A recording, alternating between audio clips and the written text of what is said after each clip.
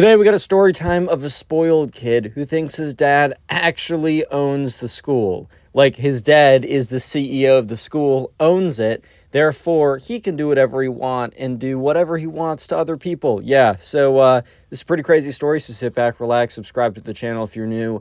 Leave a like on the video to claim your free nothing, as always. And with that being said, let's just jump right into it. Alright, so at the subscriber school, there's a kid who we're going to call Billy. And Billy was a spoiled kid. He was your standard spoiled rich kid. You already know how it is. And as most spoiled rich kids, his parents literally gave him anything he wanted, which kind of diluted and destroyed the whole idea of money, the idea of value, the whole idea that you can't just have everything that you've ever wanted. And also, he's never had to work for anything. I mean, here's the thing. There are parents that have a ton of money, but they still make sure to instill the right values in their kids. They're still making sure that their kids are getting summer jobs if they want something. They're making sure that they're not paying for everything. And if they are paying for something, that it actually makes sense. Oh, my kid needs to eat. Okay. It's oh, my kid wants diamond, I don't know, studded cane or something. I don't know, man. Then obviously they wouldn't buy that. But unfortunately, Billy was a spoiled kid and his parents didn't really care. So anyways, right, one day, Billy must have been riding back with his dad. And this part of the story is a little hard to tell because obviously the subscriber was not in the car with Billy. But it was just overheard from different rumors and different people. But basically what happened is Billy, the spoiled kid, was, in the car riding back with his dad, and he was on his phone, I don't know, right, playing some game or something, but it's not like he had AirPods in, he wasn't listening to music because he heard what, Billy's dad was saying. So Billy's dad was on the phone with the principal, and they were having some kind of conversation or something. I think Billy's dad, I don't know, did some stuff maybe he did do some stuff for the school. Maybe he gave, donated something, or maybe he volunteered. I don't know. So Billy's dad did have some affiliation with the school. However, Billy, the spoiled kid, was sitting there and hearing that his dad was talking with the principal, somehow came to the conclusion that since his dad was on the phone with the principal, he must actually own the school. So I don't know what Billy's dad said that made him believe that, but I think Billy's dad must have said something that he wasn't oh, and since I own the school, he didn't say something verbatim like that, but he must have said something that made sense in context. But since Billy, the spoiled kid, didn't hear the whole conversation and also wasn't hearing what the principal was saying, must have misconstrued that whatever was being said was a conversation that confirmed that his dad owned the school and not that his dad was helping out with the school, which is what actually was happening. So right, after that, Billy kind of had a massive ego blow up. And since he's a spoiled kid, he already has a pretty decently big ego for no reason. But now that he believes that his dad actually owns the school, his ego is 3x what it was before. So the next day, Billy came in with a newfound sense of confidence. It wasn't as if he wasn't confident before. I think, as I have already said, he was, the spoiled kid. He was pretty confident, right? However, he had this newfound kind of sense of confidence after falsely believing that his dad actually owns the school. So anyways, he comes into class. In the first period class he has with the subscriber. So he sits down, not right next to the subscriber, but close enough to the subscriber. And so he's sitting there, and the subscriber's listening. And at this point, this is a first-hand account, since the subscriber sees all of this. There's some kid who we're going to call Ben that was in between the subscriber and the spoiled kid sitting. If the spoiled kid was on the far left, and Ben was on, or the subscriber was on the far right, Ben was in between them. So anyways, right, the subscriber overhears Billy, the spoiled kid, drop his pencil, right? And he looks down, and he looks at Ben, and he's like, "Pick up that pencil for me right now, peasant." And Ben's like, "Dude, shut up." And the subscriber's like, "Do you know who my the spoiled kid is like, "Do you know who my father is?" And the subscriber's like, "What?" "No. He's your dad. I don't know." Remember, at this point, the spoiled kid is convinced his dad owns the school. Therefore, yes, I can be a jerk to anyone I want. So yeah, when Ben heard this, he kind of just rolled his eyes and was like, "Whatever, man." And the spoiled kid is like, "Your insubordinance is noted and will be reported to my father."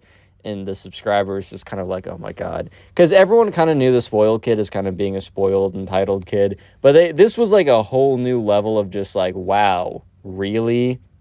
really? Like, this is just a whole new level of, damn, this kid's spoiled. Anyways, though, so yeah, sure enough, the subscribers come just like, okay, whatever. However, the thing is, things continue to go on and things continue to get worse. And as the days went on, Billy the spoiled kid just became more and more unbearable. Like, this kid was becoming an actual pain to just live with. So, yeah, basically the worst was in lunch. So in lunch one day or during that day, he went up to some kid and was like demanding like his lunch money. Basically, he was paying like it was a toll to the like it was Billy was set. You know when you go on the road and you have to like make those stops if you drive really long, those toll booths where you have to pay money to pass through.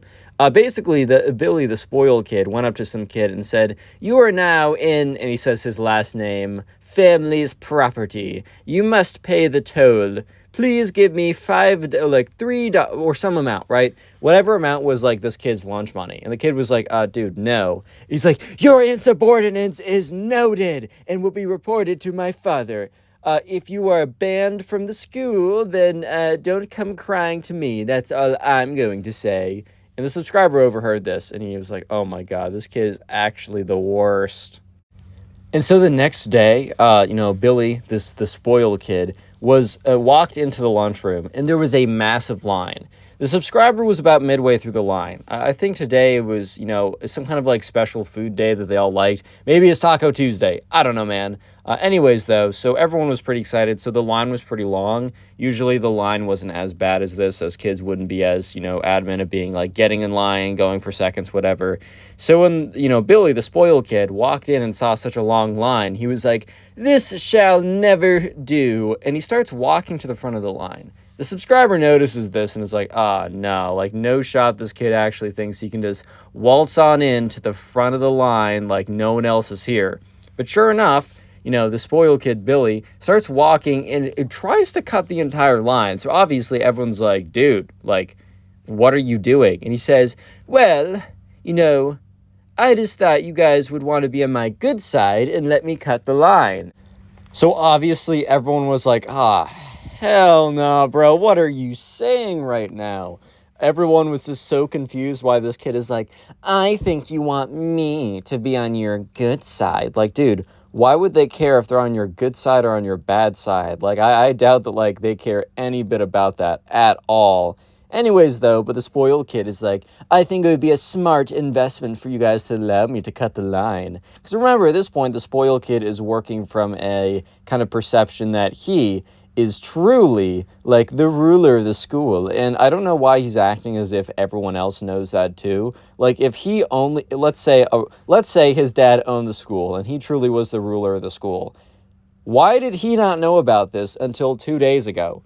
And if he didn't know about this until 2 days ago, why is he acting as if everybody else knows as well? It just literally makes no sense at all. So yeah, everyone is like, screw off, kid. Like, we're not giving you our spot in line. Stop being ridiculous, everything like that. And the spoiled kid, gets super mad and is like, "You're all going on the bad list," or whatever. And he goes to the back of the line. So yeah, at this point, the spoiled kid's shenanigans are not like getting him ahead in any way, but also they're definitely not helping at this. And they're also starting to get really, really annoying. So anyways, Billy the spoiled kid, his attitude / behavior got worse and worse and just continued being bad.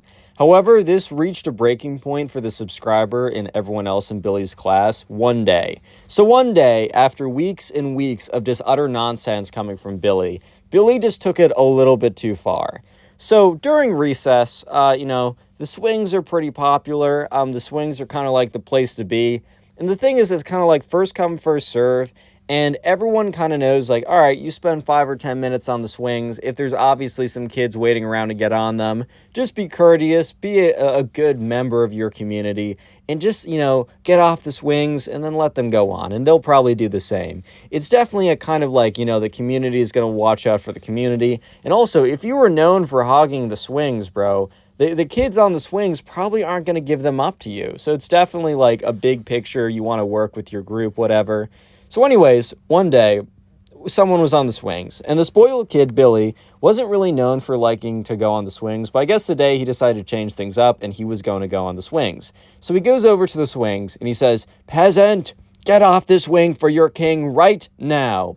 Honestly, I think if Billy the spoiled kid was nice about it, and maybe said something like, "Hey man, like, how much longer do you think you want to be on the swings? Like, I think I'm gonna like, I would personally like to like get on there at some point, but just let me know."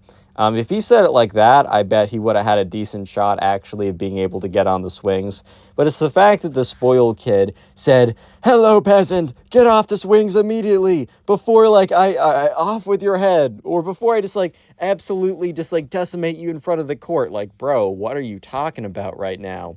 Anyways, though, so yeah, sure enough, the kid's like, no. So at this point, some other kids are around. Some of them are waiting for the swings. Some of them just happen to be nearby. And they witness this whole thing go down. And the spoiled kid says, "You disrespect my authority," because he's looking around and seeing that everyone else is noticing this. "You will be punished severely." And he walks over and he pushes this kid off the swing. And the kid falls over and like hits his head. So he has to go to the school nurse. The spoiled kid is like in timeout or gets a very light, moderate punishment. But at this point, all the kids kind of like get together afterwards and are like, dude, the spoiled kid has gone way too far. Real quick, if you made it this far into the video, comment "school" down below. That'll be the secret word of the day.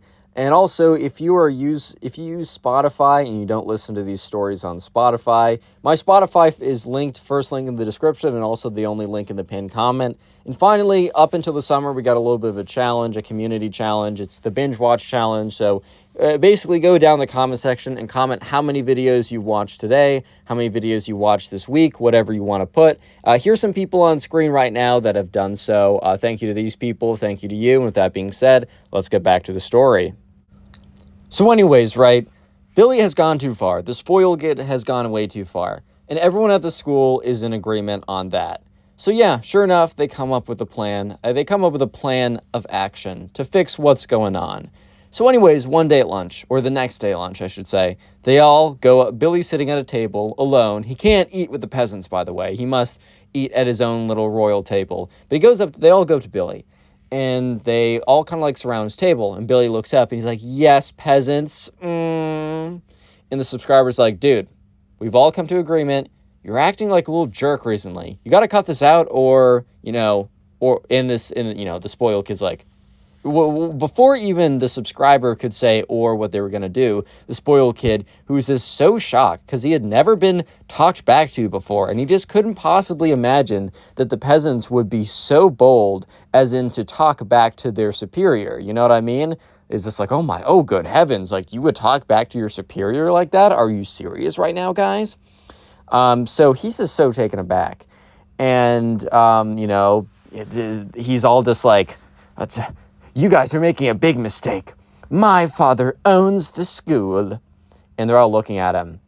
And they're just like, "Dude, your dad doesn't own the school. And you just can't boss us around like that. Even if he did, you can't boss us around, but he doesn't. So it's not even if you're bossing us around on something that makes sense." And the spoiled kid just blew up on them. He was so angry that they would question his authority, right? And he's just like, starts shouting, "You're all just jealous of me because my father is rich. I can do whatever I want, and you will always be lesser than me. You must submit. You're better off submitting before I destroy you all." And so everyone around the table is like, "Oh my God, this kid is so cringe and lame. I didn't know you could be both like that." So yeah, all the other kids just kind of look at him. And then they looked at each other, and then they nodded. They all nodded at each other because they were all in agreement that action needed to be taken. Yeah, so sure enough, they're still at the table. And after like the spoiled kid finishes his like crazy explosive like freak out session, he's like, the subscriber says, "Look, dude, we're all in agreement. So either you're going to quit, you're going to cut out with all this like peasant talk and trying to cut us in line, bossing us around, and overall just being a jerk to us, and you know what you're doing. You know what if you keep on doing that, we're not going to allow you to do anything." And the spoiled kid's like, "Excuse me?" And the subscriber's like, "Yeah, we've basically talked to the entire class. They're not going to let you play Foursquare. They're not going to let you on the swings. They're not going to let you do this during recess. They're not going to let you do that. And basically, the subscriber goes down a whole long list of basically everything at school that was fun.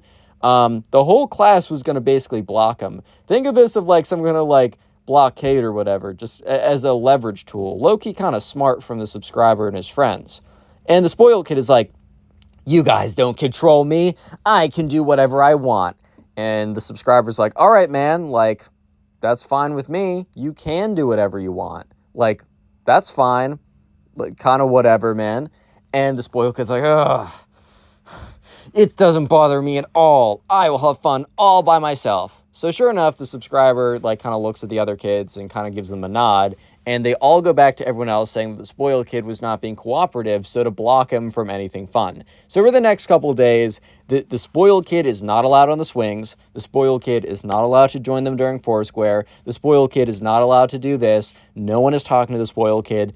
Basically, basically saying, you're not allowed to have fun here until you stop acting like a jerk. So finally, after a week, the spoiled kid, when no one else is looking, goes up to the subscriber and is like, look, call off your blockade.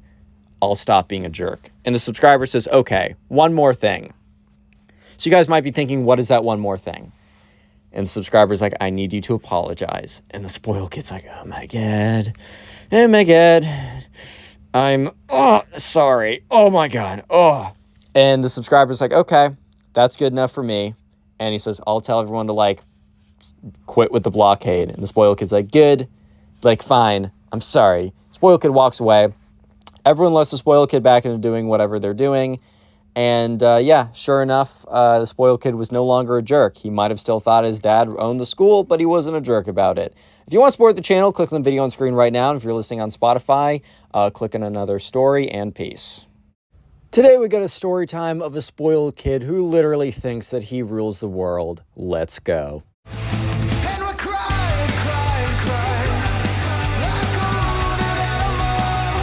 Call the subscriber Andrew. So this all happened when Andrew was about in like, I think like 5th grade or so, and there was a new kid who moved into his neighborhood. And this was over the summer, so Andrew has not met this kid yet, as he would probably meet him next year or when school started in the fall.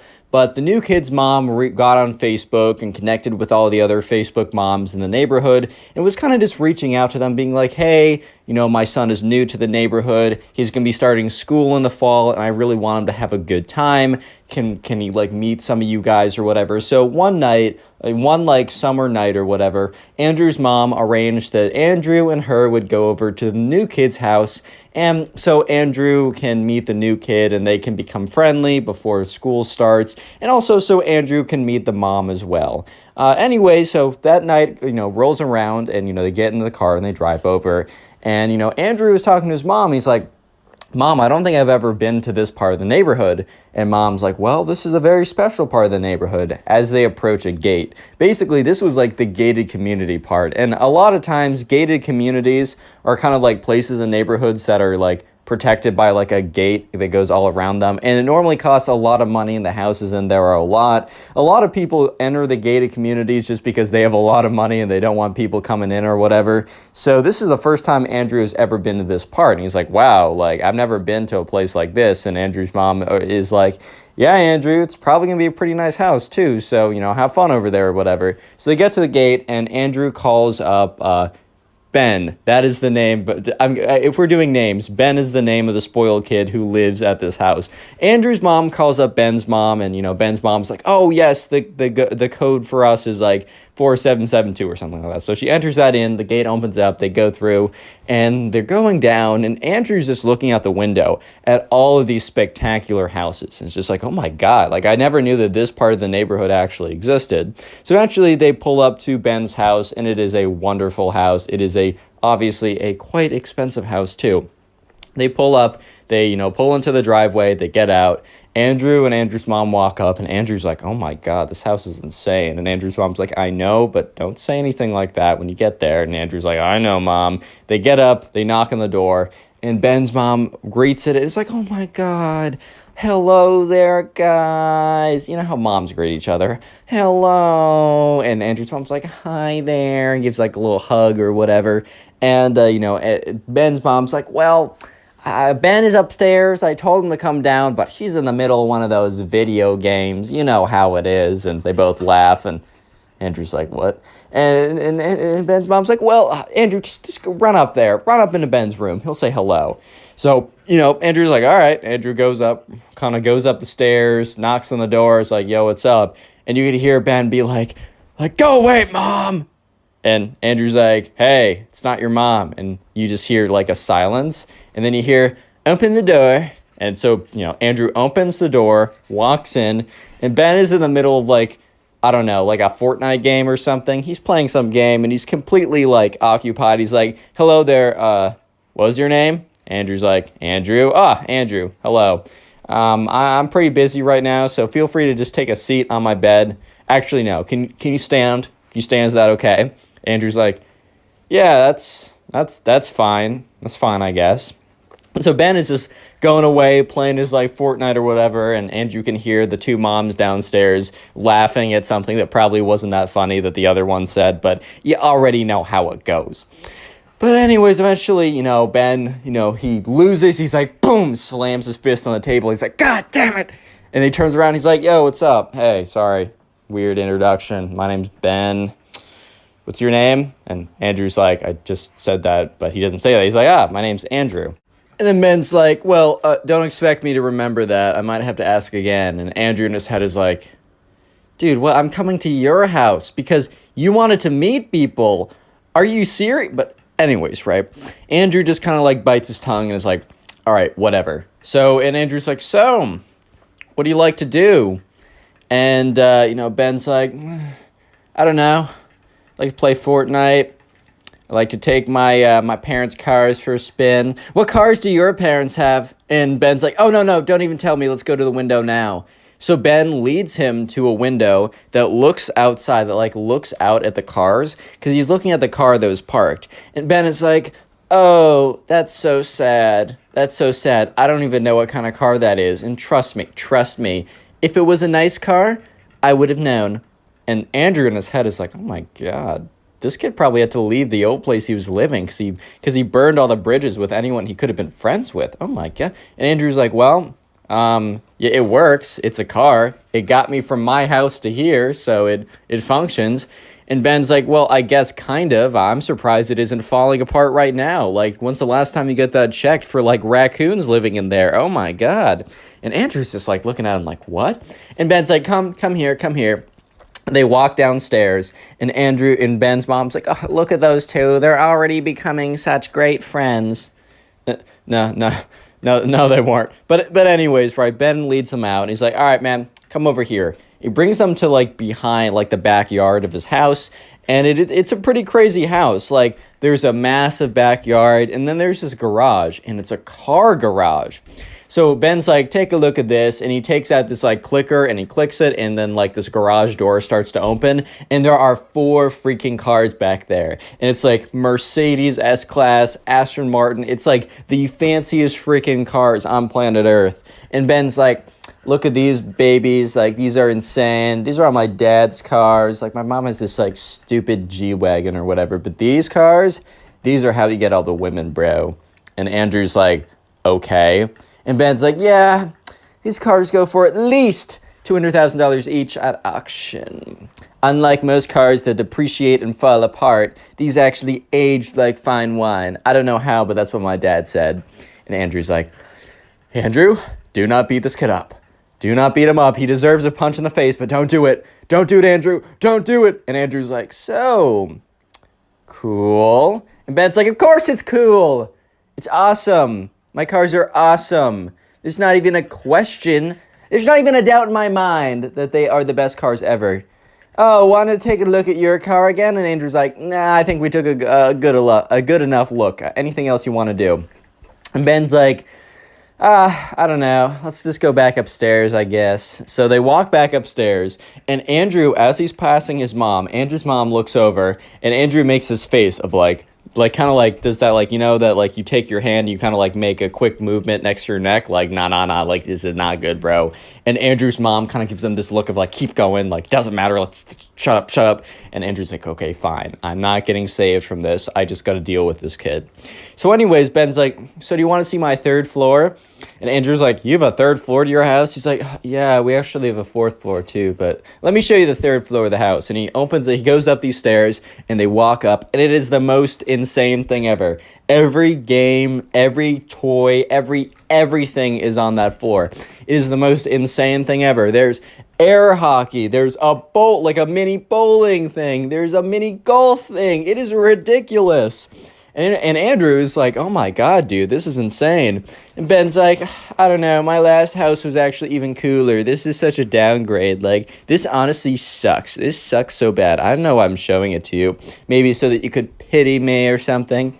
And Andrew's like, pity you? Like, this is the coolest thing ever. Like, I love air hockey. And he starts, like, going on there and turns it on, starts beating it. And Ben's like, turn that off. And Andrew's like, okay. Ben's like, sorry, I just don't want it to get scratched up. And Andrew's head, he's like, you don't want your air hockey set to get scratched up. You don't want to use the toy that's fun. The only reason this is fun is if you use it. But whatever, right? Anyways, Andrew's like, okay, fine. It's his house. It's his rules, whatever. Sure enough, they walk around, and this is when, Ben is like, so, did I ever show you my watch collection? Oh, by the way, what watch are you wearing? And he looks at Andrew's wrist, and bro, Andrew wasn't wearing a watch. And Ben's like, oh, that's so sad. Okay, come with me. And once again, Andrew in his head is like, Andrew, don't punch this guy in the face. This guy probably has fancy lawyers, and you will be even more broke than you are now. Andrew, for the love of God, do not punch this guy in the face. I know you want to, but for the love of God, he will take all the money from you and buy another stupid watch. And so they walk over, and, Ben's like, so, you see this one? This one I got for my 13th birthday, a Rolex. And Andrew's like, okay, that's nice. 13-year-old kid with a Rolex, that's normal. And he's like, and this is and then goes on and says other fancy watches. And Andrew doesn't know. Andrew knows what a Rolex is because they advertise everywhere and they're known for being fancy. Then he lists off a bunch of other watches. And Ben's like, do you know what this watch is? And he lifts it up and Andrew's like, no. And Ben's like, uncultured, kind of says that under his breath. And Andrew's like, Andrew, do not smack this kid in the face. Andrew, I know you want to do it. I know you want to give him a clean sock in the face, but you just can't do it, man. Just can't do it. And Ben's like, yeah, man, that's crazy that you don't know what this is. Anyways, this one is the most expensive one so far. You want to look at it? Do you want to touch it? Andrew's like, I guess. And Ben's like, false, you do not want to touch it. Wrong. If you touch it, the value it would just fall apart. The value would just go down to 0 if you touched it. And Andrew then says, well, I mean, you're touching it right now. And Ben's like, yeah, it doesn't matter if I touch it, but if you touch it, the value goes to 0. And Andrew's like, Andrew, don't punch this kid in the face. Whatever you do, I know you want to. I know you got a clean shot right now to just sock him in the face, but don't do it, Andrew. Don't do it. Do it for me, buddy. Do it for me. You don't want to lose. You don't want to make this kid buy another car with your money that's going to be taken from your mother. Don't punch him in the face. He's got fancy lawyers. Real quick, if you made it this far into the video, comment spoil down below. I just want to see how many people made it this far, and I want to see the names and faces of the people who do. I'll try and heart a bunch of comments that say the secret word of the day. Don't take it personally if I don't get to your comment. And if you want to support the channel even more than you already have by making it this far, which thank you, watch time is super important. If you can go ahead and binge watch these videos, meaning sit down and watch like 2, 3, 4 plus even more videos in one sitting. If you do that, go in the comment section and comment down below either how many videos you've watched or what you're doing while you're watching them, such as like playing video games, trying to go to sleep, or if you're like putting on a playlist in the background or something, whatever you're doing, let me know. And so I can heart it, say thank you, and also shout out someone like this person on screen right now, shouting out people who tell me how they're supporting in videos. Anyways, let's get right back to it. So this point, right, Andrew is just like, Andrew, man, please, you gotta hold it together for your mother, your beautiful mother. Don't punch him in the face for your beautiful mother, man. And anyways, he's saved by the bell because he hears this kind of ding noise, and Ben's like, whatever. And, Andrew's like, dude, what was that bell noise? He's like, that just means dinner's ready, or probably not even dinner, probably just our, our entrees or whatever. And Andrew's like, what? Because Andrew's just like, used to his mom being like, dinner. He walks down. It's like mac and cheese, and he's done. So they walk down there, right? And they see Andrew and Ben's mom already sitting at the table. And they sit down, and this like guy comes out. And that's when Andrew realizes that they have a freaking personal chef, bro. That is the most ridiculous thing I've ever heard. And he comes out, he's like, today we will be having beef Wellington. And bro, I swear to God, dude, I don't know about you, but the food name beef Wellington makes me think of like, oh wow, yeah, that's ridiculous. Like, of course, of all the meals they're gonna be having, it would have either been like gold leafed sirloin steak or it would have been freaking beef Wellington. And literally, when the guy says beef Wellington, Ben goes, "Oh, I had that last week." And Andrew's mom and Andrew just make eye contact, and she kind of looks at him and gives him a look of like, chill, Andrew. And Andrew's like, my fist belongs on his face. Oh my God. Anyways, though, so they sit down and they start eating it. And it's so freaking good. It is so good, at least according to Andrew, right? Andrew's just devouring it. He's like, oh my God, where can we get some beef Wellington at home? But Ben looks at it and kind of takes a little sniff of it and like cuts a little bit, puts it in his mouth. He goes, "Pugh! This is worse than last week's." And the personal chef comes around and be like, "Sir, how can I fix this for you?" And Andrew is starting to get really angry. He's like, this kid is literally the worst person on planet Earth. But anyways, I mean, there's only so much you can do at that point. There really isn't that much you can do. And Andrew's like, if I punch him in the face, it's going to be really bad. He's got fancy lawyers. And, you know, Ben's like, whatever, I'll starve. And the chef's like, no, please, let me get you something. And Ben's like, no. You had one shot, one opportunity, you blew it.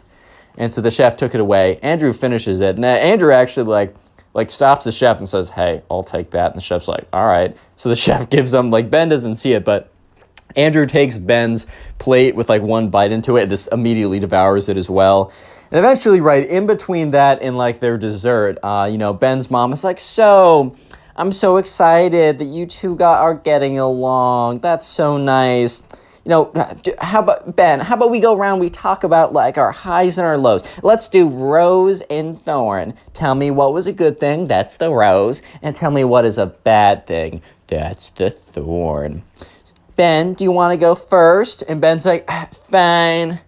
I guess the rose was the fact that I get to go to bed every night. Sleeping is so cool.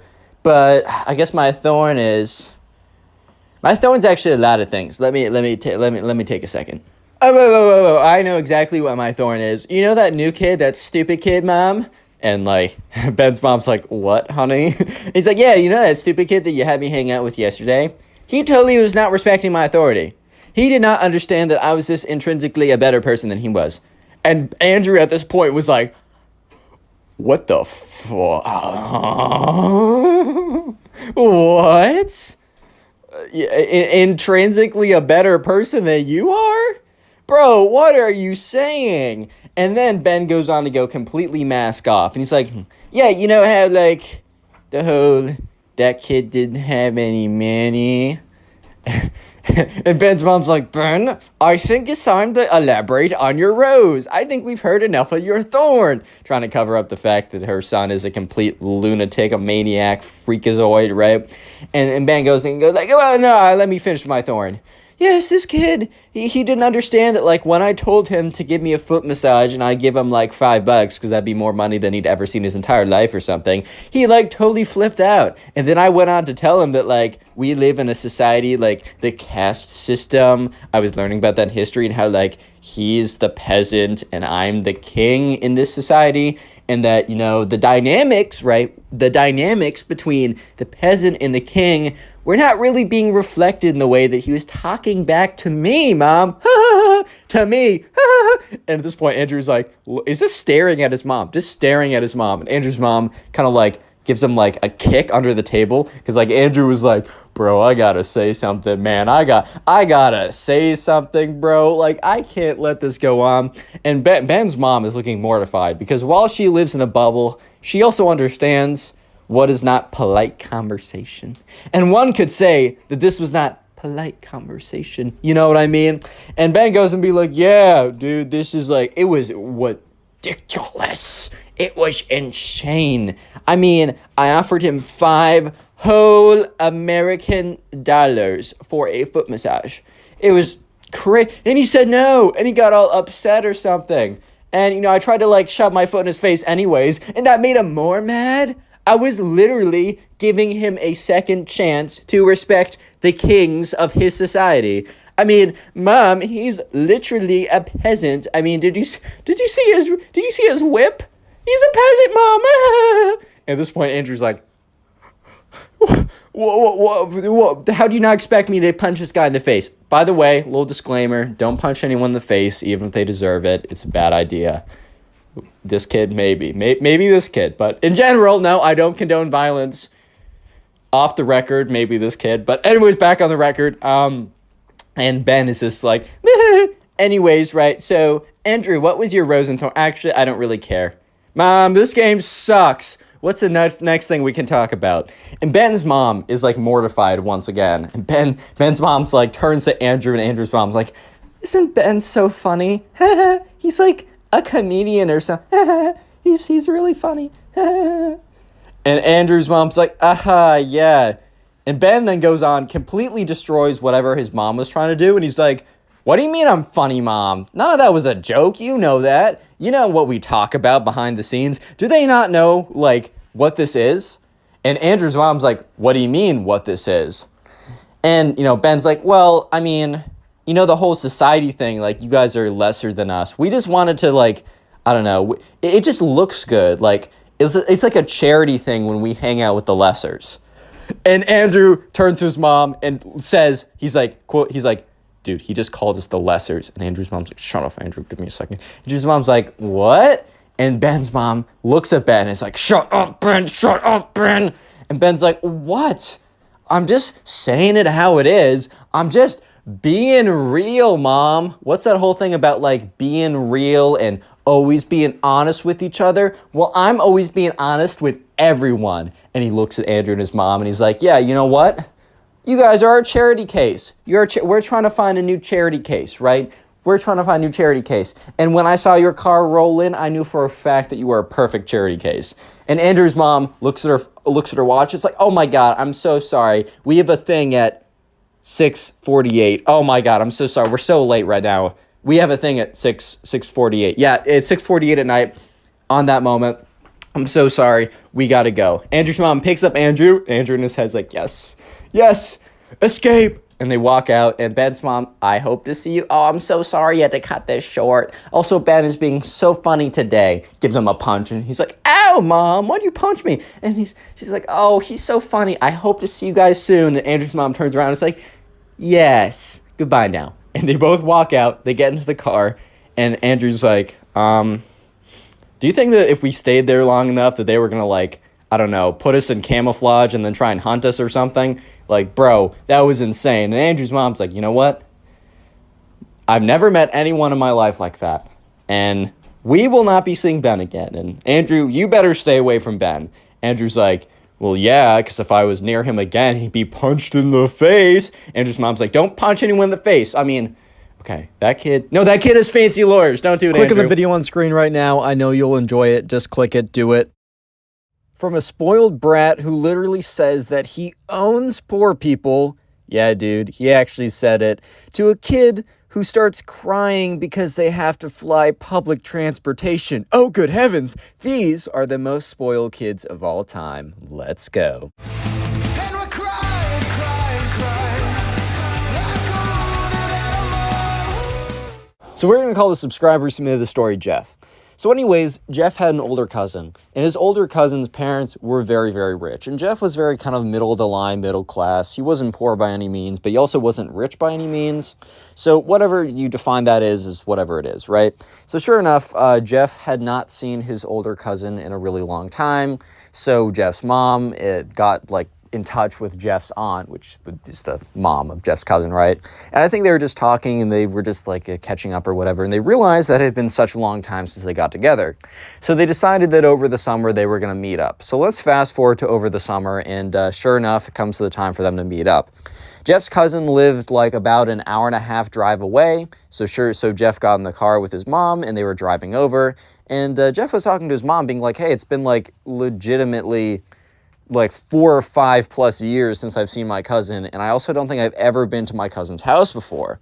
So that's when Jeff's mom has to like brace him a little bit. And she's like, hey, look, so, you know about like Jeff's financial situation.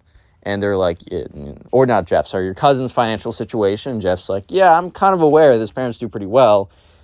And Jeff's mom's like, look, they don't just do pretty well. They do really well, right? They do really well. So Jeff's like, okay, cool. Good to know.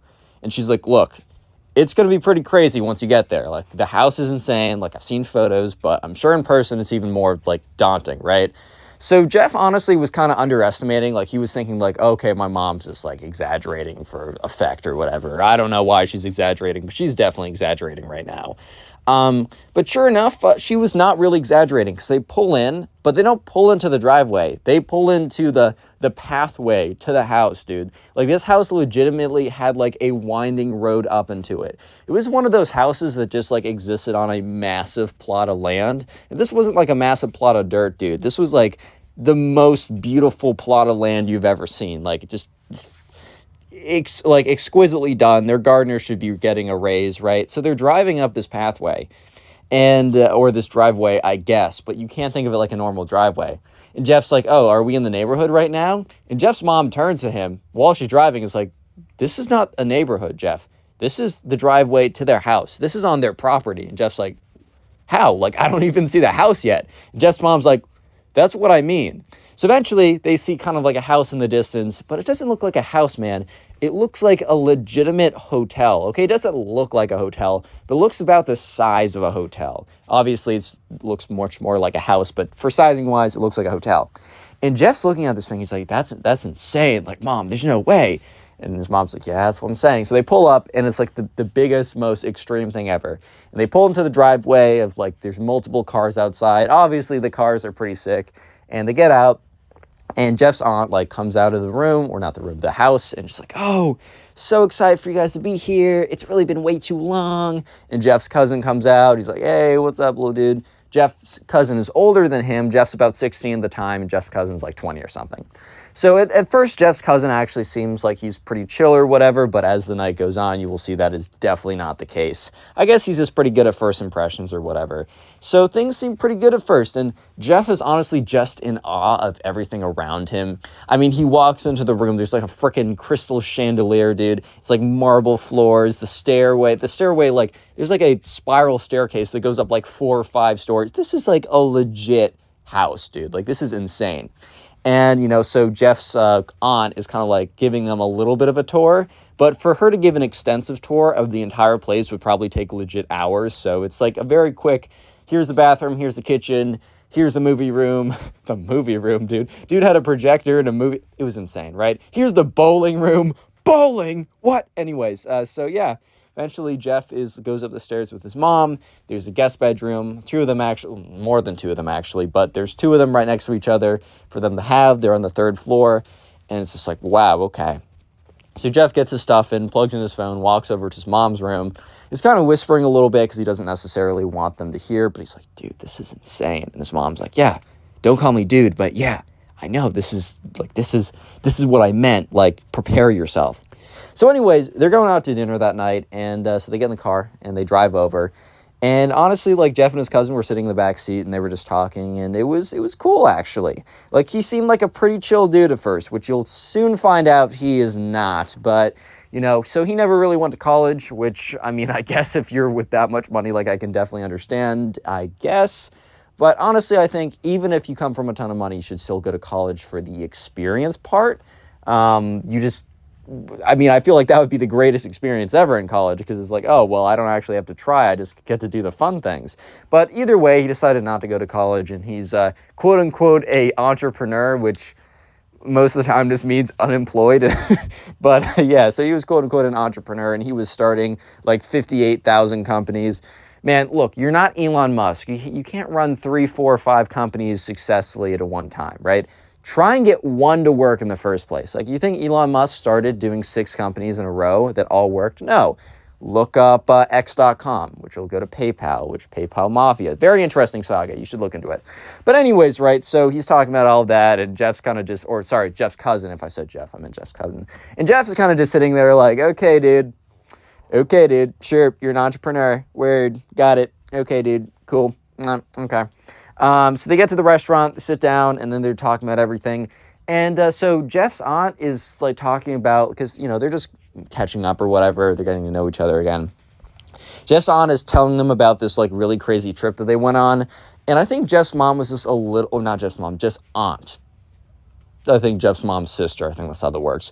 But Jeff's aunt is a little bit, well, not a little bit, probably pretty naive or just oblivious of how ridiculous of a story she's telling. And I don't mean ridiculous in the sense of like, oh, that's unbelievable, right? It was unbelievable in the sense that you believed it, but the fact that someone lived like that was unbelievable. Look, if you go on really insane trips like that, sometimes it's just better to keep the details to yourself.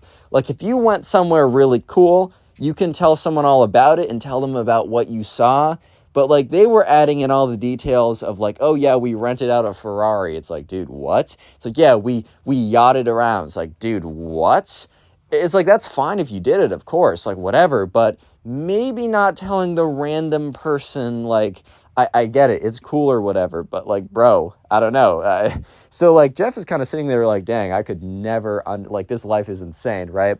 So eventually they get back. And it's a little bit later. But Jeff's mom, aunt, and cousin, they all start having the adult apple juice. I think I can say that they're drinking, but like, YouTube can be weird sometimes, so I'm just going to say that they're all drinking special water.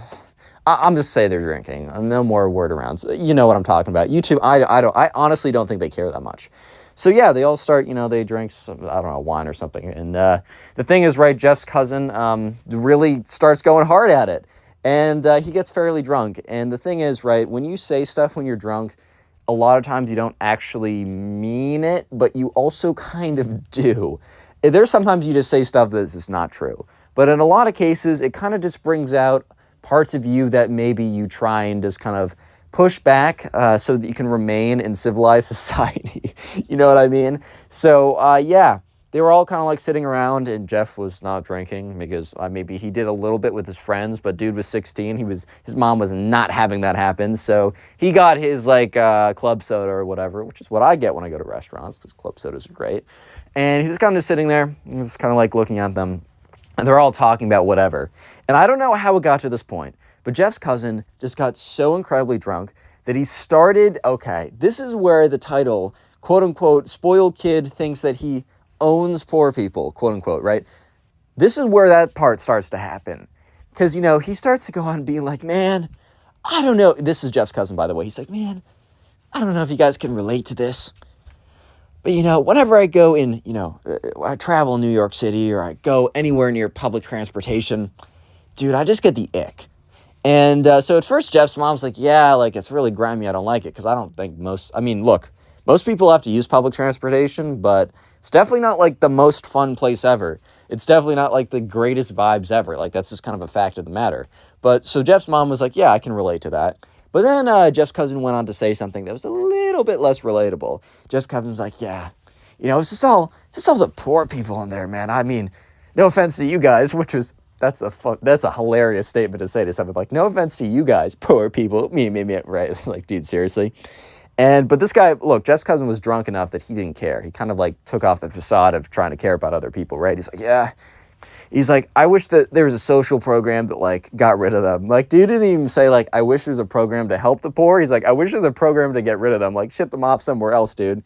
So at this point, Jeff's mom, even though she was like a little bit drunk, she wasn't like drunk enough to deal with this stuff. So she's like, But the thing is, right, Jeff's aunt was totally out of it. Like, she was totally out of it. Like, she was about to excuse herself to bed in a fast second. So she was not, she wasn't able to intervene when Jeff's cousin was talking his crazy talk, right? So he goes on to say, and this is where the famous line in the title, he's like, you know what? I've been thinking about this. And, you know, throughout history, you know, there have been kings, there have been lords, and there have been peasants. And, you know, the kings own the peasants. The peasants do everything for the kings, and they make sure that society works.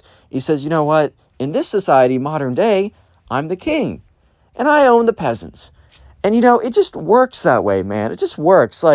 It's like when the rich people own the poor people. And bro is literally saying this at this point. Look, dude, remember, the subscriber Jeff, all he has is a club soda. He is stone cold sober. And he's hearing someone saying that, hey, man, life was better when I owned the poor people. Like, dude, what?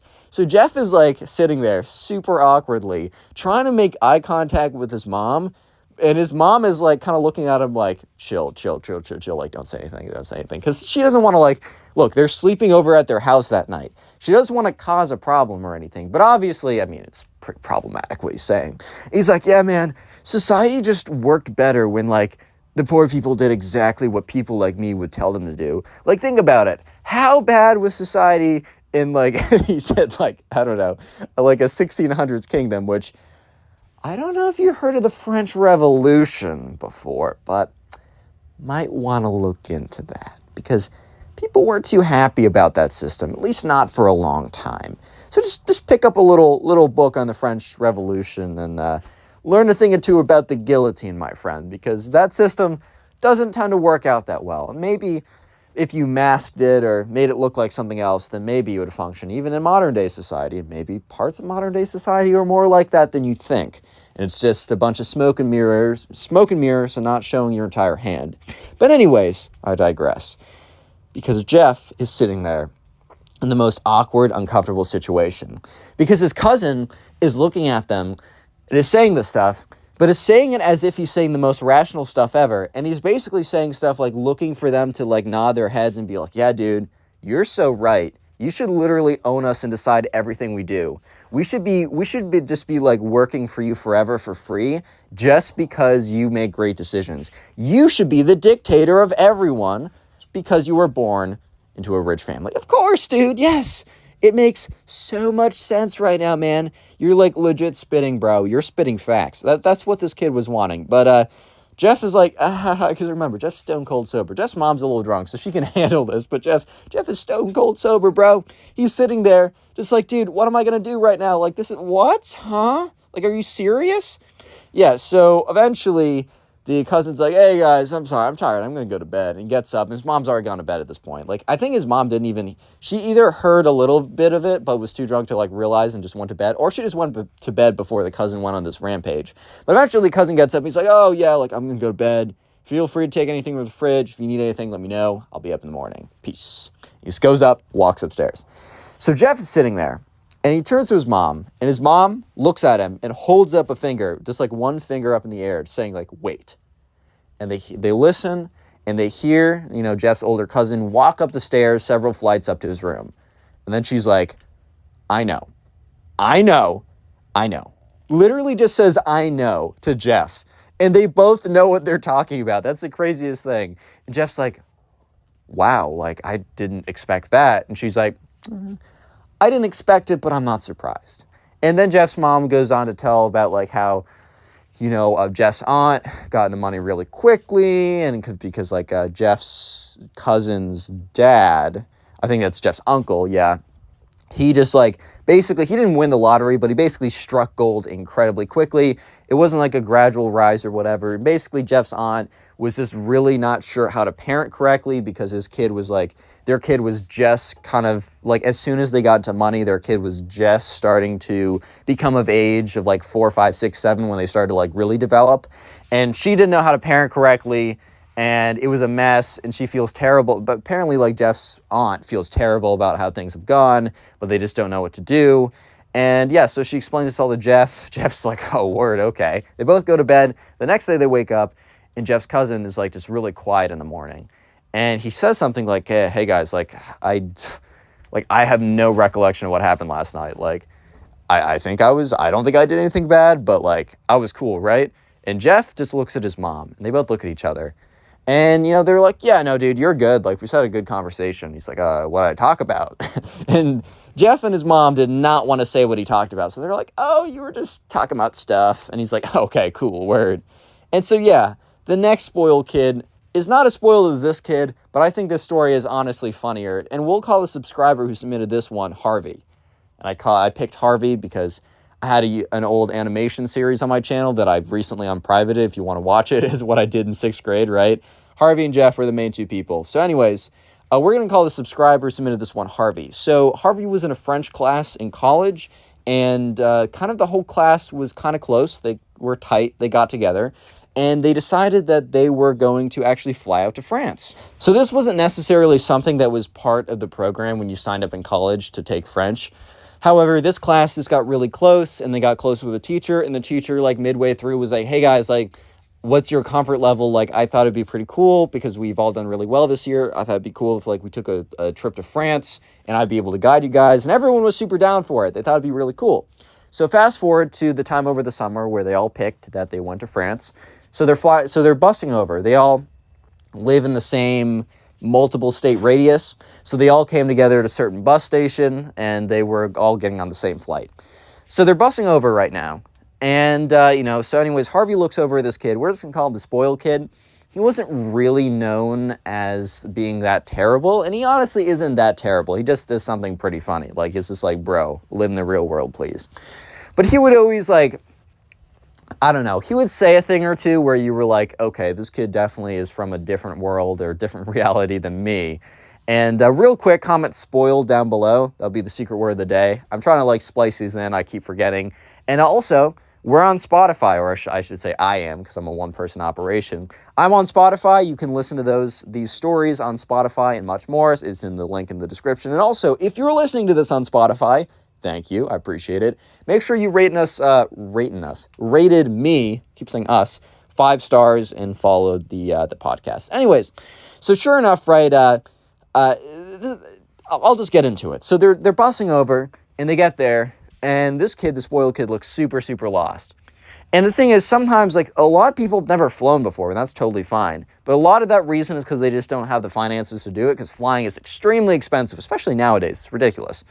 And so Harvey was like, okay, this kid looks like he's never been in an airport before, and he's never flown, but I also know it's not because he doesn't have the money, because there was indications that, okay, this kid was pretty loaded, like, it's kind of a fact of the matter. And so they get in there, and this kid looks just so confused. And it's pretty funny, because they go through TSA, it's a whole mess, whatever, which it always is, man. It literally always is. And they get in there, and their flight gets delayed, like 2 hours. So they're just sitting in a crowded airport, and Harvey looks over, and this kid is, like, tearing up, and Harvey's like, oh, shoot, like, what's up? So he turns over, he's like, dude, like, are you good? And this kid's like, this is too much for me. I've never flown public before. And Harvey's like, oh, dude, you've never flown before? Like, you should let me know. I can help you out. And the kid's like, no. It's not that I've never flown before. I've flown a lot. And Harvey's like, what? Like, dude, what does that mean? Because Harvey only imagines, because he knows that, like, quadrillionaires have their own planes or whatever, but he never thinks, he's like, okay, obviously, there's 2 options. You've never flown before, or you've flown commercial.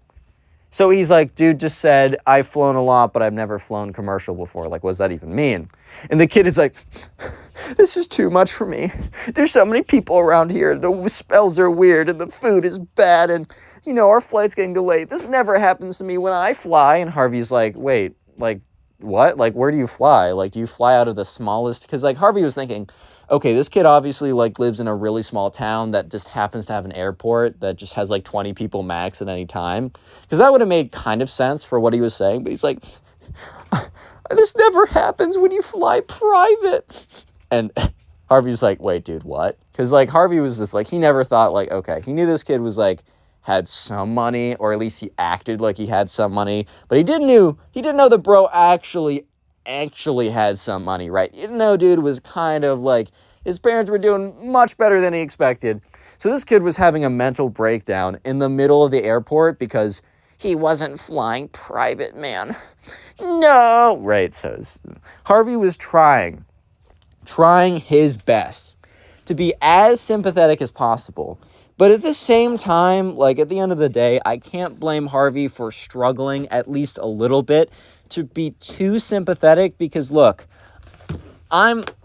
man, you're going to get the smallest violin treatment if you're crying because you've only flown private, and oh no, you need to fly like the rest of us peasants. Oh no, dude, I'm so sorry, right? I can only be so sympathetic, and Harvey felt the same way.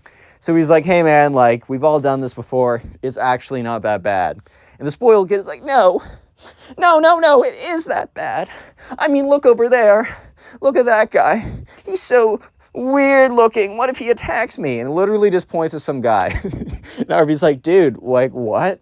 Like, it's just a guy, man. You're good. He's like, these smells, they're so weird. They're all oily. And they were near some, like, I don't know, some pretzel place. And Harvey's like, yeah, because, dude, we're near a pretzel place. Like, bro, we're good. Don't worry about it, man. like we're chilling. Don't worry. And the kid's like, no, this is too much. I want to go back to private. Yeah, so after comment, so eventually Harvey's like, okay, I don't want other people to hear this because they will definitely clown on him, and I'm trying to have a good dynamic, you know, during the whole trip or whatever. So Harvey calms him down, but he also gives him some pretty good words of advice. He's like, hey, look, dude, like, it's all good. I'm here. I'll make sure you get through this. But also, maybe don't tell other people about that because, look, they're probably not going to be that sympathetic to the fact that you're flying public because that's the only thing any of us have ever done. And I think the kid understood a little bit, but he was still in his little bit of a breakdown mode. So, yeah, they get on the flight. You know, the kid's not having it either, but whatever. A couple days into their trip into France, it's awesome. They're all getting along together. The kid actually, finds her, because they were, like, chilling. The kid was chilling. He was cool again. But he actually goes ahead and finds Harvey and pulls him out of the crowd. And he says, hey, man, can we talk for a second? And Harvey's like, yeah, dude, like, what's up? He's like, look, I'm so sorry for the way I just broke down the airport. Like, that's so embarrassing. Thank you for, like, not telling other people, but also thank you for just telling me not to tell other people. Like, I think I was honestly going to go and find as many people as possible to complain to. You kind of saved my butt there, and I really do appreciate it. Harvey's like, yeah, man, no problem. We're good. Click on the video on screen right now. I know you'll enjoy Today it. we got a story about a spoiled kid who acts like he owns the world, but then the principal brings him back to reality, and it's super satisfying. I know you'll enjoy it, so let's just jump right into it. And we're crying, crying, crying, like a wounded animal. So we're going to call the subscriber who submitted this story Jeff. So anyways, right, there was a kid in Jeff's class who we're going to call the spoiled kid because, he was genuinely just like the most spoiled kid on planet Earth. His parents gave him everything, and because he always got anything he ever wanted, he just had an air of entitlement to him. He genuinely believed that he received everything that he's received, not because it was given to him, but because it was his right. He was born into the right to have everything, right? Basically, he believed that, you know, everything that was going well for him in life, he genuinely believed that that was because of his own grit or intelligence, or, which, I mean, I guess some of it was, but the majority of, like, what he had was because it was given to him. So this can kind of mess up a kid when this happens to them because they'll basically have their ego inflated so bad that they'll end up doing ridiculous stuff. And this was a great example of it. So this spoiled kid, right? You know, one day, Jeff had a girlfriend. We're going to call this, what are we going to call her? We're going to call her Maddie, right? So Jeff's girlfriend, Maddie, they've been together for like a year. They were a solid relationship, right? So this was high school for context for the setting. And Maddie and Jeff were together for a while, and they were a very strong relationship. Like, there was no way that Maddie was going to cheat on him. However, the spoiled kid who believed that he was entitled to everything in the planet saw Maddie, thought she was beautiful, and decided, you know what?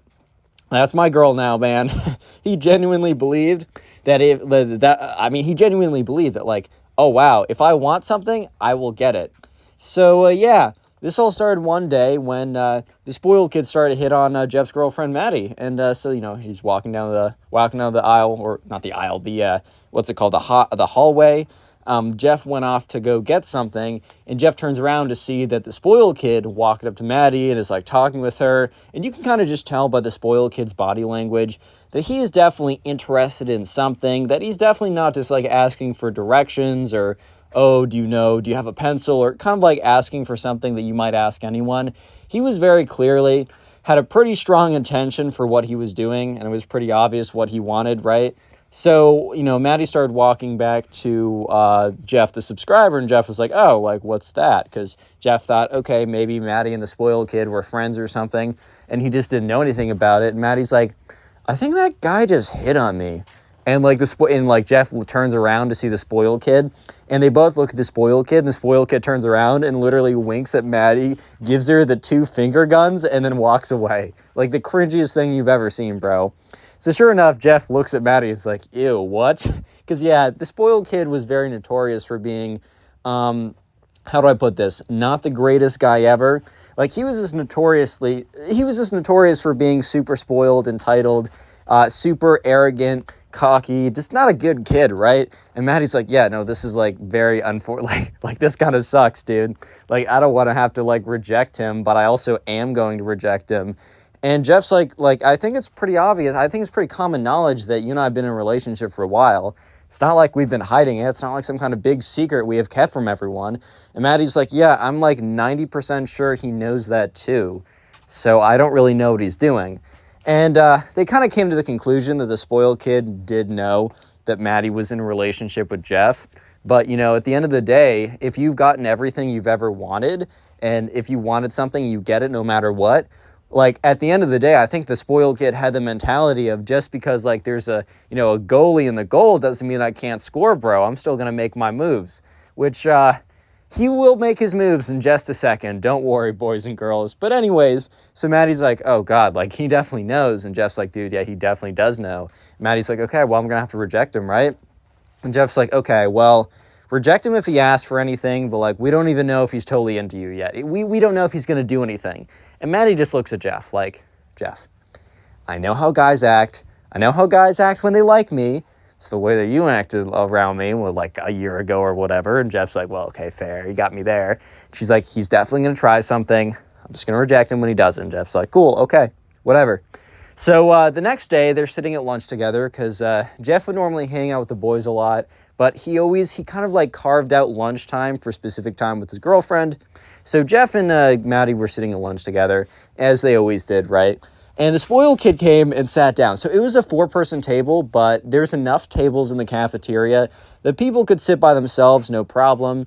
And so Jeff and Maddie were sitting together at a 4-person table with just 2 of them, and no one else would really sit down because everyone knew they were basically just going on a date every single day at lunch. Like, it was their private time. And so many tables around that there was no need to sit with him. It's not like you'd have, oh, we're out of seats, I gotta sit with you guys. But anyways, the spoiled kid literally sits down next to Jeff.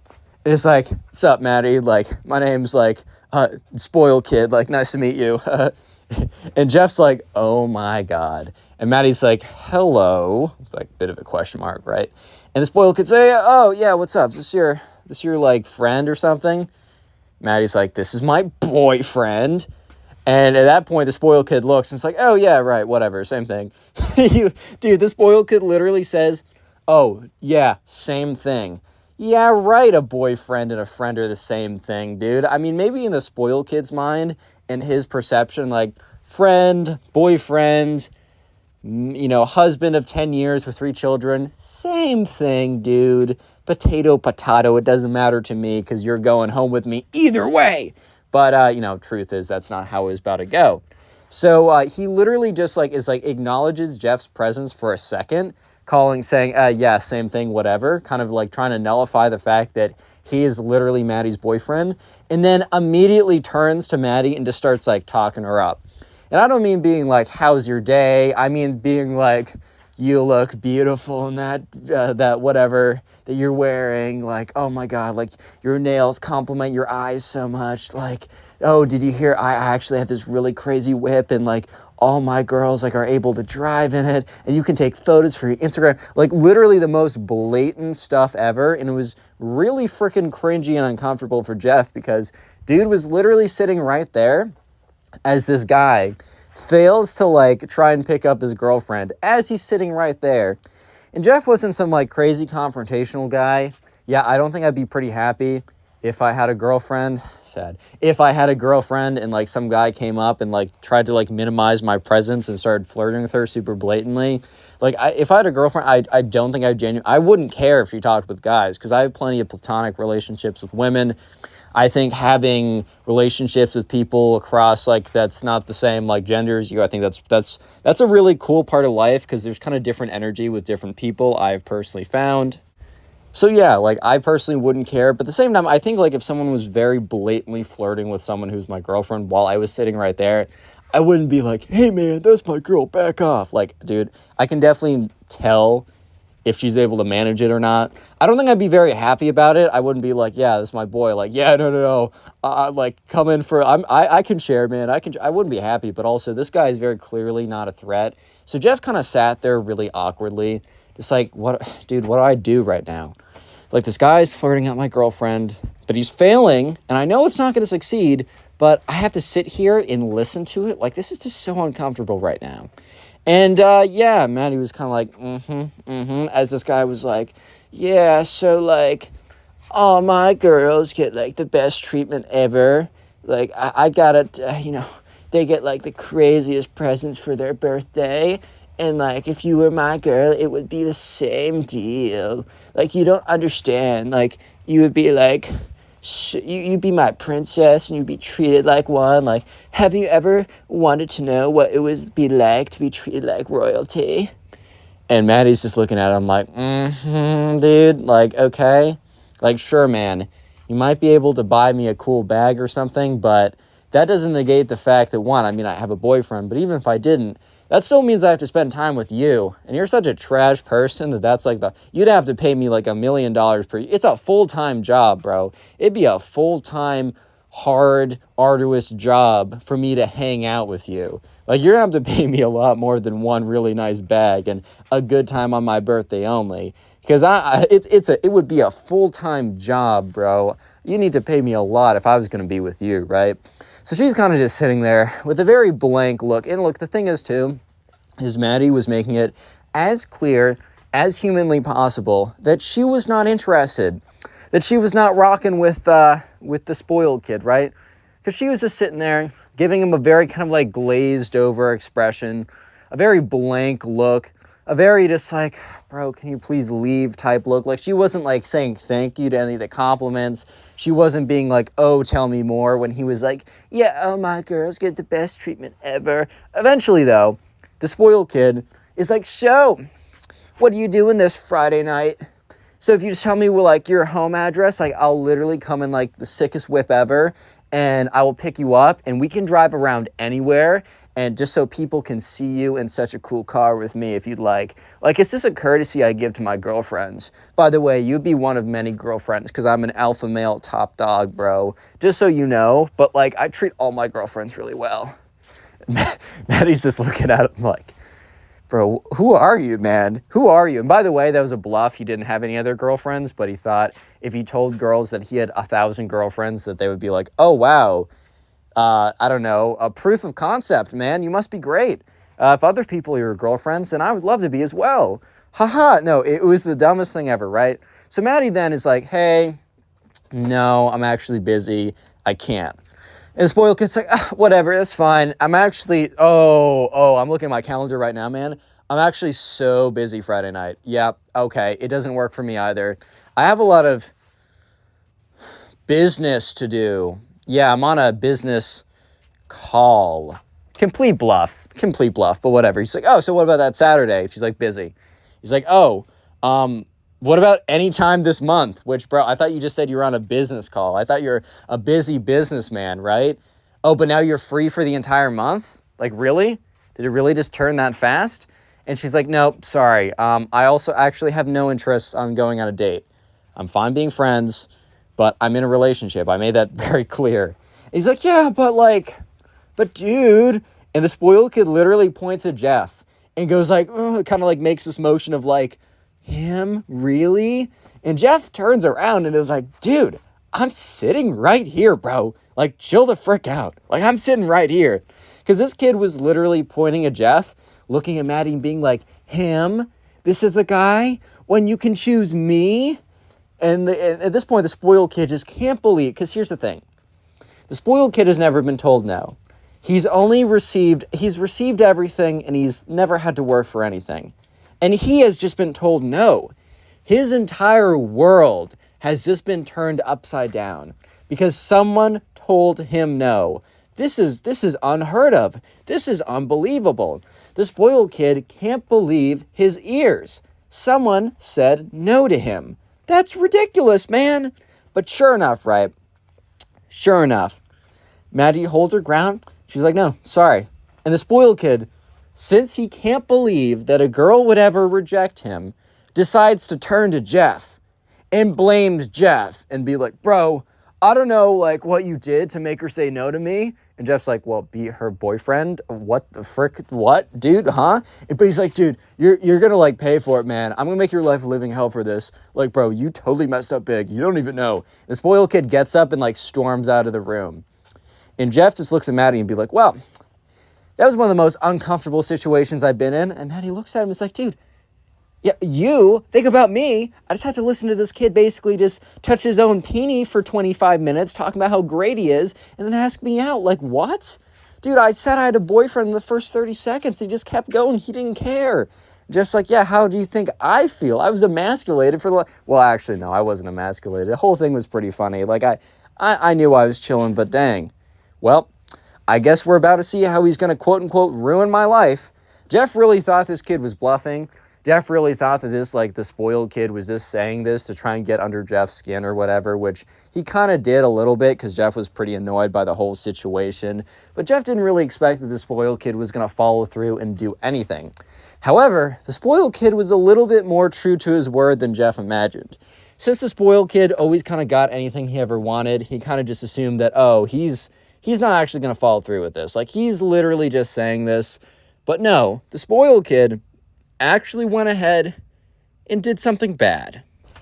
So anyways, right, one day, the next day, Jeff is walking back home. So Jeff lives close enough that he can just walk back home. So every single day, he'd get his backpack, say goodbye to his girlfriend, say peace to the boys. Maybe they're going to hop on Fortnite later that night. Who knows, right? He just walks back. Normally, he'll, like, throw in some music or something, put in some, like, earbuds or whatever. Maybe he'll just, like, I don't know, enjoy nature for once. Nah, that's cringe, man. He puts in music. No, I'm just kidding. But this one day, you know, Jeff is walking back, and he's just, he doesn't have his earbuds in. I think he just maybe, I don't know, maybe his phone died or he just wasn't feeling it. And that's when he hears a car drive by. Look, he walks back on a path that's near a road. Of course, cars drive by all the time. You might be thinking, why am I even saying this? Well, the car didn't drive by normally. It started to slow down. And when a car slows down, it normally, like, will either kind of, like, idle, it'll park, but there's no parking spots around this, like, this part of the pathway. So it was a little weird. So Jeff kind of, like, turns his head to look over, and he sees a car, a very fancy BMW car, and it was a very fancy one, right? And it slows down, and the window rolls down, and he sees the spoiled kid. The spoiled kid's like, Jeff, you didn't think I was going to let you go that easy, right? And so Jeff in his head is like, oh, okay, the spoiled kid has not forgotten about the events of today, I guess. Maybe he wants to embarrass himself more. Maybe he has a thing for public humiliation, because right now he is publicly humiliating himself, bro. Like, I don't know what else to say here. And Jeff's like, dude, like, what's good? Like, what's up right now? And the spoiled kid's like, I don't know what you told Maddie to get her to not go on a date with me, but that's not cool, bro. And Jeff looks at him with a kind of a look of just, how can I get this through your thick little skull? Like, dude. And he literally says, turns to him, dude, I'm her girlfriend. I'm her boyfriend. We've been together for a year. She was not going to say yes to you, even if she would have wanted to in the first place, which she didn't. And the spoiled kid's like, yeah, right, that's funny, bro. Like, you know how many girls that I've gotten with that have been in relationships? At least 100, which, dude, maybe if he said 1 or 2, it would have been believable. But dude said 100, bro has definitely not gotten with anyone who's been in a relationship. And so Jeff looks at him and says, well, okay, well, I guess those girls didn't have as good a relationship as Maddie and I have. I don't know how else to say it. And at this point, the spoiled kid's like, dude, that's just not possible, bro. My Riz was on point, like 100%. Like, dude, you don't understand, bro. I'm a god of Riz, bro. Like all the chicks, I have 100% conversion rate. I'm 100%. I've slept with 1,000 women at this point. Like, dude, what? Yeah, so sure. I'm having way too much fun with these impressions sometimes, guys. I'm just... Anyways, though, so Jeff is, like, looking at this kid. Like, this kid is a major cap artist. Like, this is so stupid. Like, why am I even giving this guy, like, the light of day? Jeff's like, I don't know what to say, man. Go, like, hit on some other girl. Maddie and I are in a good relationship. She's not going to get with you. Leave me alone. Goodbye. So he starts walking away.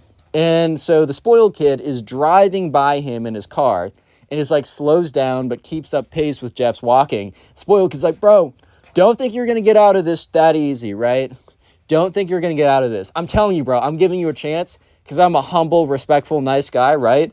And Jeff is like, you're a what? He's like, dude, I'm going to give you 24 hours to untell Maddie whatever you told her, whatever lie you told her, to get her to not go out on a date with me. I'm going to give you 24 hours or your life's going to freaking suck, bro. And so... yeah, the subscriber, Jeff, kind of looks at this kid and says, no. I didn't say anything, but also, no. Dude, what? And the spoiled kid's like, dude, okay, I'm going to give you 24 hours to reconsider.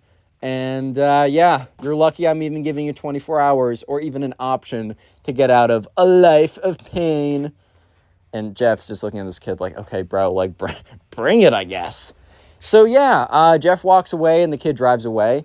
And Jeff is kind of just thinking to himself, what the frick just happened? So he picks up his phone, calls Maddie. Maddie's like, oh, what's good? He's like, dude, the spoiled kid just came up to me and said that, like, I had 24 hours to untell you whatever I told you that made you not go out with him. Because it definitely wasn't because, A, we're in a relationship, and B, because maybe he's just not attractive to people like you because of his character and how much of a skadoosh he is. Like, maybe that's the reason. And Maddie's like, yeah, this kid's delusional. And he said, I have 24 hours or my life will be, like, terrible, and he'll make it terrible. And Maddie's like, oh, well, that's not good. And he's like, yeah, Maddie, don't worry about it. Like, I really don't care. This kid, what can this kid do? So this kid actually did some stuff. Yeah, and we're going to get into that. So the spoiled kid, I'm not going to tell you. I will tell you in a second. But the next day, Jeff gets into school. And Jeff is friendly with a lot of people. Jeff is friends with a lot of people, but he's only close friends with a couple. Honestly, that's kind of how it goes.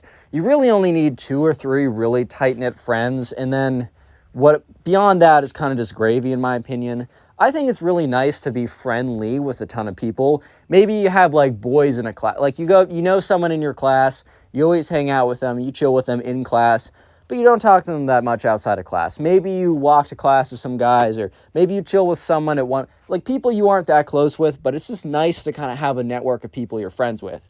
So anyways, Jeff got into school. And there's kind of like a routine he'd go through. Like he'd see person X for a second. He'd see person Y as they're walking by. He'd catch up with person Z. All these people would see him, would turn away, basically run away from him. Out of like the 15 people Jeff normally spoke with every day, 0. 0 out of 15. They all saw him coming and turned and went the other way. Jeff didn't make the connection, but he was like, dude, something's really weird. And it was just really weird, dude. Like, Jeff had no idea how to react to it. So Jeff, like, at lunch, like, sits down and talks to his girlfriend. He's like, hey, like, people are acting really weird to me today. And she's like, Jeff, like, I need to tell you something. And he's like, yeah, Maddie, like, what's good? And she's like, I heard, like, the spoiled kid did something crazy. And Jeff's like, crazier than yesterday? And she's like, yes, much crazier. Basically, this kid has gone around and figured out everybody that you talk with, and basically he's paying them every single day to not talk to you and to avoid you. Apparently he's paying them like $10 every single day just to not talk to you. And at this point, Jeff's like, what? Yeah, so the spoiled kid had access to a lot of money, and I know some of you guys might be thinking $10, like really, but you have to realize, first of all, this is high school. $10 is freaking huge. Like, even now, like, I'd do stuff for $10. But at the same time, it's like, especially in high school, $10 a day. And also, the only thing you have to do is just not talk to someone you're not even super close with. Like, all 15 of those people did it. Are they kind of snakes for doing it? Yeah, a little bit. But at the end, it was a good deal. Like, the free market, I guess. But anyways, so Jeff's like, well, that explains all the weirdness that's happening today. And Maddie's like, I'm sorry, like this is my fault. And he's like, no, this is not your fault. This is this cringe kid who can't accept that he loses, right? He can't accept that he doesn't get everything that he ever wants. You know what? Let's play hardball. I don't care. So Jeff only had one friend. He had his girlfriend, and then he had one friend. He used to talk to like 20, 30 people every single day. Social life got super reduced, completely cut down. Jeff kind of expected that the spoiled kid would just stop after a couple days and he'd be able to talk to these people again, even though he doesn't even really know if he wants to talk to these people again, because he doesn't really know if he wants to associate with people that would completely drop him for BS reasons for only $10. Like, really, man? Really, dude? But anyways, it just keeps going. And after about a week and a half, Jeff's like low-key not having a good time, dude. Because there's like one person that he talks with, and he kind of like, because this is like his close friend, right? It's his girlfriend and his close friend, but he misses like being able to talk with a bunch of people. And the spoiled kid is not letting down. If anything, he's paying off more and more people to not talk to Jeff, to exclude him from activities outside of school, to not let him like do stuff, whatever. And Jeff's social life is kind of getting crunched, which is really unfortunate. So Jeff goes to one of his close, not friends, but someone that he looks up to, someone that he has a great relationship with, and that is the principal. Yes, finally, not the main character, but the secret character that's in the title that is going to come in and save the day is finally being introduced. So Jeff and the principal went way back. So a long time ago, Jeff was a lot more of a rowdy kid who would break a lot more rules. He broke a pretty big rule, and like him and the principal had to spend a lot of time together because like he did something kind of bad. It wasn't like terrible, but it was like, for the time, it wasn't great. And him and Jeff actually bonded over a lot of stuff. They both had specific family life issues that they could relate on, and he kind of became a secondary father mentor figure type thing. And Jeff would go speak with the principal every once in a while about like life, about things, how things were going. Jeff was doing pretty well in school, and he wasn't breaking any rules or anything, completely changed his trajectory. It was mostly all thanks to the principal. So this time, he asked the principal if he could talk, and they sat down. The principal's like, so, what's up? And Jeff basically explains the last 25 minutes to the principal. I'm not going to re-explain it because you guys have already heard it. And by the end of it, the principal's like, wow, like, I knew that kid was a little weird, but this is really extreme. And the principal, first of all, says, okay, well, as much as this sucks, first thing I will say is that the people that, are being paid $10 to not be friends with you anymore really aren't good friends in the first place. And while this is really unfortunate, I guess it really does show you who is actually your friend or not. And the principal said, I used to have a really big social circle, but, the second I wasn't reaching out to them every 5 seconds, they just kind of fell off the map. And the principal says, I really only talk to like 2 to 3 people every single day now. And my life's okay. But that doesn't excuse what this guy is doing. And the principal says, you know what? I think I can help you out. So this is what the principal does. He calls in Jeff's friend. And he says, hey, like, is there like any chance that, that you've been offered money by the spoiled kid? And Jeff's friend says, yeah, he's been like texting me for like the last week or so, asking every single day to give me $10 to stop hanging out with him. Like, it's so annoying. And he's like, I'd never say yes. Like, that's ridiculous. And the principal's like, whoa, chill out. We're going to call Jeff's close friend, the only friend that stuck with him, Ben. And the principal's like, actually, like, can I see your phone? Like, I want you to help me catch this guy. And then Ben's like, oh, okay, word, cool. So Ben hands over the phone, and the principal responds to the text message, like the 1,000 text messages, right, saying, I'll give you $10 if you stop hanging out with him. And the principal's like, hey, on Ben's account, acting like he's Ben, basically is saying, like, oh, like, okay, yeah, actually, I've changed my mind. Like, I'll take the $10. And the principal starts going on to ask more questions about, like, oh, so out of curiosity, how many other people are you doing this with? Like, are you paying all these people? Like, what's the motive? At this point, the spoiled kid is spilling everything because the spoiled kid is just so excited because the spoiled kid truly believes that he just got Ben. Because he thinks, I got all of Ben's kind of close friends to stop talking with him. Now I just got Ben's last close friend to stop talking with him. Then the final nail in the coffin will be when I get Ben's girlfriend. Not Ben. When I get Jeff's girlfriend. Like, ha ha ha. Spoiled kid really believes that he just won right here. So he's telling Ben, quote unquote, which is actually the principal behind the screen, right? Everything.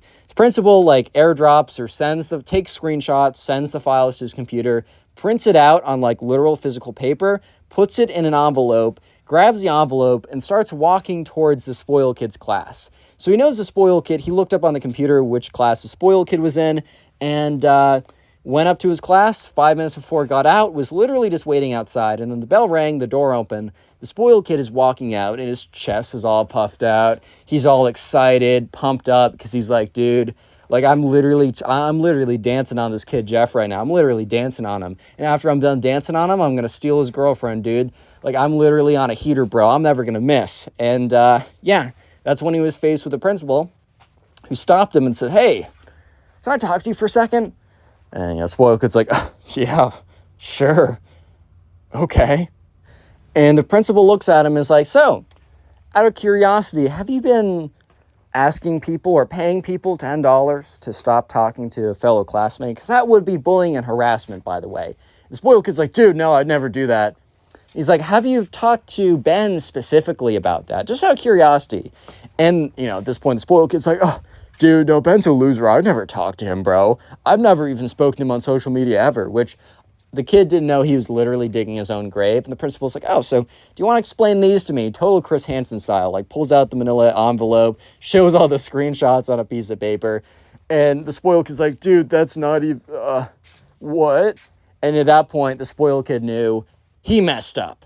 So yeah, the principal brought him to the front office. The principal also had a little bit of an investigation and interviewed everybody else that was paid off. Those kids didn't get in trouble because while they did something a little snaky, they didn't technically break any rules or anything. The principal did tell them, look, what you guys did was pretty messed up, but you're not in trouble. Just don't do that again in the future, like just for life lesson or whatever. But yeah, the spoiled kid himself actually got 3 days of suspension. But the most important thing is, not just the 3 days of suspension, he had to write an apology letter to both Jeff and Maddie, his girlfriend. Dude, this is the greatest principal of all time. Click on the video on screen right now. I know Today we have a story of this teacher who completely owns this spoiled kid. I know you guys will enjoy it. It's a perfect karma story.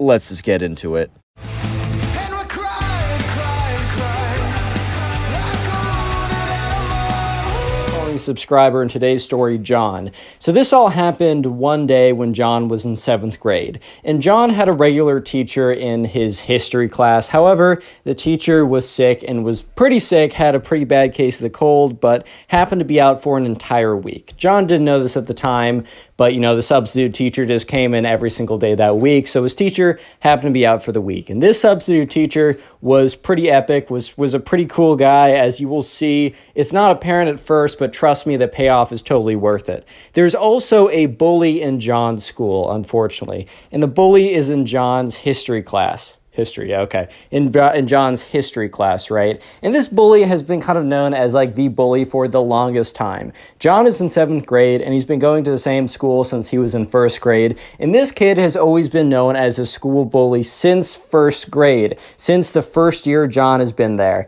And obviously, as the kid has gotten older, he's gotten more, crueler and more sophisticated with his bullying. But he just never stopped. And John would always tell his parents, and his parents were like, oh, well, he's going to grow up someday. And let me just say, it has been 7 years. It has been 7 years of long bullying. And John's been waiting for long enough. So this all happened. Let's go to day one. So day one, John comes into class, and he's waiting for his regular teacher, and the substitute teacher walks in instead. And John's like, oh, okay, I guess we have a substitute today. And the substitute is like, hey, class, my name is Mr. Davenport. I will be substituting for Mr.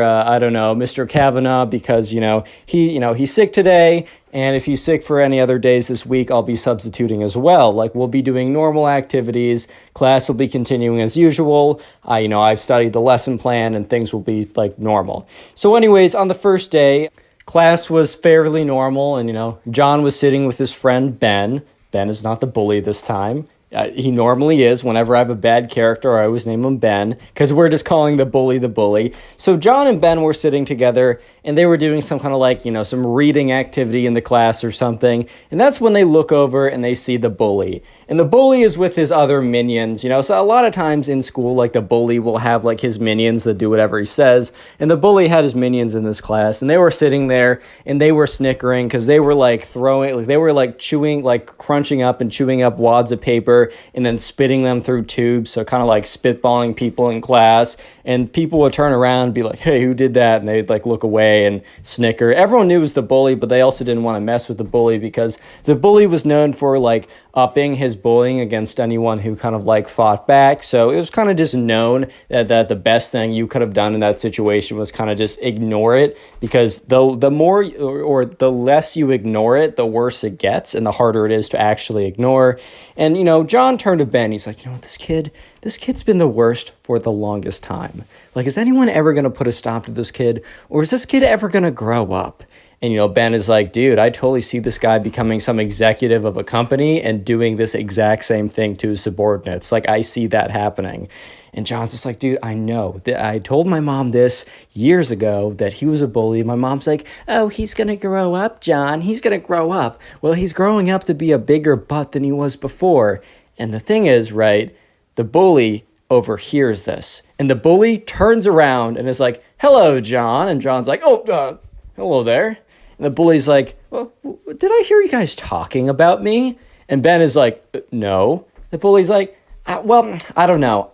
Last time I went to the doctor, last time I got my ears checked, the doctor said that they were pretty good, that I could hear quite well. So I really don't know what's going on. Because I thought I heard my name.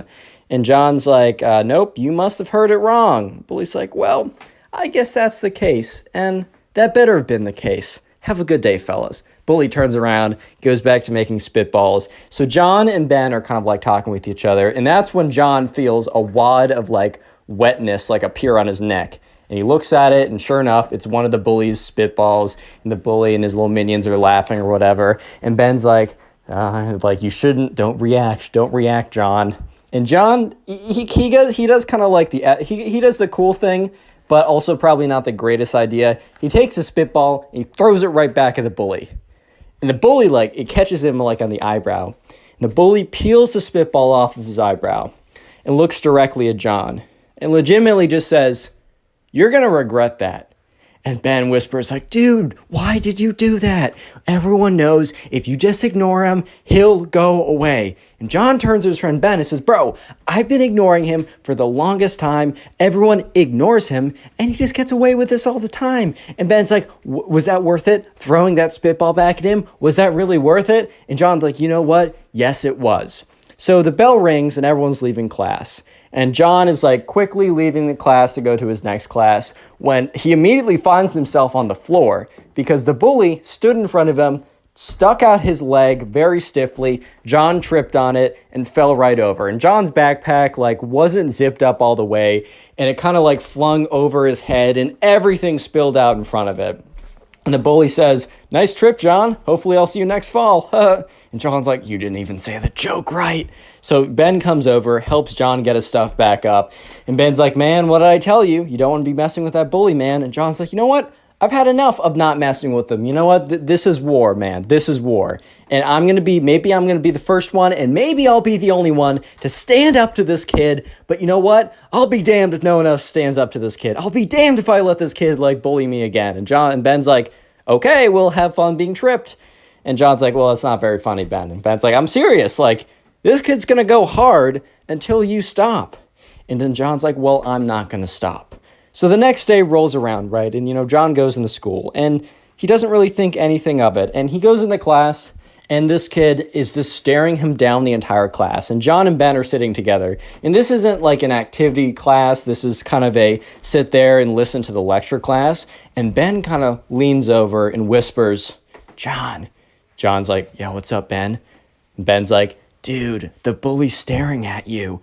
And John's like, dude, I know. His eyes are piercing the back of my skull. Sure enough, right, the bully has just been staring at John, kind of smiling. And his two little minions are staring as well. And the substitute teacher at the front of the class doesn't seem to be paying any attention to this. Little did you guys know he actually is, but that's for later in the story. He comes in to be pretty epic later on. But anyways, John's like, you know what? I don't care, Ben. He can stare at me all he wants. If he really wants me like that, I'm going to have to let him down softly because I don't want to hurt his feelings.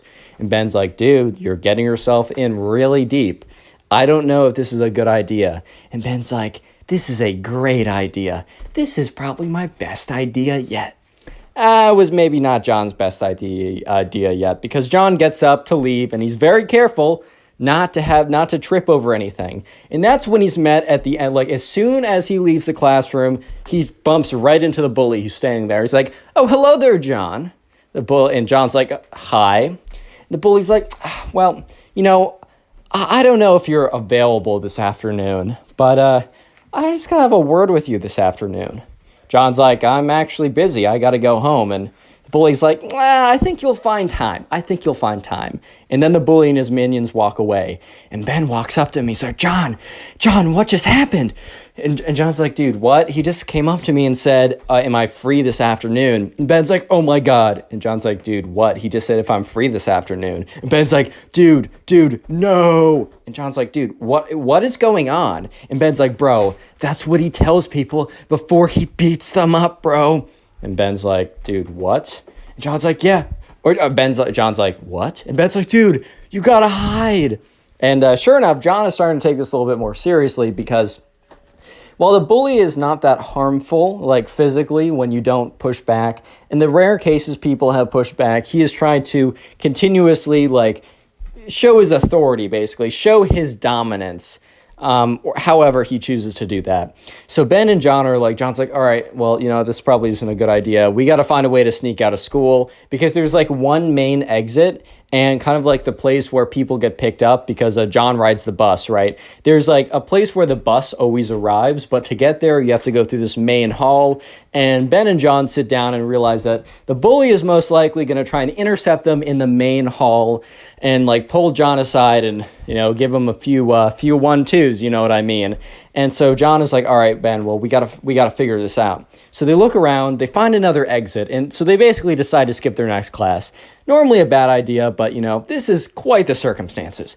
So they're looking around, and, they look and they're like, oh my God, here's another exit, and then they see it's a fire exit. So if they push this, they'll push the fire alarm, they'll get in a ton of trouble, it'll just be it'll be a bad situation, right? It'll be a bad deal. Real quick, if you made it this far into the video, comment bully down below, and I'll try and heart as many comments to say that. I just want to see how many people, and I also want to see the names and the faces of the people supporting this channel by watching this far. If you don't know, the best way to support this channel is just by watching the videos. It's called watch time. YouTube really appreciates that. So if you want to really support the channel, maybe now or later, sit down and watch 2, 3, 4, watch as many videos as you possibly can. And also, you can do this while gaming, drawing, trying to go to sleep, cleaning your room, literally whatever. And please go in the comment section down below and tell me what you are doing while binge watching the videos and supporting the channel. And I'll shout some people out, like the person on screen right now who is doing this. So thank you to this person on screen, as well as thank you to all of you guys for supporting the channel by binge watching the videos.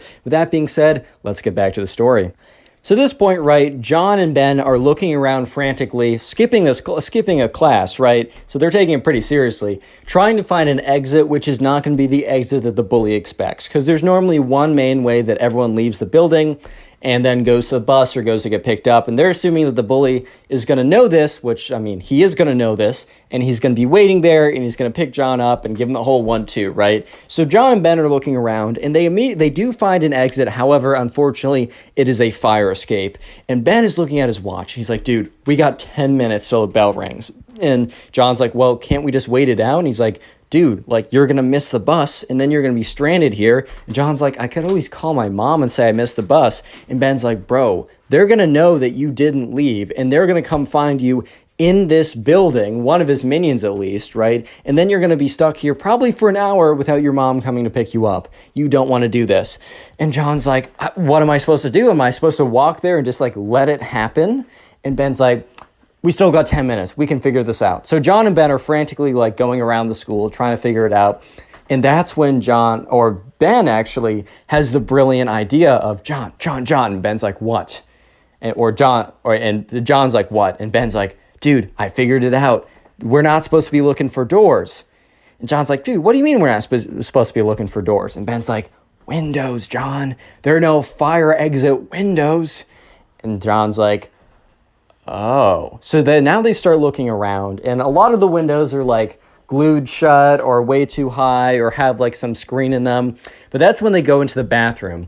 And they find glass windows that when you like crank them, they go up, and when you crank them, they go down. There's no massive drop. It's like a 3-foot drop or something. They're not super big, but you can put your backpack through them, and then you can crawl through them as well.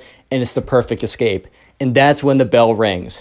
And John and Ben are like, all right, or Ben's like, all right, John, let's go. So sure enough, John pushes his backpack through. Ben pushes his backpack through. John gets up there, goes through the window, drops down, says it's all good, not a big drop or anything. Ben goes through, does the same thing. They get their backpacks on, and they sneak around the school, and then they see the bus, and they sprint towards the bus. And they're sprinting towards the bus. They get on it, and they both sit in the back. And when they both sit in the back, they're looking out, and they see one of the bully's minions walk out to the bus and look around, right? And that's when the bully makes eye contact with John and calls back. And John's like, dude, they see us.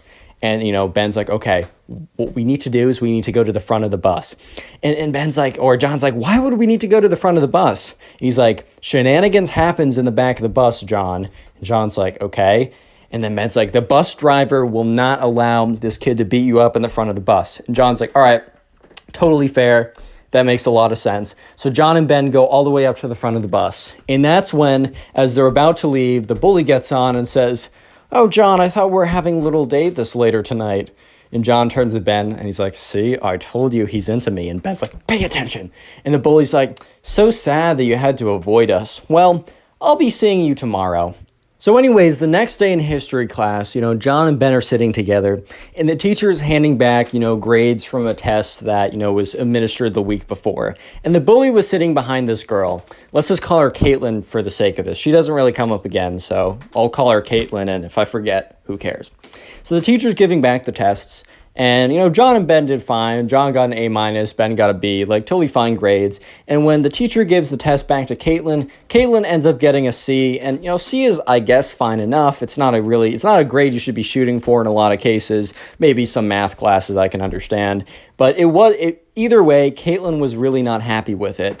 And the bully turns around and is like, oh no, the waterworks. And Caitlin starts crying a little bit. The bully's like, oh no, did you disappoint your parents again by doing bad? Well, next time, just try harder, Caitlin. And the bully turns around and his minions are laughing. And, John is like, dude, this guy's legitimately the worst. Do you see why I'm standing up to him? And Ben's like, are you really standing up to him? You're just running away from him at this point. And John's like, what would you do in my situation? And Ben's like, I don't know, be a bystander, stay quiet, keep my head down, and wait till I get to leave middle school. And John's like, that's not the point, Ben. That's not the point. This kid is doing this, and we're allowing it to happen. And, Ben's like, yeah, we are. It sucks. What do you want us to do? John's like, I don't know. And no one was noticing, but the substitute teacher was starting to really pay attention to everything that was going on in class, right? So after school again, John and Ben, they're going around, they're walking around, and they're going to the bathroom, right? And they're skipping the last class, or they're leaving 5 minutes early from their last class because they have to get quote unquote picked up early. They faked a absentee note from their parents or whatever. So they're out of class 5 minutes early, and they're both walking to the bathroom. And that's when they run into the substitute teacher. Substitute teacher's like, hey boys. And they're like, hey, Mr. Davenport. And Mr. Davenport's like, boys, I don't think you're supposed to be out of class yet. And, Ben's like, yeah, well, we have a reason. And John's like, no, we left class early. And Mr. Davenport's like, boys, you can't be doing that. And that's when John's like, you know what? Screw it. I'm just going to tell him everything. So John lays it out and tells him literally everything. And Mr. Davenport's like, wow. I was starting to pick up on some themes going on as well as, what, the bully did in class to Caitlin today, but I didn't know it went down that deep. Are you boys able to get any evidence for me? And, the kids are like, what?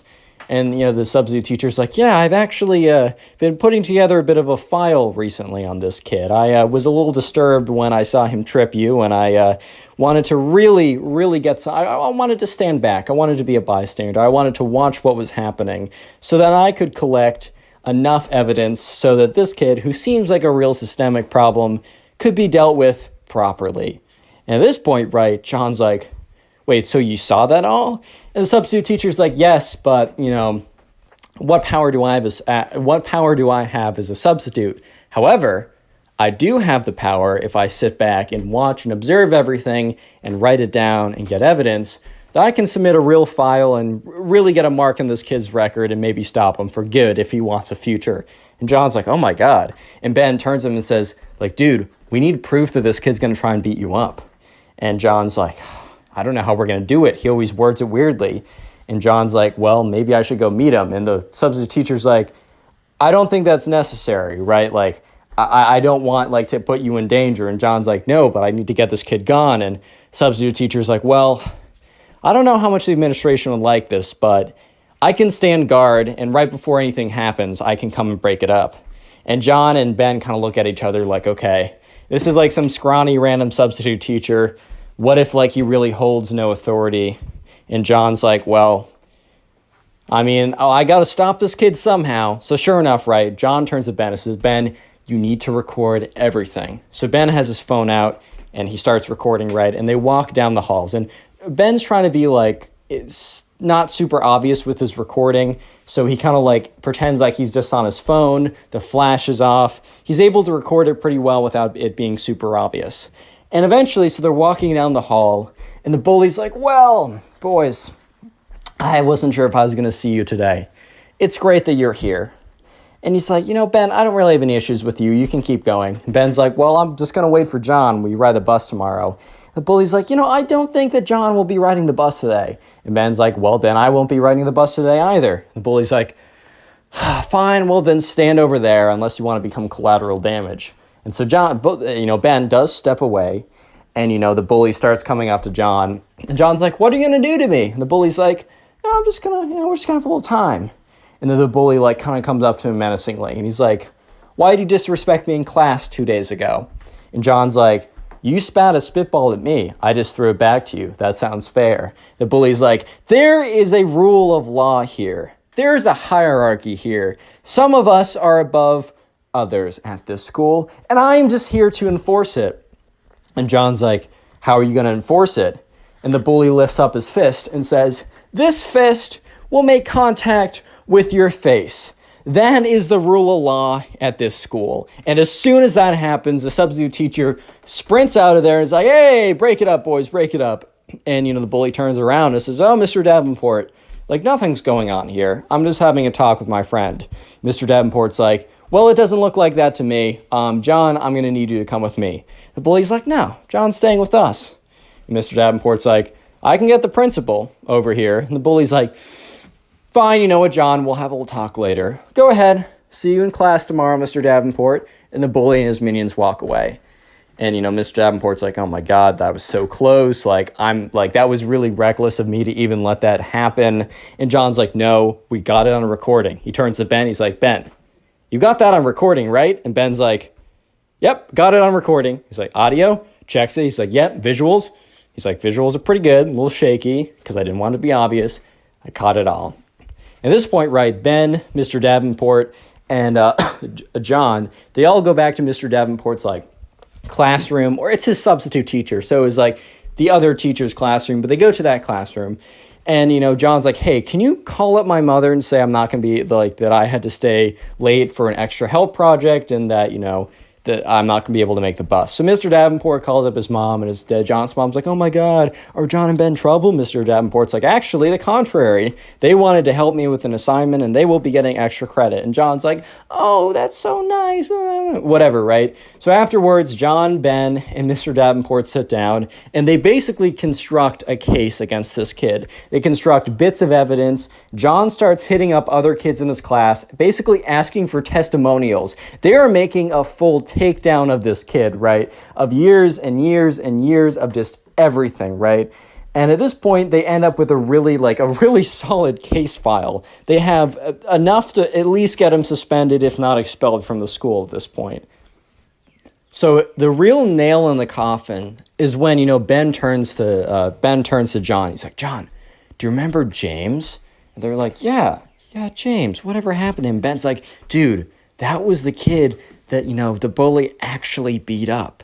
And so basically, right, there's this kid who they haven't spoken to in a while, but there was a rumor that the reason why he was gone for a week is because he was in the hospital and because the bully beat him up. And when he tried to say that oh, the bully did it, the bully was able to weasel out of it. And John's like, dude, with all this evidence, if we got a medical record about James and put him in the case, we could get this kid out. So they contact James. He's not really responding, but Ben remembers, oh my God, I was in a sixth grade group chat with this kid. I have his number. So they call him up, and James is like, hello. And Ben and John say, hey, I don't know if you remember us. They explain everything. And James is like, look, this kid has been giving me grief for the longest time ever I tried to rat him out. I've been out, he isn't giving me any more grief.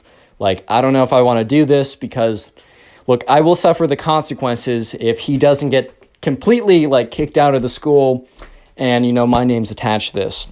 And then Mr. Davenport speaks up and says, hey, James, you don't know me, but I'm the substitute teacher, Mr. Davenport. I happen to be decently good friends with, the teacher, to say Mr. Kavanaugh, that was the name I gave him. With Mr. Kavanaugh, it's one of the reasons why, he recommended me to come in for this week. And he said, I will make sure that this kid gets, expelled. And the two boys were looking at each other wow, this guy's serious. And, James is like, all right, well, I don't know how much I can help, but I can definitely get you the medical records. And they're like, can you do it by tonight? James is like, yeah, I'll talk to my parents, but we'll see. And John and Ben were like, all right, we'll see. Thank you so much. Tonight would be the greatest. We're trying to get this in by tomorrow, and things might leak if we don't. So anyways, later that night, Mr. Davenport's like, all right, just send me the stuff on your school email. It doesn't matter. It's on school email. I don't care. So sure enough, right, the next day or that night, James sends them a medical record. He said, this is the date. This is the injuries. It wasn't enough to put this guy away, or not put this guy away, but get him suspended before. But hopefully, James is hopefully with all the other evidence you have, this will be enough to get the bully out of the school. So they send it to James. James sends it to Mr. Davenport. And Mr. Davenport is like, all right, man, I will need you tomorrow bright and early. I'm going to excuse you from all your classes. You're coming with me. We're all going to go into the principal's office, and we're dropping this bombshell. So the next day rolls around, as it always does. But this was a special day. They all walk in. John, Ben, and Mr. Davenport walk to the principal's office. They sit down. John and Ben explains everything that's happened, not just this week, but ever. And Mr. Davenport explains all the things he's observed. And the principal's like, wow, this is quite a lot. And Mr. Davenport's like, well, this isn't it. And Mr. Davenport then sends the terabyte large, okay, it's probably smaller than a terabyte, but the very large file that they've created with all the evidence, with all the references, with all the people's testimonies.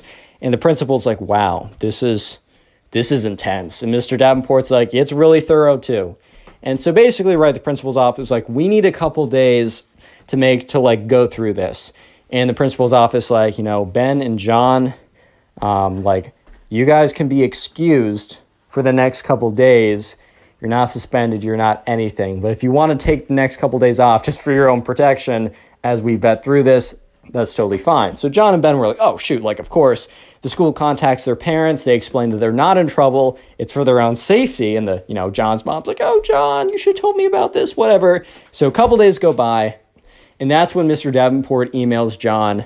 And the headline of the email is the verdict is in. So John immediately, he sees the notification on his phone, and he immediately opens up the Gmail app, and he's just swiping and refreshing, and he eventually opens up the app, gets in there, opens the email, and it's one line saying, Click on the video on screen "We right won." now. I know you'll enjoy it. Just click it. Do it. So spoiled rich kids tend to think that they deserve everything, and when things don't go their way, they normally get really mad. In this case, the spoiled rich kid gets so mad that he burns down his entire school. Yeah, a little bit of an overreaction. This is an absolutely crazy story, so buckle up and let's get right into it. And we're crying, crying, crying like a wounded animal. So we're going to call the subscriber who submitted this story Sam. So anyways, there's a spoiled kid. And I'm going to go through the chronicles of everything that happened to the spoiled kid that led up to the point of him wanting to actually and successfully burning down his entire school. Dude, the amount of spoiled kids who commit arson in some way is kind of ridiculous, but it's a good story. So anyways, this all started. Sam was first aware of the spoiled kid because Sam was on the football team at his high school. Sam wasn't the star quarterback or anything, but he was, he'd been playing football for a little bit. He was big enough, and he was solidly on the team. Every single year they had tryouts for the different positions just in case there was kind of a dark horse that they weren't aware of. But most of the time, the coaches knew who was going to be what, and the tryouts were more just to see who would be on kind of like the lower levels of the team that might be able to work their way up next year. But anyways, at the school, at Sam's school, there's a kid who we will call the spoiled kid. The spoiled kid, as every spoiled kid, right, has received everything that they've ever wanted in their entire lives. They've never had to work for anything. They don't understand the value of things or getting something or accomplishments because they just believed because I want something, I should get it. That is genuinely their mentality. And the spoiled kid went into the football tryouts with this exact mentality. So anyways, this all started, this long saga, all started when football tryouts were beginning. So Sam was there, and Sam had been on the team the year before, as this was sophomore year. So Sam last year had to try out, had to put in a lot of effort, but eventually, he got onto the team, and he kind of had a pretty solid place on the team now. Everyone had to go to tryouts, but he kind of knew he was on.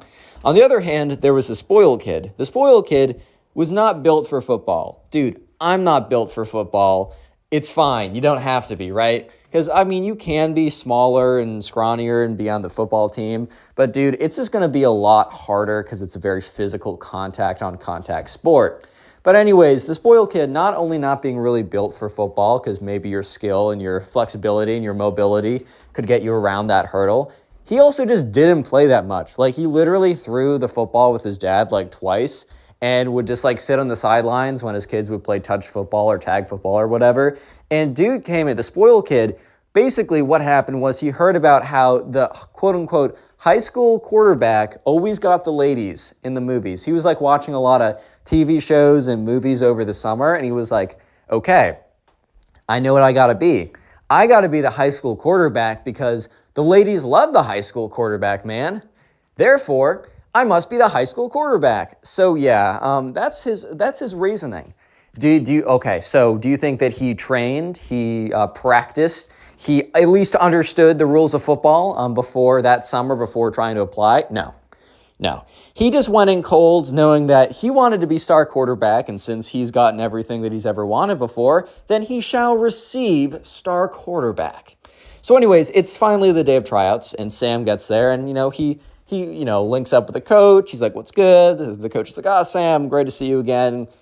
Look, these tryouts are just, they're important for everyone to do it. You got a pretty solid spot on the team, though, but don't slack off. But yeah, don't worry about it, basically. And they get there, and so they're all lined up, and the football coach is like, welcome to the whatever year football season for whatever school, academy, whatever, right? And he's like, these will be the tryouts. We'll let you know how things are shaking up by the end of this week. We will let you know with good, pretty promptly if we don't think you're going to make the team. So we'll make first round cuts by the end of tomorrow, just so you guys have a lot of flexibility to figure out what sport you're playing in the fall, as the school required everyone to either play a sport or do some sort of activity during this time block. And so, yeah. So sure enough, they're all trying out or whatever. And Sam overhears the spoiled kid walk up to the football coach and be like, "So, do you guys have an open position for star quarterback?"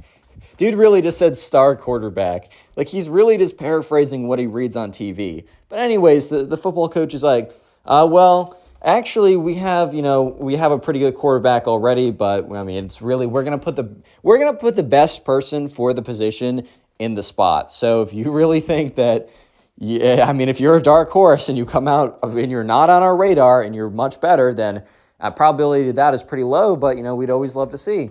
The spoiled kid was like, "I would like to be the star quarterback." And they're like, "Okay, well, we'll watch you during practice and we'll let you know if we think that you're in the running." The spoiled kid's like, "What was that?" I said, like, we're filling out positions, right? So I just want to be star quarterback if that's cool. And I think the coach has started to realize that there's a bit of a disconnect between this kid and, reality, but also the understanding of how this whole process works. Which, first of all, just was an immediate red flag to them that this kid did not understand football in the slightest. But beyond that, American football in the slightest, right? But beyond that, they were like, okay, well, the way it works here is that, you'll play and we'll decide who gets what position. And the spoiled kid's like, okay, well, I do want to be star quarterback, but sure, I'll do tryouts or whatever. So I think the spoiled kid thought that, like, oh, well, I just need to do what everyone else does, so it's not obvious that they're just giving me the position. And the coaches are thinking, what on earth is this kid thinking right now? By the way, leave a like and subscribe to the channel or you're a spoiled kid. Yeah. So the actual tryouts, and remember, Sam has overheard all of this. And he thinks it's pretty funny because, he sees the spoiled kid. He knows he's not star quarterback material. And he just knows for a fact that this kid had just been has no idea what football is. Just the way he was interacting with the coaches, he just knew for a fact this kid was not going to get out there and just be obviously great material for star quarterback. At least it was looking that way, right? So sure enough, they get out there and they're doing, look, I didn't play, American football as a teenager. I went to some games, and I actually still go to games right now in college. It's actually quite a lot of fun, even though I don't know what's going on. I know I want the bigger score, and I want the enemy team to have the lower score, something like that. It's not golf. It's not the other way around. So they go through tryouts, whatever that entails, and it is super, super obvious that the spoiled kid has, one, no idea what he's doing, two, no idea how to throw a football, and three, is just probably not even going to make the team. Won't even make the bench, which was it was actually kind of competitive to make the bench. They had a pretty good team, but he wasn't even going to be close to making the bench, which if you're not even close to making the bench, you are not even close. You're not even the same planet, right? You're not even on the same planet to make star quarterback, bro. That's crazy. So by the end of the day, right, what the coaches said was they were going to tell people at the end of the second day who was making cuts, right? But the coaches just saw such a blatant discrepancy between the ability of the spoiled kid and what he was wanting that they thought it was, kind of important for them to at least let the kid know that things probably were not about to go his way, correct? Things were probably not about to go his way. So Sam overhears the coaches going up to the kid and being like, "Hey, what was your name again?" And he's like, "Spoiled kid." They're like, "Oh, spoiled kid." Yeah, not obviously his name, but you know what I mean. And they're like, "So, we're watching you out there with your performance. We just want to let you know that, we're happy for you to keep trying out and maybe get on the team." They knew who's not going to get on the team, but they're like, "We just think it's really unlikely at this point that you're going to make star quarterback. It's a very difficult position. We're not saying that you will never make it, as maybe if you make the team, you'll be able to make your way up there, but we think you need a bit more practice." The spoiled kid's like, "I don't understand. I said I wanted the star quarterback position. I asked nicely." And one coach laughs a little bit and then stops laughing when he realizes that this kid isn't joking. The other coach kind of knows right away that this kid he's one of the spoiled kids who's just received everything that he's ever wanted. He's never been told no. And so the coaches have to inform him that simply that's just not how it works around here. That it's not you ask to fill a position and you will fill a position, and it is really a skill-based position, and you will show up and demonstrate your skills to see if the skills, match. And so by the end of it, the spoiled kid was starting to get really mad. He's like, "I don't understand. I asked you guys real nice. If I could be star quarterback, and you're saying no. How on earth am I supposed to get all the ladies now?" And they're like, "Son, if your only intention to be star quarterback was to get all the ladies, then maybe being star quarterback in the first place wasn't a good idea. And also, son, if your intention is to get all the ladies, probably not the most efficient way is to dedicate your entire life to American football right now to try and get the 5% chance if you spend all the time from here on out to get star quarterback. Like, there are better ways to go about that at this point in your life. And the spoiled kid was super angry, cursed them out, and stormed off. And the thing is, Sam overheard him, and he was mumbling, "They're all against me. They all hate me. Oh, I can't, sorry, my brain broke. Every other time that I've asked for something, I've gotten it. And now I ask and they're not giving it to me. They're taking this away from me. They are," and then he kind of like goes off mumbling into the distance, right? So this was Sam's first interaction with the spoiled kid. But it simply does not end here. Because the spoiled kid at this point knows that he's not going to make star quarterback, but that doesn't stop him from wanting to ask out the prettiest girl at the school. We're going to call this girl Caroline, right? So Caroline was kind of not notorious means famous with like a bad nut. But she also wasn't famous. I don't know how to say it. She was this well-known at the high school as being like the beauty queen, I guess. I don't really know. I don't know if you guys like back in the day had that like one girl in your class you're like, dang, like she's definitely like on top of the food pyramid here. I don't know how else to say it. Sometimes it's not very clear, but sometimes it really is. Like there's that one girl. And right, the other thing is Caroline, that kind of definitely went to her head. She definitely was aware of it. As, you know, just the way that every guy treated you and, you know, the girls either completely did anything you said or they hated you. At that point, you kind of became self-aware. She became self-aware and used it. Like, she wasn't known as a great person. She was just known as winning the genetic lottery, right? So right off the bat, Caroline was very, very picky. And she was definitely the type that would have only gone for the star quarterback. And if anything, she was just probably already talking to the star quarterback by the time the spoiled kid wanted to get, you know, throw his hat in the ring, right? And yeah, so Sam was like always kind of thought that Caroline was kind of pretty or whatever, but he knew better than to try at this stage in life. He's just like, no, you know, look, the things that she values do not align with me. I'm just not this, she's just not going to say yes to me because I don't have enough clout or whatever stupid stuff, right? High school rules are stupid, but, you know, there's nothing I can do about it, so I'm just going to let it be. However, the spoiled kid did not realize this. Or maybe he did, but he just thought because he's always received everything he's ever wanted, so might as well, you know, ask for this and receive as well. I mean, who knows? Why wouldn't that work? So yeah, the spoiled kid decides that the best way, you know, actually, I'm going to give you guys a little bit of a question and answer. So the question is, how is the spoiled kid going to try and basically woo this girl into liking him? A, he is going to make the effort to start to speak to him. And comment down below before you hear it out which one you think it is. A, he's going to make the effort to go and talk to her. He's going to really put in the time to speak to her. He's going to learn about what she likes and craft conversations based off of that. He's going to show his best face forward. He's going to be polite, yet he's going to be consistent and persistent with what he does, with his trying to like talk to her, all that kind of stuff. He is going to be, and then he's eventually going to ask her out on something a little bit more formal, a little bit more formally romantic. I don't know. Go to the movies, get ice cream, something very nice. Or B, he's going to not talk to her at all, but then make a massive scene in front of all of her friends with a big, basically he's going to do something crazy and insane. If you answered A, God bless your soul, but no, it is B. Yeah, so sure enough, one day in lunch, the infamous day that will go down in history, Sam is sitting there with his two friends. They're eating whatever. They're probably complaining about the cafeteria food, being like, dude, this sucks, bro. But that's when they see, or not that's when, but he sees that Caroline is sitting with some of her friends. The other two, like the second and third most popular girl, they're all sitting together. And it's very interesting dynamics, but high school dynamics are just weird in the first place. But they're all sitting there, and if you made it this far into the video, comment spoiled down below.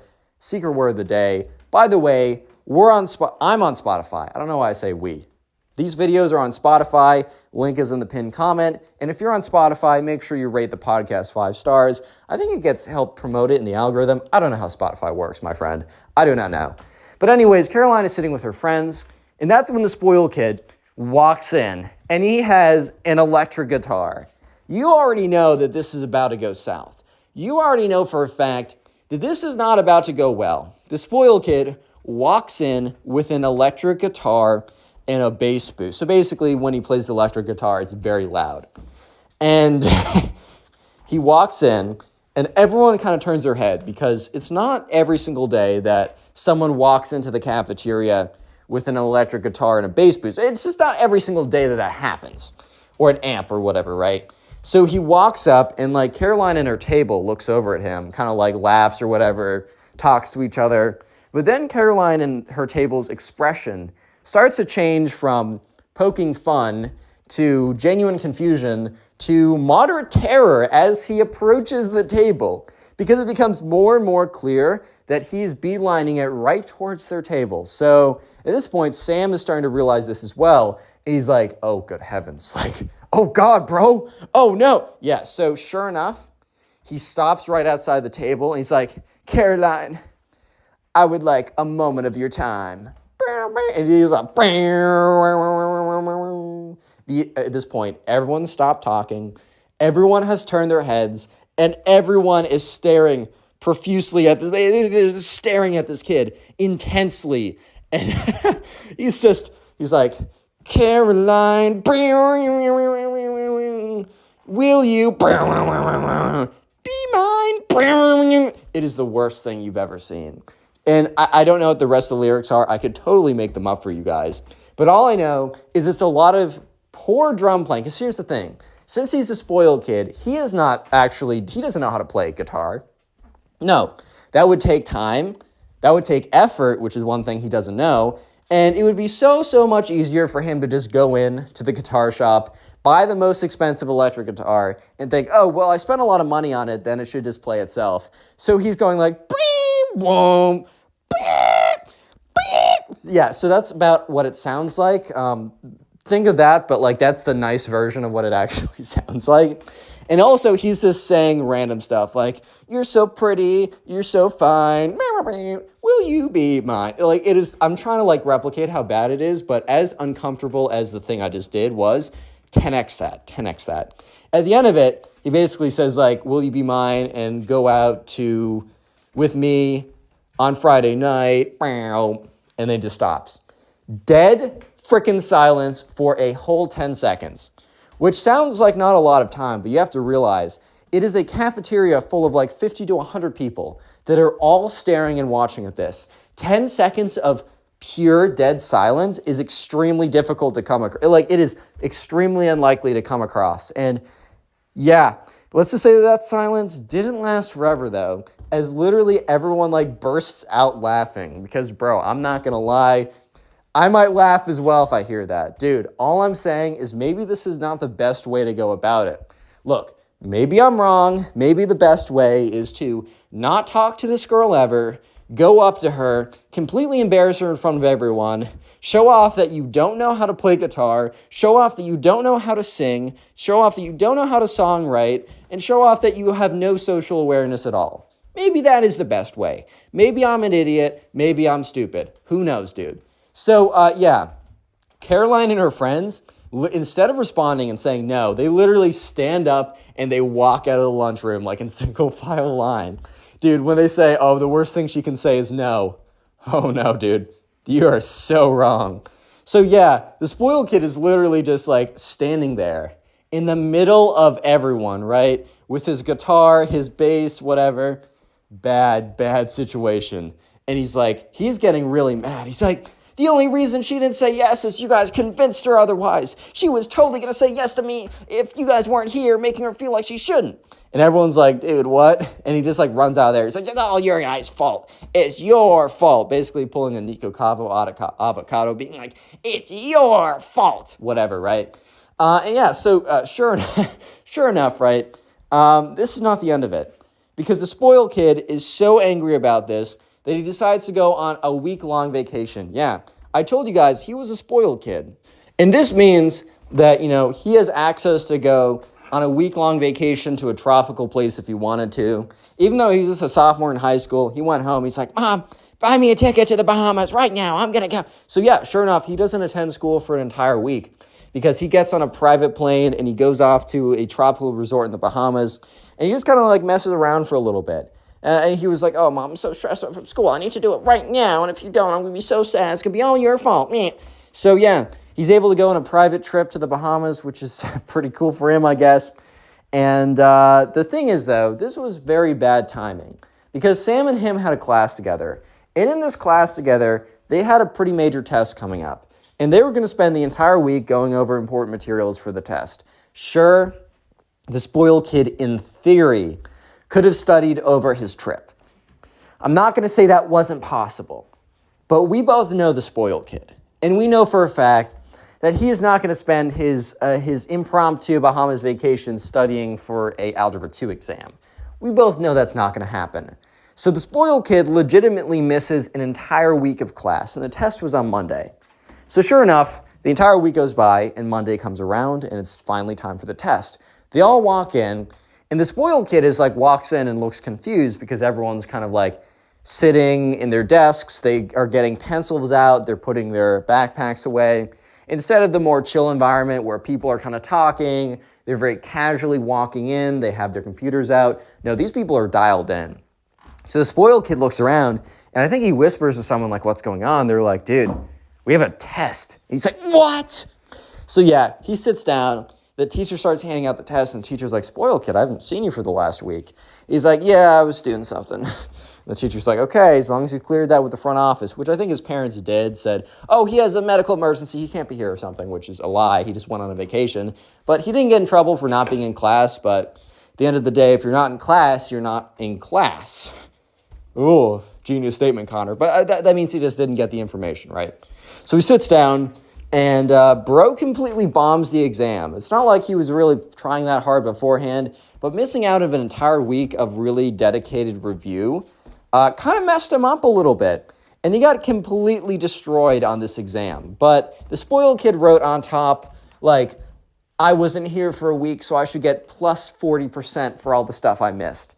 Because the thing is, like, Sam, when he went to hand in his test, he handed his test in right after the spoiled kid did. So he saw what the spoiled kid wrote on his exam, which he was like, dude, just because you missed time doesn't mean you should get bonus points on it. Like, why should you get compensated for not being here and going on a fancy vacation instead of, suffering through class like all the rest of us have? No, like, that's obviously ridiculous. And Sam knew for a fact that he was not going to get a 40-point boost for not being here. Like, if anything, he's lucky he doesn't get any points deducted from his participation for not being there for a week, dude. But anyways, right, eventually on Wednesday, the teacher grades him pretty quickly or efficiently, and the tests are being handed back. When the spoiled kid gets his test back, he immediately screams, "This is an outrage! This is ridiculous!" Which the entire class immediately turns to look at him because bro literally just screamed, "This is an outrage, this is ridiculous." I mean, I think I'm going to be paying attention to what he's saying as well, dude. So sure enough, the teacher's like, yes, spoiled kid, like, what's up? He's like, this is a ridiculous grade. I deserve at least a 90 for effort. And she's like, I'm sorry, like, I was a little surprised by your grade too, but I was pretty generous with my points on your test as well. I don't know what else to say, man. And he's like, you know what? I'm sick and tired of this school. All you guys hate me because I'm rich. And everyone in the class is like, what? Dude, what are you saying right now? He's like, everyone's been against me from day one because I come from a wealthy background. It's your fault. Doing a complete Nico Cotto right now. And he goes on to say, the reason I didn't get star quarterback is because the coach hated me because I was from a better background than him. And the reason why the girl didn't say yes to me, the reason why, what's her name? Caroline didn't say yes to me is because she knew she couldn't keep up with me and my whip. And the reason why I got failed on this test is not because I didn't do well, which he didn't do well. It's not because I didn't do well. It's because the teacher was big mad that I went on a fancy trip. You guys are all haters. Goodbye. He gets up and he just like runs out of the class. And yeah, you guys might be thinking, okay, well, that's a pretty big overreaction, but that must be the end of his overreaction. Oh, no. This is where things get crazy. And I did not clickbait you with the title. This is where the title comes into play, man. So the spoiled kid was super big mad.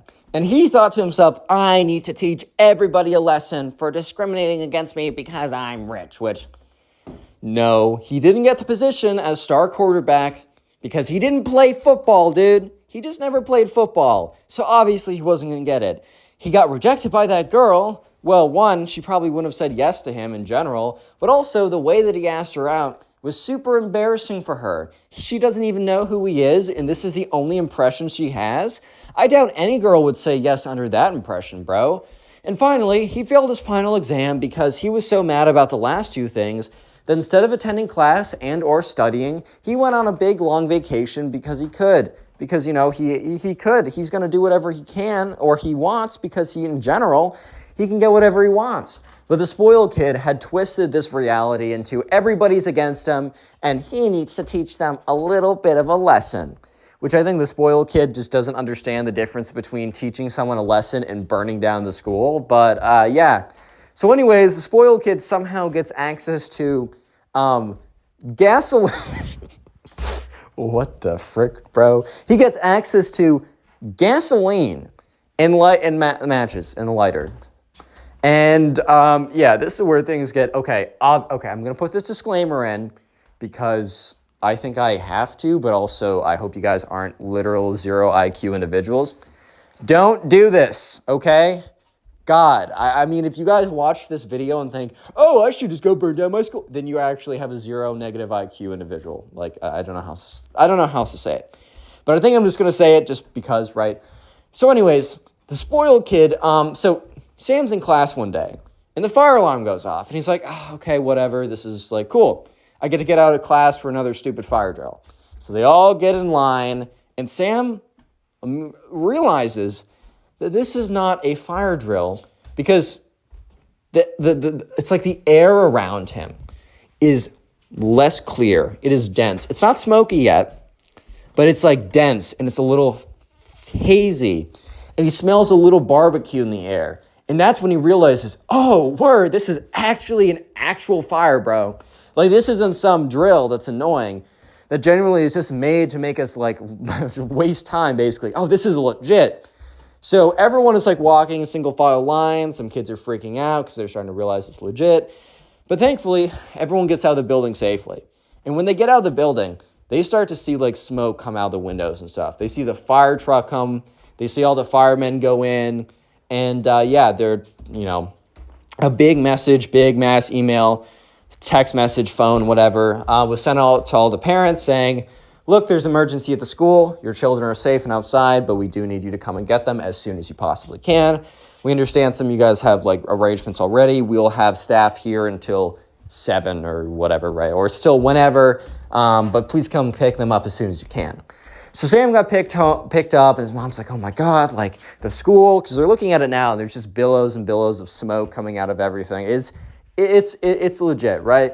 So they're just like, oh my God, whatever happened? And at this point, Sam had no idea.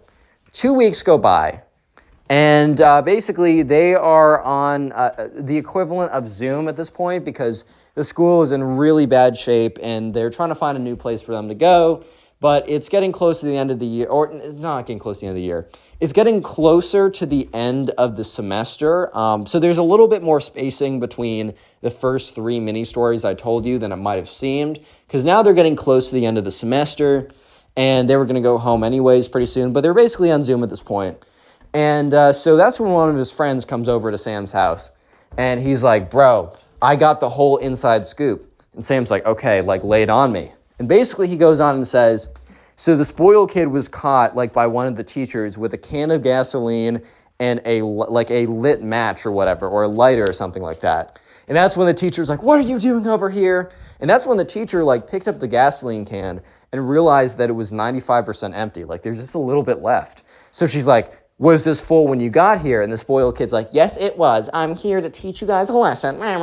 Yeah, so eventually she immediately called like, oh, we have to get the kids out of here.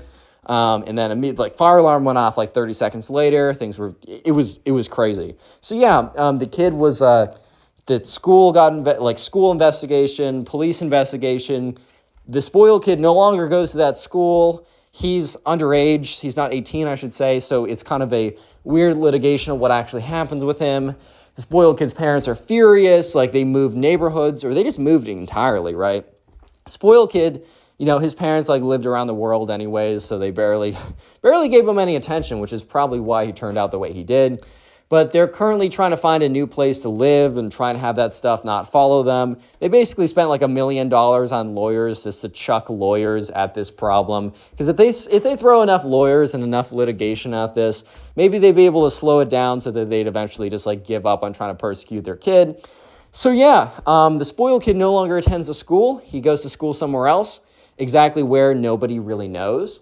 But that was quite an overreaction to getting rejected, bro.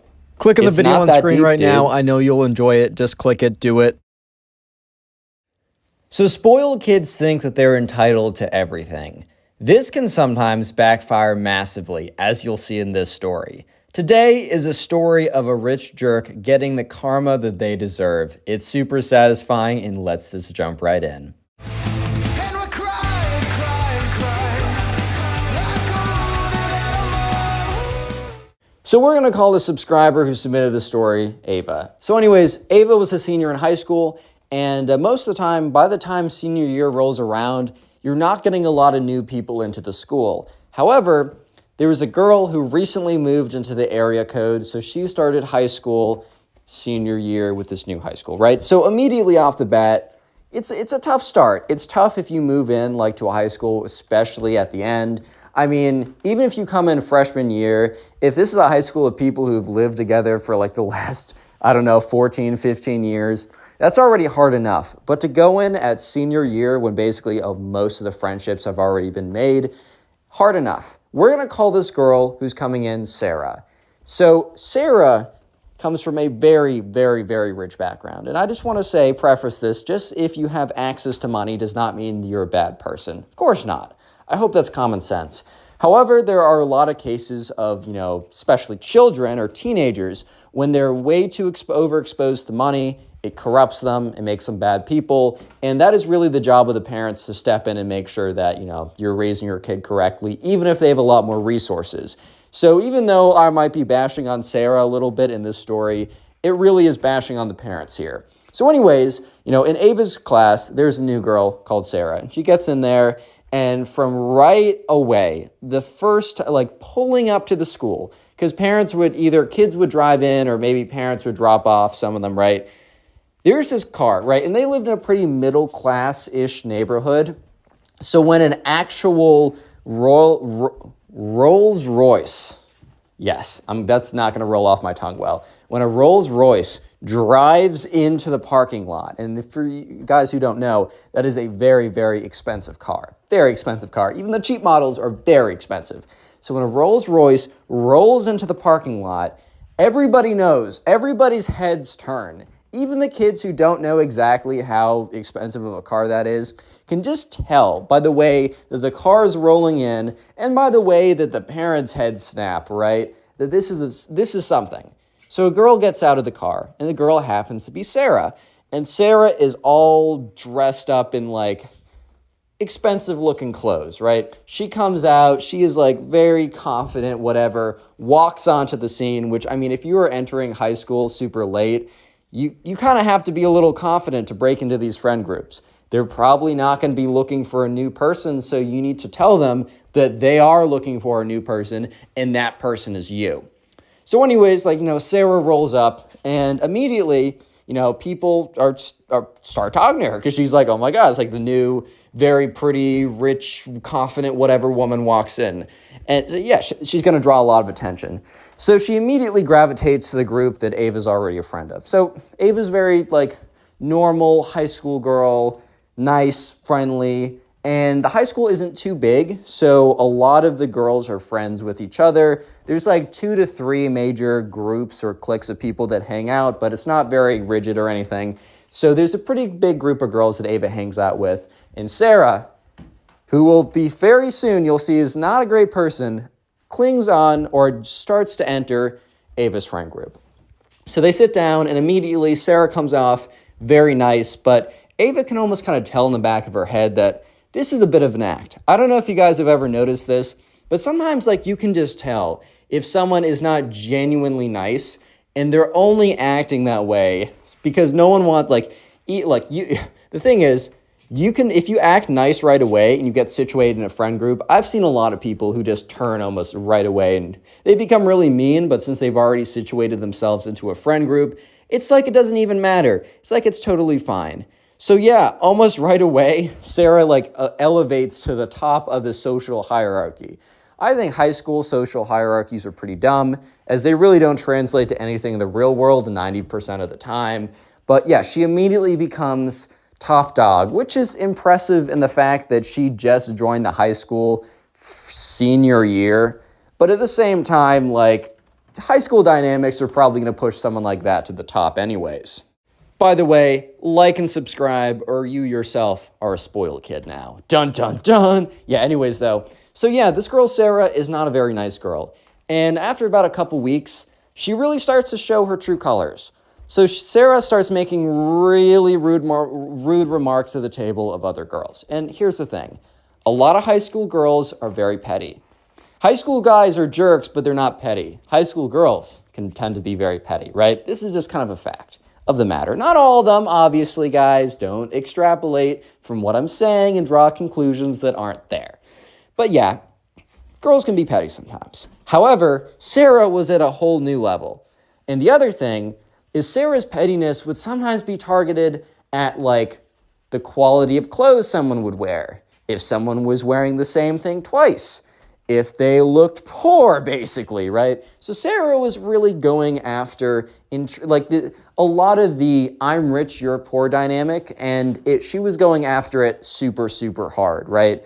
And this girl was also just not nice at all. Like, that girl's ugly, she sucks, she looks so dumpy in that outfit. Stuff that, girls sometimes say in high school. But basically, Sarah was like a caricature of the girl from Mean Girls, right? Basically a caricature of that, right? It's crazy how that movie actually accurately represents some people. And Sarah definitely falls under that category.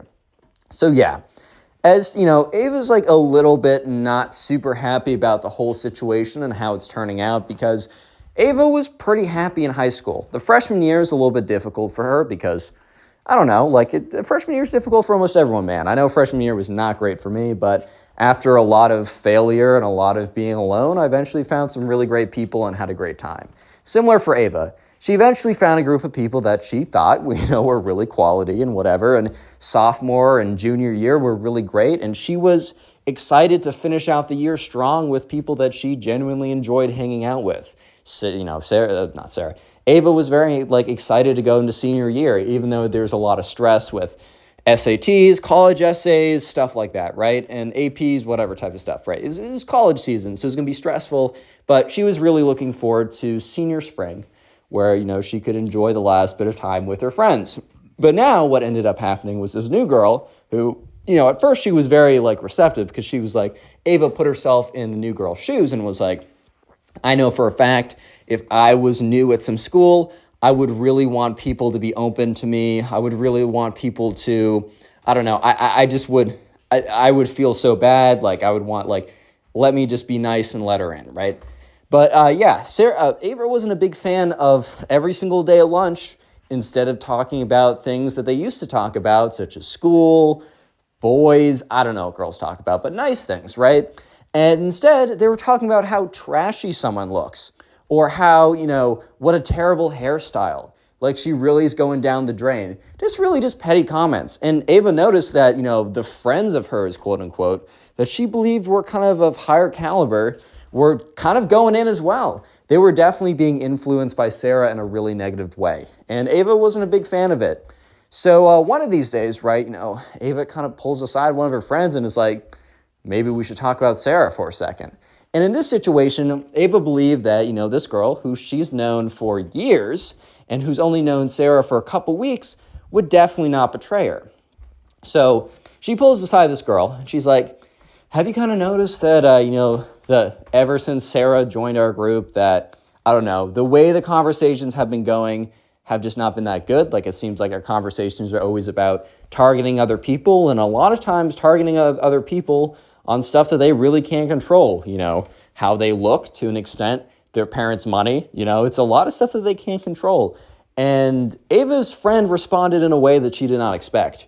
Ava's friend kind of went to Sarah's defense and was like, you know, I don't really see that. Like, are you coming after, like, Sarah just because she's new? Like, it's so difficult to, like, join, like, a high school so late, which is a true fact, but is not really relevant in this conversation, bro. Like, I don't know how else to put it. It's just not that relevant in this conversation. And Ava kind of, like, immediately sensed the hostility and was like, okay, I got to back up a little bit. And she's like, oh, no, I mean, I like Sarah a lot. Lie. I like Sarah a lot, but I don't know. I feel like the conversations have been a little bit of a downer recently.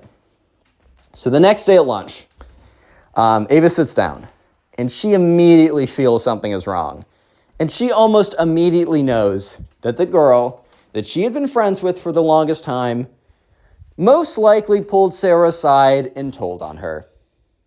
Because there's this like awkward tension of like all the girls and Sarah, and then there was Ava. There was almost like, I don't know if you guys have ever felt this. I've witnessed it. I don't know if I've never necessarily firsthand felt it. But when everyone knows something about you, but they don't, like, it's as if there's like a divider between the two of them. And it was just awkward when it normally wasn't awkward. And Ava knew that she was the reason why it was awkward. So yeah, they had a pretty bad lunch or whatever. It wasn't great. Like, Sarah would kind of like whisper, like they would all whisper to each other. It's very weird. Ava was like, oh boy, like this is just not good. And yeah, so later that day, Ava was walking to her locker, or she was going to do something. And her friends, or who she thought were her friends, right, were with Sarah. And they were all talking like together in kind of a circle. And they didn't know that Ava was there, because Ava was like around the corner or something. And Ava would have normally like just walked up to them or whatever, but she just, for some reason, decided to stop right before she turned the corner. And she just listened in for a second. And Sarah was like, Ava's looking so terrible today. Like, she's really gone off hill. Like, what does she think about that outfit? Like, I could have found that like in a dumpster. Just saying like what she was saying about every other girl, which I will say, I have heard that in high school, this is not a generalization, this is just from the girls I'm friends with, a lot of them do happen to say not so nice things about their friends. But Sarah was going in deep. She was going in hard, and it was super, and then like one of the other girls, the girls that Ava pulled aside was like, yeah, Sarah, I can't believe like Ava was going after you when she looks like that, ha ha ha, whatever. And Ava was like, wow. She kind of backed away. Ava didn't want to hear any more of it because she knew the rest. She knew the extent. She's just like walking away, and she's thinking to herself, wow, like those are people that I considered as my friends. Like, I genuinely believe that those people were like my friends. Like, I thought that those people were good quality. I thought that like I was going to have a great time with them. And Ava definitely thought a little bit, okay, they're being brainwashed by Sarah to an extent, but only to an extent, dude. But at the end of the day, it's their choice. Like, this is their choice to make. Sure, they want to be like with the new cool girl. They want to do what she says. And it's very tempting. But you still have a choice in the matter. You always have a choice. And Ava's like, wow, I got to find new friends, right? And so sure enough, over the course of the next couple months, Ava just like would start to like intentionally talk more to people in her classes, because she was always very nice and very friendly. But she would never go out of her way, because why would she? She already has a good group of friends, or so she thought, that she was secure with. So now she would like ask people to hang out after school, whatever. And after months and months, she eventually found a group of people that seemed a lot more down to earth, a lot cooler, and also really hated Sarah and her group, right? Just, I mean, they weren't like, I don't know, talking smack about her all day, because then they wouldn't be any better than Sarah, but they would, whenever Sarah and Ava's ex-friend group would come up, they'd be like, yeah, those girls are so petty. Like, they're so mean. Like, that's ridiculous. So yeah, Ava found a pretty good group. And the thing is, though, this story doesn't end here. This story goes on for the entire year. But you might be thinking that, Connor, I was promised a funny karma, epic, rich, spoiled kid gets destroyed moment. And I guarantee you that will be coming. All you got to do, real quick though, comment. What should I make you guys comment? Comment tree down below, because I'm looking at my Christmas tree right now. So comment tree if you made it this far into the video. By the way, these stories are on Spotify. It's in the pinned comment. And if you're listening on Spotify, please rate 5 stars. I'd love you for it. Kiss. Anyways, so yeah, college application season. I mentioned very briefly that they're in the midst of college application season. And going to college is a choice. I think if you know what you want to do, it is a much better choice than going in not knowing what you want to do. But I think that's also totally fine as well. As long as you understand the debt you're taking on and the risk to reward, as long as you understand it, I think that's totally fine. I also think that choosing not to do college shouldn't be as stigmatized as it is, as the ROI for college is not as clearly good as it used to be for everyone. However, especially in kind of like, well, especially in wealthier communities, not just going to college, but which college you go to is almost like another status symbol to put on your chest, right? So the parents of like kids, especially in the wealthier communities, tend to really care a lot, even though their kids probably benefit the least from going to a good name college, right? It's just kind of how this works.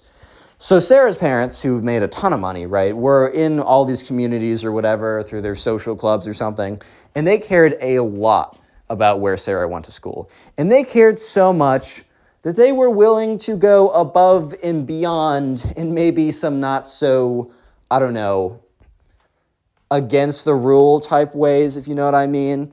So yeah, anyways, SATs were coming up. And I think the last time you can take the SATs or something is like October, or there was some major test, something that was SATs, AP, whatever, honors types, whatever, right? So this happened before you submit your college applications. And basically, Sarah was an okay student. She was smart enough, but these people wanted to get her into, you know, the top United States institutions of whatever, right? You want to be in the top 10. If you're not in the top 10 rankings, then you're trash. What? Something stupid, right? So they wanted to get into a really, really good school. And they met with like Sarah's parents met with like college counselor prep type people. And they looked at Sarah's results and they're like, yeah, dude, I don't know how to break it to you, but your daughter is not getting to Harvard, Stanford, Yale combination type thing with these grades. She'll do fine, but she won't get into that place. But, you know, the parents were not willing to hear that as an answer. So instead of like, I don't know, asking Sarah like, hey, we need you to do something really cool as an extracurricular, or we need like a really banger essay, essentially what they do is they try and cheat her on one of the tests, right? They try and assist her to cheat on one of the tests. And Sarah was totally in the know on this because way after the fact, one of the friends that Ava was... So the reason why we know all these personal details is because one of the friends of Sarah, who used to be a friend of Ava, eventually kind of like realized that she was being stupid and went back to Ava and was like, I'm so sorry. And Ava was like fine with it or whatever. And they became friends and they talked over the summer. So the reason why we know these extra details about what went on here is because Sarah's ex-friend and Ava's ex-friend, now re-friend, told her over the summer, after the school year, everything that went down. So basically, Sarah realized that, okay, my scores and stuff are not that good enough, so they kind of like, Sarah went to her parents, and they figured out a way that she would be able to basically have some other girl who would be given Sarah's ID, who looked kind of like her, but no one really cares that much, no one really checks, and was like a really good college student who was on top of it and worked for an agency that's like, yeah, you pay me $50,000, I'll do whatever you want, like I'll bend my morals. And so sure enough, right, the day of the SATs, Ava's ex-friend, the friend that was used to be, let's call this girl Beth, because whatever, right? So Beth is a girl who told Ava about this. So Beth and all of her friends and Sarah studying for the SATs or whatever test they were taking, right? Super hard. They were studying really hard, and they noticed that Sarah really wasn't studying, right? When they'd have group study sessions or whatever, Sarah would kind of be on her phone the entire time, and they knew that Sarah's parents really wanted her to go to X or Y college that was very difficult to get into. So they kind of would ask her, like, Sarah, what's the word here, bro? Like, what are you doing? And Sarah's like, oh, no, I'm studying a lot at home. I'm just, texting whatever, some guy or something. And eventually, a couple days before, Sarah confided in them that, the reason why she wasn't studying is because she's not even going to be taking the exam. Because I think they asked, like, oh, do you guys want to meet up like an hour before the exam to get like breakfast or whatever and quick review or something? And they're all like, what? And Sarah's like, yeah, basically my parents found someone to take the exam for me. She's really good. She'll score a great score, whatever. And since these girls were like friends with Sarah, but also kind of like sucked up to her, bro, so they couldn't really say anything. That's the funny thing. They kind of trapped themselves into a place where they couldn't say anything because they didn't want to upset Sarah or whatever, right? So they're all like, oh, okay. But obviously they were all kind of mad because they had been spending all this time studying and Sarah would just have someone go in and take the exam. However, not all things, like something like that doesn't always work out seamlessly, right? I mean, we saw with the college cheating scandal or whatever that doesn't matter how much money you have, you still can get caught. This was not related to the college cheating scandal. This was a separate thing. So yeah, basically, Sarah had someone go in for her. They took the exam, but the person who was administrating the exam, after like the exam was handed in, they knew that something was up because the ID really didn't match the person. So after a further investigation, they figured out that Sarah was not the one who took the exam. And this was announced to the school. The score was voided. And Sarah was not allowed to take the SAT whatever tests type thing or something. She was banned from it. She could not take this exam. So not only did she have like on her record that she tried to cheat on it, she just couldn't take it. And all the schools like that wanted it, like all the schools that she wanted, she probably wanted to go to some chiller school or whatever, which I get. All the schools her parents wanted her to get into so that she could brag about it, or no, not that she could brag about it, so that they could brag about it to their friends because they're always competing for the next greatest thing, even though that doesn't really bring them any happiness or fulfillment, right? She could no longer apply to any of them because they needed the test and they would see if they looked into it or she gave a reason, oh, I just can't take the test. Oh, you can't take the test because you cheated? Of course we're not going to accept you. So basically, Sarah got screwed over majorly in this part, right? And because of this, her parents were super freaking mad, which they should have been mad at themselves for even saying that, like, my daughter needs to cheat to get into one of these institutions. Like, if she needs to, is it really that important? But anyways, basically, Sarah was, like, she was literally pulled out of school at this point because, Sarah's parents had multiple houses or whatever, and they basically were like, oh, like, you're taking a gap year now, we're redoing everything, like, whatever. They kind of panicked. And they said, there's no reason for you to still be in school right now. So they literally yank her out 2 weeks after she gets caught cheating. And so it's kind of a weird period where all of Ava's ex-friends, Beth and all those people, no longer have their cult leader, Sarah, to be like, to talk with or to lead them or whatever. And eventually they have a moment of like reflection. And slowly but surely, they all eventually come back to Ava and they're like, look, we messed up, dude. Like, I don't know, the allure of her, I don't know, she was so cool, and we really just let ourselves down, we're sorry. And that was fine. Ava accepted all their apology. Ava kind of meshed together her old friend group that low-key betrayed her and the new friend group. Maybe she shouldn't have done that, but she kind of was like, you know what? We're all graduating. We're all not going to see each other consistently again, like this at least. So why, let's just put this behind us. And Ava actually had a really good end to her high school experience. All the friends got along well. And moral of the story is, one, don't fall for someone because you think that they're cool and you become a jerk yourself. And two, don't cheat. Just don't cheat, bro. You're going to get caught. Spoiled rich kids think that they deserve everything. And when they don't get their way, they'll usually throw a fit. And in this case, by throw a fit, I mean commit frickin' arson, bro. Yeah, this story is absolutely crazy, so buckle up and let's just get right into it. So we're going to call the subscriber who submitted this story Ryan. So anyways, this was going to be Ryan's first time ever going to sleepaway camp. And I don't know if you guys have ever been to sleepaway camp before, but it's almost like a little bit of not a rite of passage, but it's your first time for a lot of kids being out of the house and away from their parents for more than one day. They might have had something like a sleepover before this, but sleepaway camp is kind of like the next level, right? And so anyways, Ryan definitely was going to have a very unique sleepaway experience, as you guys can probably already tell by the title of this video.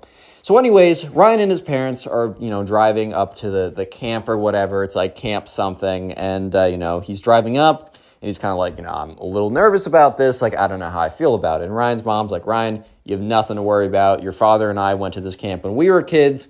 That's actually the first time we met. I mean, basically, Ryan's parents met the first time at the sleepaway camp, and then they didn't see each other for like 6 more years, and then they met again, and then they eventually like got in a relationship. But so it was very special to them, and they were really insistent that their son Ryan go to it as well, because they were both hesitant, but their parents forced them, and they thought it was a great experience, and they want their son to have the same thing. So they drive up, and they get there, and they start walking towards it, and Ryan's parents are reminiscing about the good old days or whatever, and they're like, oh, I remember, oh, the dining hall looks just the same. Like, I remember, like, we met each other and we sat under that tree, like, on our first night, or I don't know, like, stuff like that, right? So Ryan's walking in, and, he's a little nervous, and he's looking at all these, like, families around with, like, you got the parents and their kids, and there's a lot of nervous energy and chatter going on, as you'd expect in the first day of an event like this. So anyways, they walk up to the table, where the person that kind of like the administrates or whatever is like, oh, like, hey, buddy, what's your name? And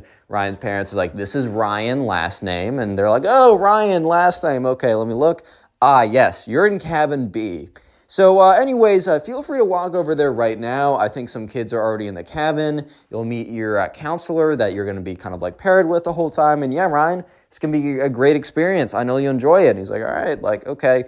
So anyways, Ryan and his parents, they, they're bringing his like backpack or whatever, or a suitcase, going over to the cabins. And, Ryan's dad is like, oh my God, Ryan, like, I totally forgot. They must have renamed it. Like, they used to have different names for these cabins, but this used to be my cabin. Like, that's so awesome, whatever, right? So they go up there, they knock on it, the door's opened, and, sure enough, the camp counselor or the counselor that is, like, with them is like, oh, what's up, dude? Like, you must be Ryan, right? And Ryan's like, yeah. He's like, all right, all the other kids are already here. Come inside. So Ryan walks in with the parents, and he sees all the other kids, like, unpacking their stuff, sitting on the bunk beds or whatever. And the guy's like, all right, Ryan, this is your place right here. So he sits down, and right across from him is a kid that we're going to call Ben.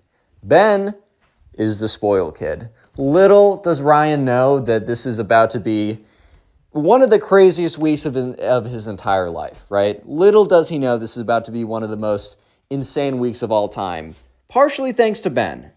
So anyways, Ryan starts introducing himself to all the other kids, and Ryan's parents eventually are like, all right, and we're going to go. So Ryan hugs them goodbye, whatever. And so on the first, like, before, like, because they got there around like 3 or 4 in the afternoon, so it's getting a little bit late, but they're talking with each other. Ryan's starting to get to know the other kids.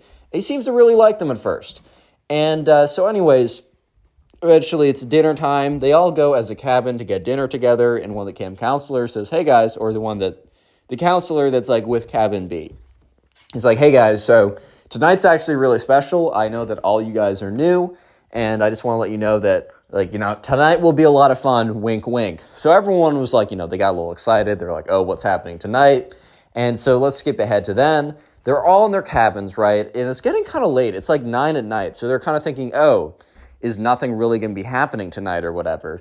And they see the camp counselors like constantly checking his phone. I'm assuming that he's talking to the other camp counselors or other staff members, because it was like a no phones policy except for staff members. And they were set, like, it was like kind of a rule that the staff members could really only be using their phone to communicate with other staff members. They couldn't just be going on like TikTok or Instagram or something like that. So anyways, he sees that, like, Ryan sees that this guy's checking his phone a lot. And that's when Ryan hears a horn from very far away. It's like one of those blow horns that, like, I don't know, you could make. It's not like an industrial horn, but it's one that you'd like blow into and make a really loud noise. And like he hears a faint horn sound in the distance. And the camp counselor is like, all right, guys, that's a signal. Everyone get up. So everyone gets up, and they kind of like, they don't go single file, but they exit the camp cabin in like a group or whatever, and it's dark outside, and they see other groups of kids walking out as well. and the horn is blaring. They hear this horn in the very far distance, and all the groups of like cabins, so cabin A through X, or I don't know how many cabins, right? They're all walking towards the woods. And as they walk closer towards the woods, they see a faint like burning glow, like a faint burning glow inside the woods. And they all get excited, and they hear drum beats like bum, bum, bum, bum. And then there's the horn like a meow, meow, and they all start walking in. It's really cool atmosphere, right? So they're all walking in, and they're just like, they hear the drum beats, whatever. And they see like a big roaring fire, and they're all instructed to sit around it, right? And Ryan already knows that this is going to be something special. So anyways, the leader of like the camp counselor leader, I'm just going to say the president of the camp. I think there's like an actual real name, but we're just say president of the camp. So, she gets up there, and after all the groups are kind of settled around, the drums stop and the horn stops. And she's like, all right, attention everyone. Welcome back to camp. I don't know. We're going to call it Camp Tree. That's a lame name, but okay, whatever. Welcome back to Camp Tree. This is our 223rd or like 115th year, very old camp, whatever. This is our 115th year of operation, and we're commencing the 116th semester, whatever. And everyone cheers, and Ryan's kind of clapping, looking around, like, all right, this is really cool. And the camp president is like, as the recurring kids know, but that we have a tradition every single year. But it's time for me to introduce it to the new kids. I would like to welcome you to not only the 116th year of operation, but this is the 50th year of the Camp Tree Games. And everyone starts cheering, and obviously, Ryan doesn't know what's going on, but he's like, oh, the Camp Tree Games? That sounds pretty cool. And they're like, yeah, since it's the 50th year, that's really prestigious. She's like, I'll go over very quickly. Throughout this week, at certain events, you will be challenged with different activities, and you will be awarded points based on your, the effectiveness of, or how well you complete them. By the end of the week, whoever has the most points as an individual will win the Camp Tree Cup, and you will forever be etched. Your name will forever be etched in the sacred wall or something. And she references there's this wall in where the cafeteria is, and when Ryan went in there, he saw this big wall that has all these names etched into it. And she's like, and especially if you win the 50th, that's a little extra prestige, as 50th is a very, it's more memorable than 42nd or something, right? So she's like, a lot of pressure for who's gonna win this year. And, so Ryan is sitting there, and he's sitting next to Ben, the spoiled kid, right? And the spoiled kid's where Ben's like, dude, I really want to win that. I really, really want to win that, man. I really want to win that. And Ryan's like, yeah, it'd be pretty cool. So Ryan didn't have any expectations of winning it. He honestly was just this is a really cool environment. I'm just happy to be here, bro. But he's like, yeah, obviously if I won, that'd be awesome. But I don't expect it because, I don't know, he's new.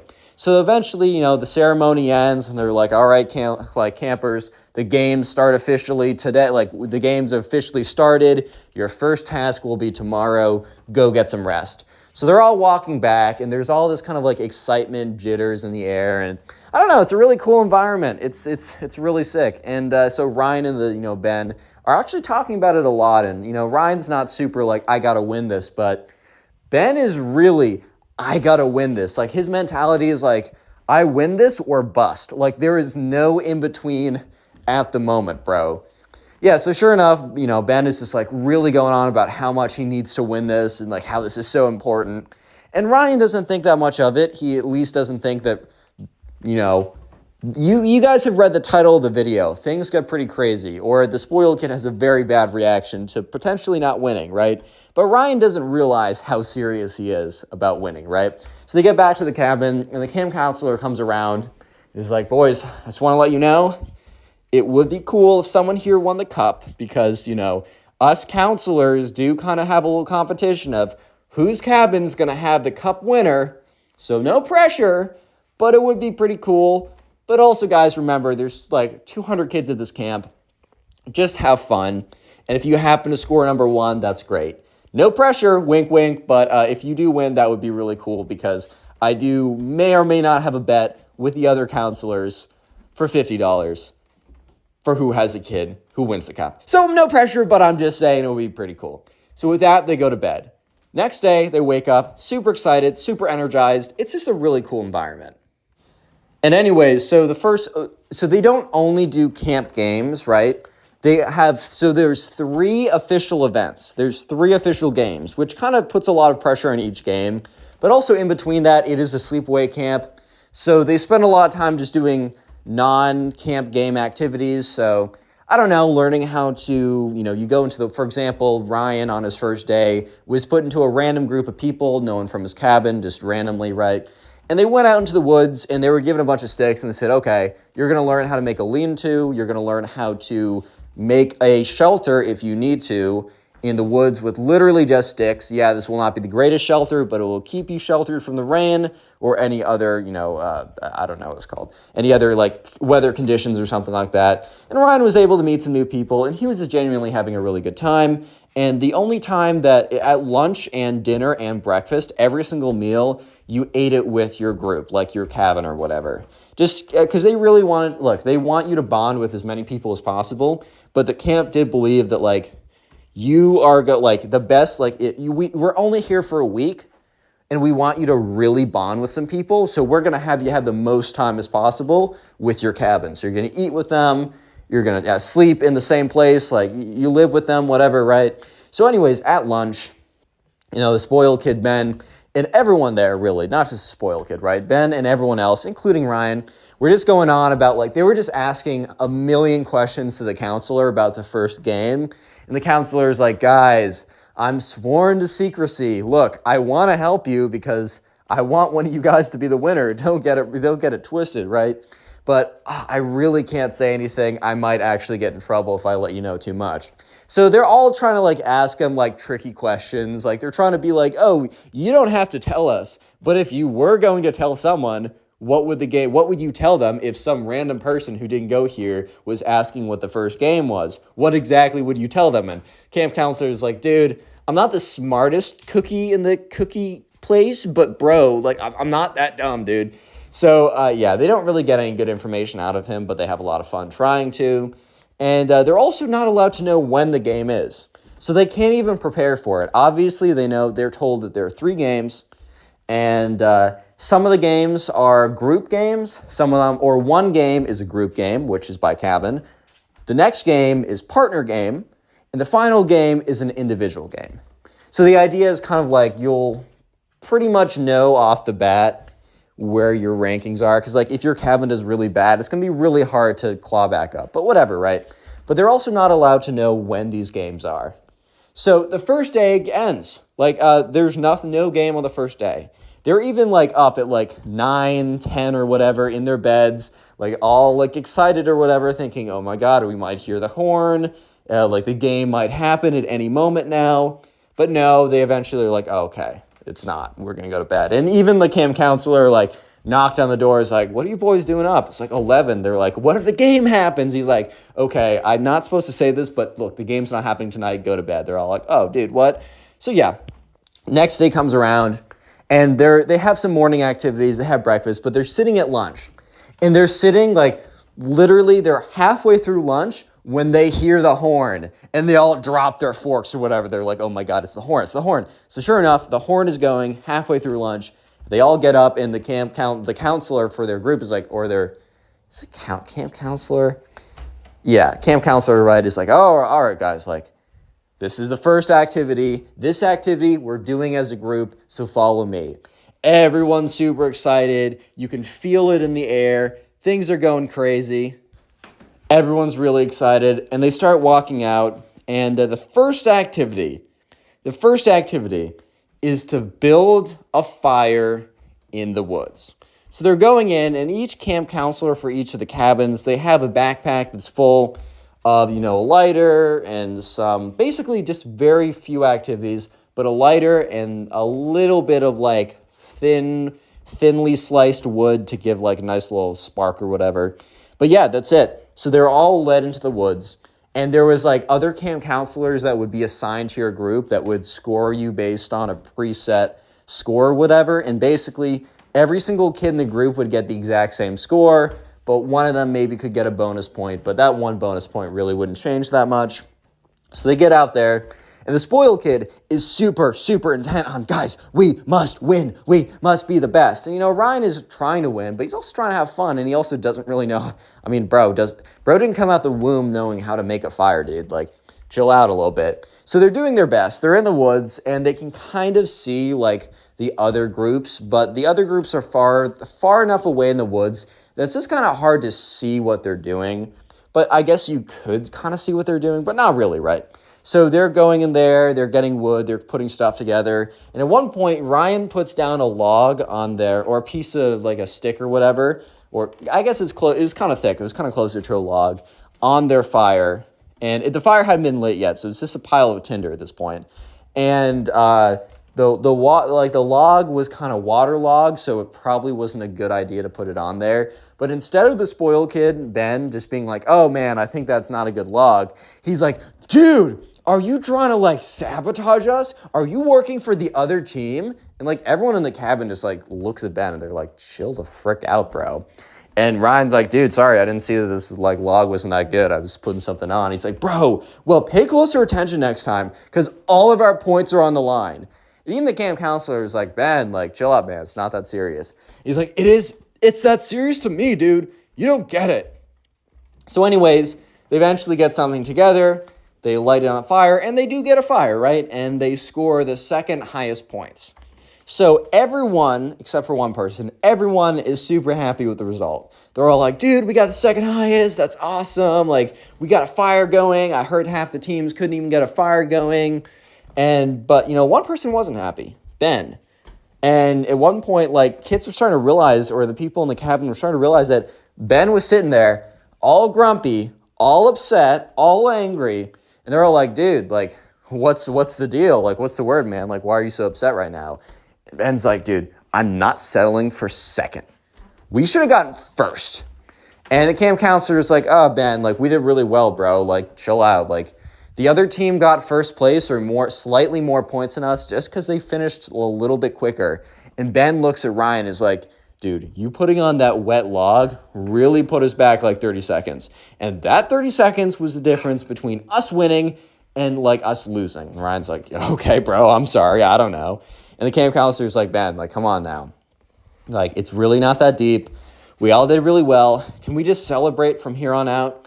And Ben's like, I guess, whatever. If you guys want to celebrate being first loser, then whatever, dude. And, like, Ben literally walks back into his room and, like, shuts the door, which his room is, like, everyone's room, so it's a little awkward or whatever. Camp counselor kind of looks at all the other guys, is like, dude, what's his problem? And they just decide to celebrate because it's a win. It's a win. So anyways, the next day comes around, and it's just more kind of activities, whatever. And for all of Tuesday, once again, it's just kind of their own activity. Like, it's just no games, no camp tree games or anything like that. Nothing that makes, like, points or whatever. And also there's a scoreboard so you can see your name or your points versus everyone else.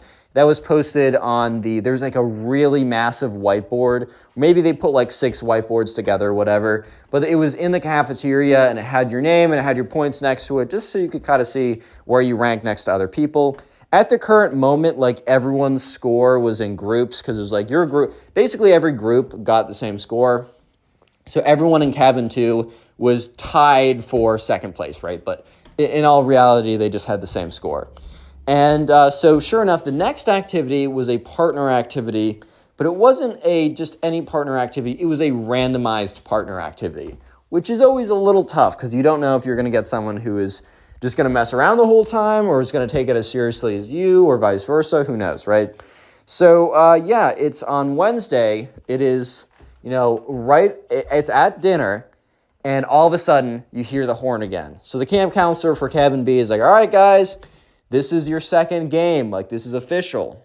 So he says, okay, so you guys have all been assigned with random partners. I have a list right here. I'll tell you, like, where your partner is.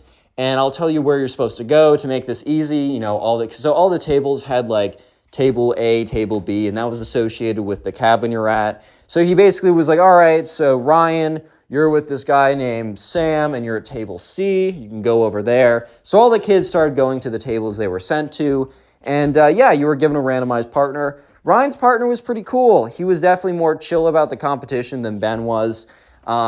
But, whatever, right? So this next competition was that they had to make the best tool possible in the forge, an iron forge. So yeah, this is actually something that I did when I went to sleepaway camp, and it's really cool. It's like you get a piece of like a metal rod, you stick it in something really hot, and then you slam it with a hammer, right? It's really cool, actually. And real quick, if you made it this far into the video, comment tool down below. I'm trying to make my secret words a little bit more tricky now. You can't just comment spoiled in the first 30 seconds. There's this one guy who gets the secret word, no matter what it is, in like literally 30 seconds, and I have no idea how. Also, if you want to listen to this on Spotify, you can. The link is in the pinned comment and description. And if you're listening to this on Spotify, please rate 5 stars. I think it helps. So anyways, the next competition was to make a tools with the iron forge together. And the tools were based on, there's a whole point system where it's like, oh, I don't know, the best, I don't even know, man. It's like the most tool looking or the most effective, a lot of points you could get. And also, the points for this event were double the points you could get for the last event. So it didn't like make the last event completely irrelevant, but anyone who got a low score because your team wasn't good kind of had an opportunity to, I don't know, get a better score, right? So anyways, Ryan and this guy, they were definitely chill about it. I honestly think Ryan took the best route about this whole thing because he was really just there just to have fun. He was there just to chill. He was there just to have a good time, man. And honestly, that's the way it's supposed to be. So him and his partner, Sam will say, they just went in there and like they even said to each other, like, I don't really care what our score is. Let's just make something cool. So they go in there. They're having a lot of fun. They shove the metal in the really hot thing, start slamming it into something cool. And what happens is they make it too thin. They make the metal too thin at one point and it breaks off. And Sam's like, oh, dude, my fault. And Ryan's like, bro, I don't care. Like, this is cool. Like, we just instead of making, like, a hammer, we just made a poker. Like, that's awesome, bro. So, yeah, the person comes over. They're like, oh, look at this. And, yeah, so Ryan and Sam did not get a great score. But Ryan wasn't trying to win anyways. He already won, bro. He had a good time. At the end of the day, like, he knew he wasn't going to get first place because he knew that there's people like Ben who are going to sweat their little butts off to get first place anyways. So he didn't really care, dude. So he had a good time. Anyways, so they start walking back to the cabins. It's nighttime, and they sit in there. And Ben is in this most stink of a mood ever. And after about, like, 30 minutes of, like, aggressive silence from him, you know how, like, some people, like, I don't talk all the time. Like, I do talk when I'm with my friends. But there are definitely times where I'm just, I don't know, I'm either low energy or I just don't have anything to say, but you're just kind of chilling there. And then there's also times when people, that they're in a bad mood, that they're going to make a big stink over something, and their silence almost is like an aggressive silence. I don't know if you guys can relate to that. Comment if you can. But anyways, so he's just like 30 minutes of aggressive silence, making little grunts, whatever, right? Having this big angry face or something. And so eventually he speaks up. He's like, I got robbed. And everyone's like, what? He's like, I got the worst partner ever. He didn't take the game seriously at all. And he started to like tear up a little bit. He's like, I'm not going to win this. And so the camp counselor comes in. He's like, hey, bud, like, look, this happens. Like, it's randomized. You can't choose who got like a partner, right? You can't choose that. However, I'm not supposed to tell you guys details about all these things. I'll let you know a little something to make you guys feel better. For any of you guys who didn't do too well today, and just so you know, the next games, I can't tell you when they are, but they are single person. So it's only you. Your score will depend on your abilities alone.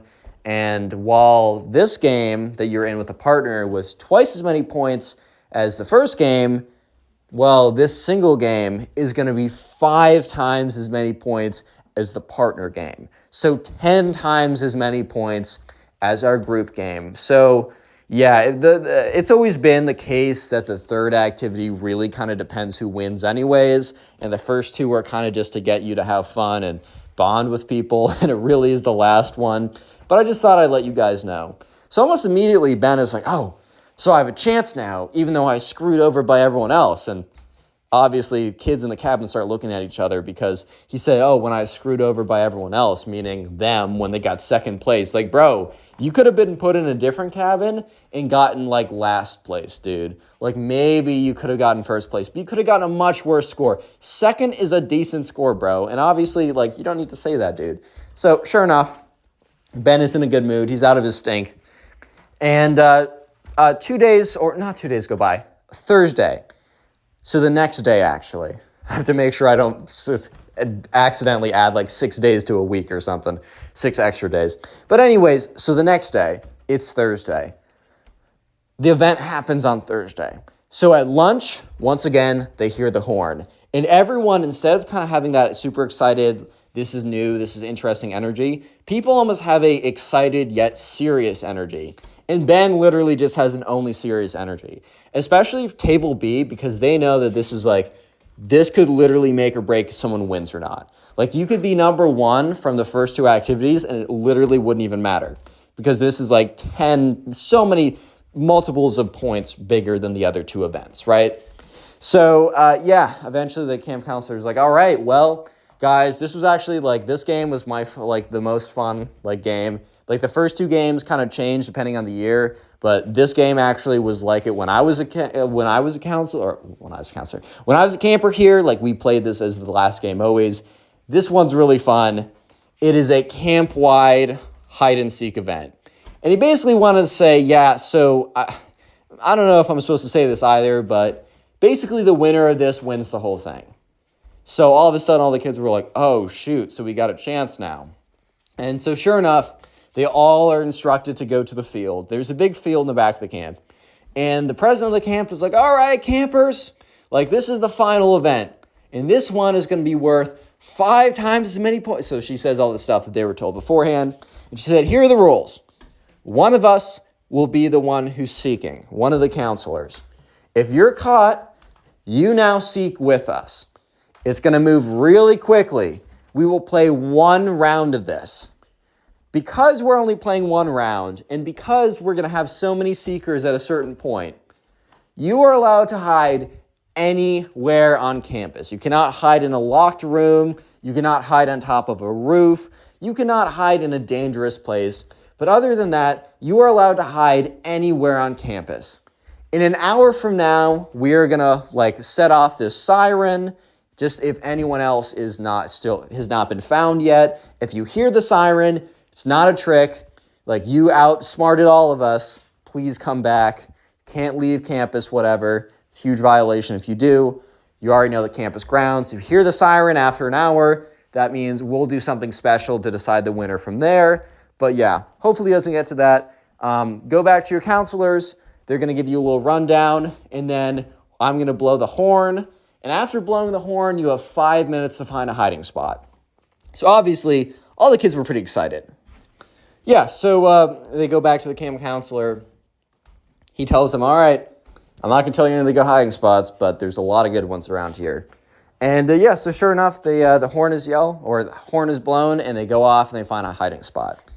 And so they're not grouping up, it's all individual. Ryan finds an okay hiding spot. Like he knows he's not going to win the game, but it'll be okay.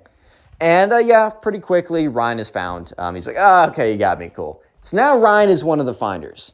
And so it's Ryan and this other kid have kind of like grouped up together and they're going to go around finding people, and they do.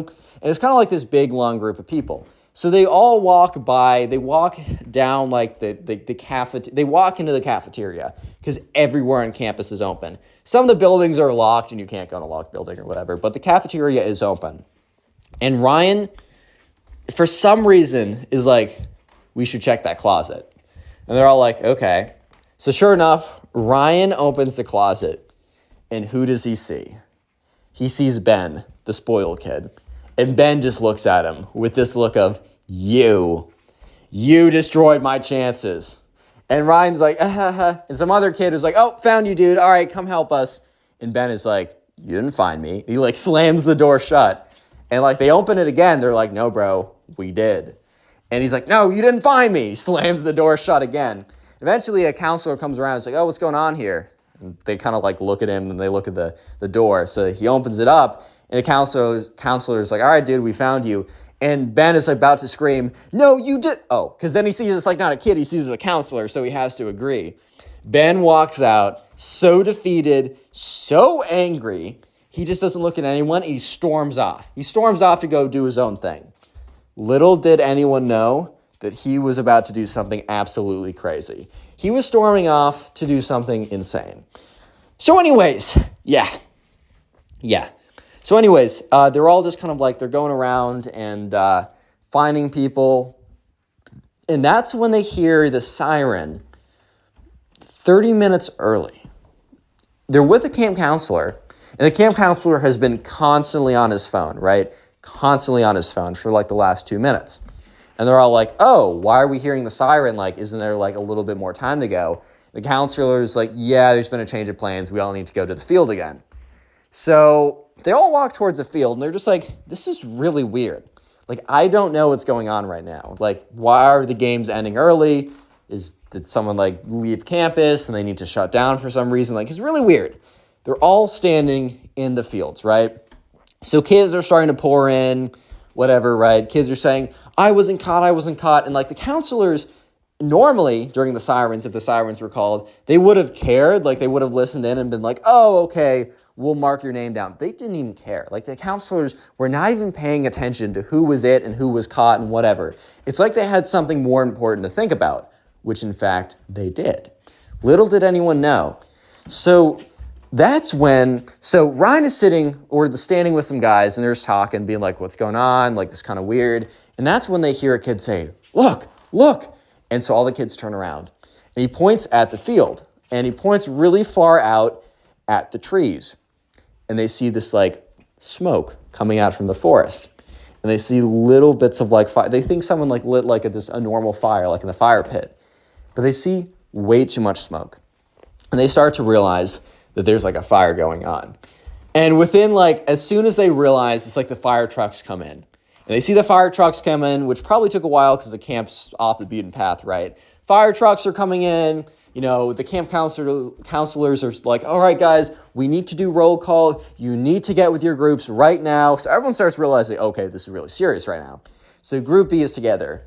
There's one kid who's missing from group B, and it is Ben. And so the camp counselor for group B is like, calls up like the staff or whatever. It's like, you guys need to come down here. We're missing a kid.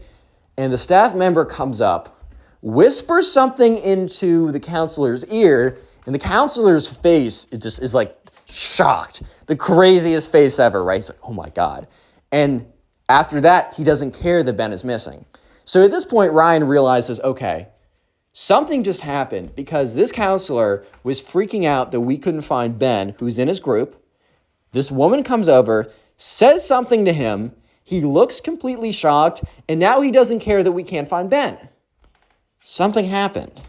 So later that night, every kid is picked up. All the parents are grumpy or angry that they have to come a day early because they have to change their plans. The fire was spreading a little bit, but thankfully only 1 or 2 buildings got hit. I think one of the cabins got hit. A lot of trees took damage, but the fire department was able to get in there just in time. Before Ryan left, do you remember his friend Sam? So his friend Sam and I were chilling, Ryan was chilling with some other guys, and his friend Sam came up to him because they were all sitting in the cafeteria, whatever, waiting to be picked up. And Sam's like, dude, you're not going to believe this. So Sam goes on to tell him that through other people and through various reasons, he learned what happened. Basically, Ben, the spoiled kid, was so unbelievably angry that he did not win the number 1 place, that he did not win the cup, Camp Tree Cup or whatever, that he went into the kitchen and he found all the lighters, lighter fluid, everything flammable, anything to make a big middle finger to the camp, basically. Got all the lighting supplies, went into the woods and just doused everything with as much flammable stuff as possible, started lighting stuff on fire, and honestly would have gone on a tear through the entire woods, through all the buildings.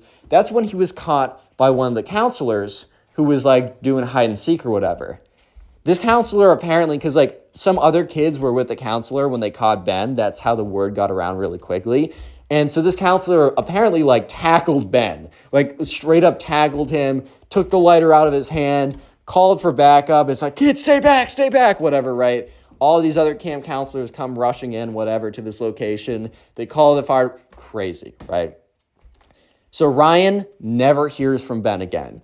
Ryan goes back the next year because he loved his experience up until that. And apparently all the kids who went that year got like a bit of a, if you want to come back, we'll give you 10% off type deal. So his parents were like, okay, sure. Maybe there's not going to be another arsonist kid who shows up this time if we're lucky. But Ben obviously was not invited back. But the legend of Ben, the kid who got so mad that he tried to burn down the camp, lives on till this day. Spoiled brats think that the world revolves around them. So it's honestly not a surprise that in this story time, the entitled rich kid tries to make the subscriber's birthday all about himself and only ends up ruining the entire party. This is pretty crazy, so let's just jump right into it. So we're going to call the subscriber who submitted this story Brody, right? So anyways, it was Brody's birthday, and one thing that happens at Brody's school is if any kid there has a birthday party, they must invite every kid in the class. I know this was actually true for my middle school and when I was in like kindergarten through, I don't know, 8th grade probably. But the thing is, the way that they see it is like they don't want some kids to feel left out. It's a little kind of a bit of it like encroaching on your own ability to pick and choose because it's like, I'm doing this on my own private time. Can I not at least choose the people at my own birthday party? But I kind of do understand where the school is coming from. However you feel about it doesn't matter because either way, Brody had to invite everybody. So there was a spoiled kid in Brody's class. There were maybe a few, but there was one that was really, really bad. And we're just going to call him the spoiled kid. And like every other spoiled kid, he kind of believed that the world was meant to revolve around him. The world did not revolve around the sun. No, that is incorrect. It revolves around the spoiled kid, in fact. I just want to get your facts straight a little bit. So sure enough, the spoiled kid has to be invited to Brody's birthday party as well. So let's jump ahead to the day of the birthday party. So Brody has a really cool birthday party planned. So there's a local mall that is close to everyone who goes to Brody's school, and that mall is pretty well known for putting on pretty good birthdays. So they have a laser tag event, they'll give you pizza, they'll facilitate a really cool birthday party. So anyways, at 3 p.m. on a Saturday, is the time for Brody's birthday party. Brody and his mom get there a little bit early so that they can set up and make sure everything is ready. So they get there and people start arriving around 3. So the kids and the moms, they all start to show up and Brody sees some of his close friends. We'll say Ben and Tyler, right? They show up. So Brody's really excited. He kind of like pairs off with them. And like, since everyone in his grade is going to be there, Brody knows he doesn't need to talk to everyone or be super like involved with everyone since they're going to be able to pair off with their friends anyways.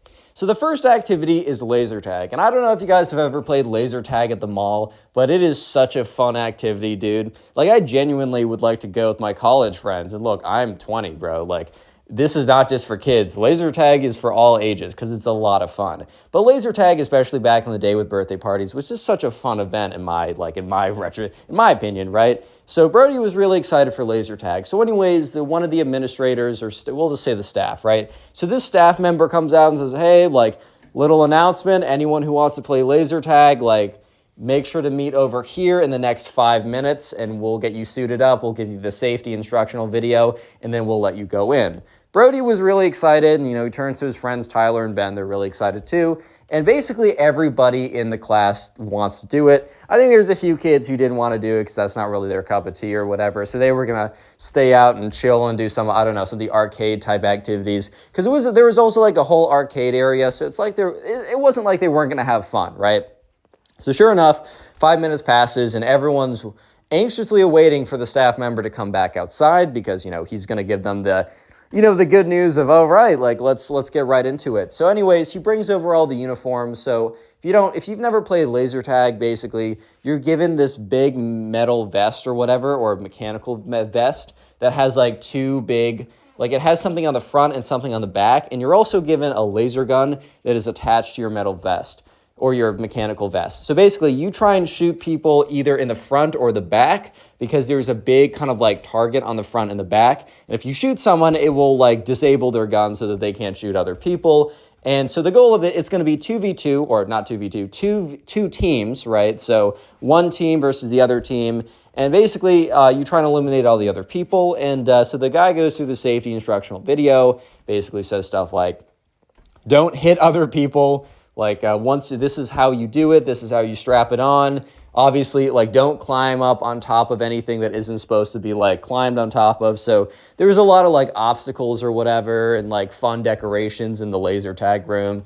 He basically just said, like, dude, don't climb all over our stuff, please. Like, come on now. And yeah, so that was it, and they were let in. So the spoiled kid and Brody were on two different teams. And Brody definitely wanted to win because, I don't know, like, everyone wants to win a laser tag. But the spoiled kid wanted to win at just the whole new level. Like, the spoiled kid was willing to just go and, like, he wanted to win. And since, you know, the whole world revolves around the spoiled kid, obviously, you know, he wasn't going to let anything stop him from, like, from winning, right? Nothing was going to stop this kid from winning. So sure enough, right, they go in there, and first round, they're having a lot of fun, and the spoiled kid is going very sweaty, trying his very hardest to, like, dodge bullets and shoot people down. I mean, everyone is. You can't really blame the spoiled kid on this. But basically, the spoiled kid gets shot in, like, his little vest thing. So his vest lights up, and then his laser gun stops working. And the spoiled kid's like, that wasn't fair. And the kid who, like, shot him was like, dude, what do you mean that wasn't fair? He's like, I wasn't ready. Which, like, bro, what do you mean you weren't ready? Of course you weren't ready. That's the whole point. Like, they got you when you weren't seeing it coming, or you just weren't prepared. If you were prepared, the person wouldn't have gotten you. That's the whole point of the game, dude. But yeah, so sure enough, the spoiled kid starts, like, yelling or whatever, and most kids aren't even paying attention to this, but, you know, Brody, the subscriber, is aware of this, because I feel like Brody, as, like, the guest, or he's not the guest, the host of his party, he's always, like, a little bit more aware of how things are going, how people are talking with each other, stuff along those lines, right? So yeah, he kind of notices all of this, even though most people don't. The thing is, though, the spoiled kid, right, he is starting to get really upset. Like, he's like, I wasn't ready. I demand a redo. Like, this is unacceptable. So the spoiled kid walks up to the staff member who's in there just to make sure everything's going normally. And the kids go back to playing, right?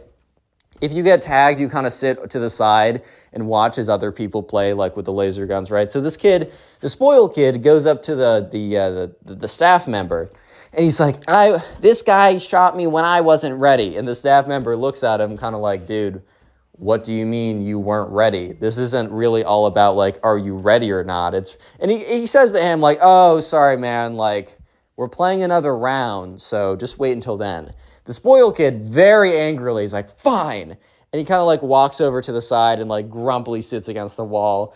And it's like, dude, like, chill out. It's literally laser tag. And it's not even, like, the one game and you're done. You have multiple more rounds to go. I don't know, man. Next time, just do better. Just don't get shot, bro. Like, I don't know. Is it really that hard? So sure enough, eventually, there's a winning team.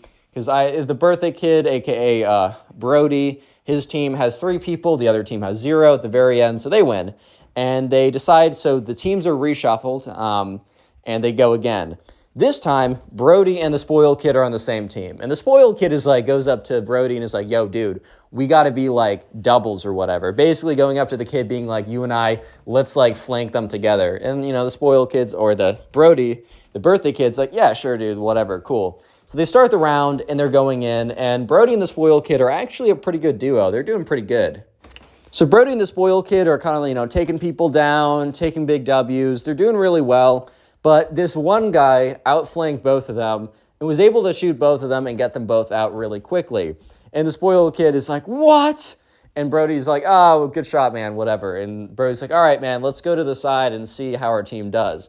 And the spoiled kid is like, no, I'm not doing that, man. That guy was obviously cheating. And Brody's like, what? And the spoiled kid's like, yeah, he was like hacking IRL. And Brody's like, dude, what do you mean hacking IRL? Like, how does someone hack IRL? Like, isn't that just called cheating? Like, I just don't understand where you're coming from here.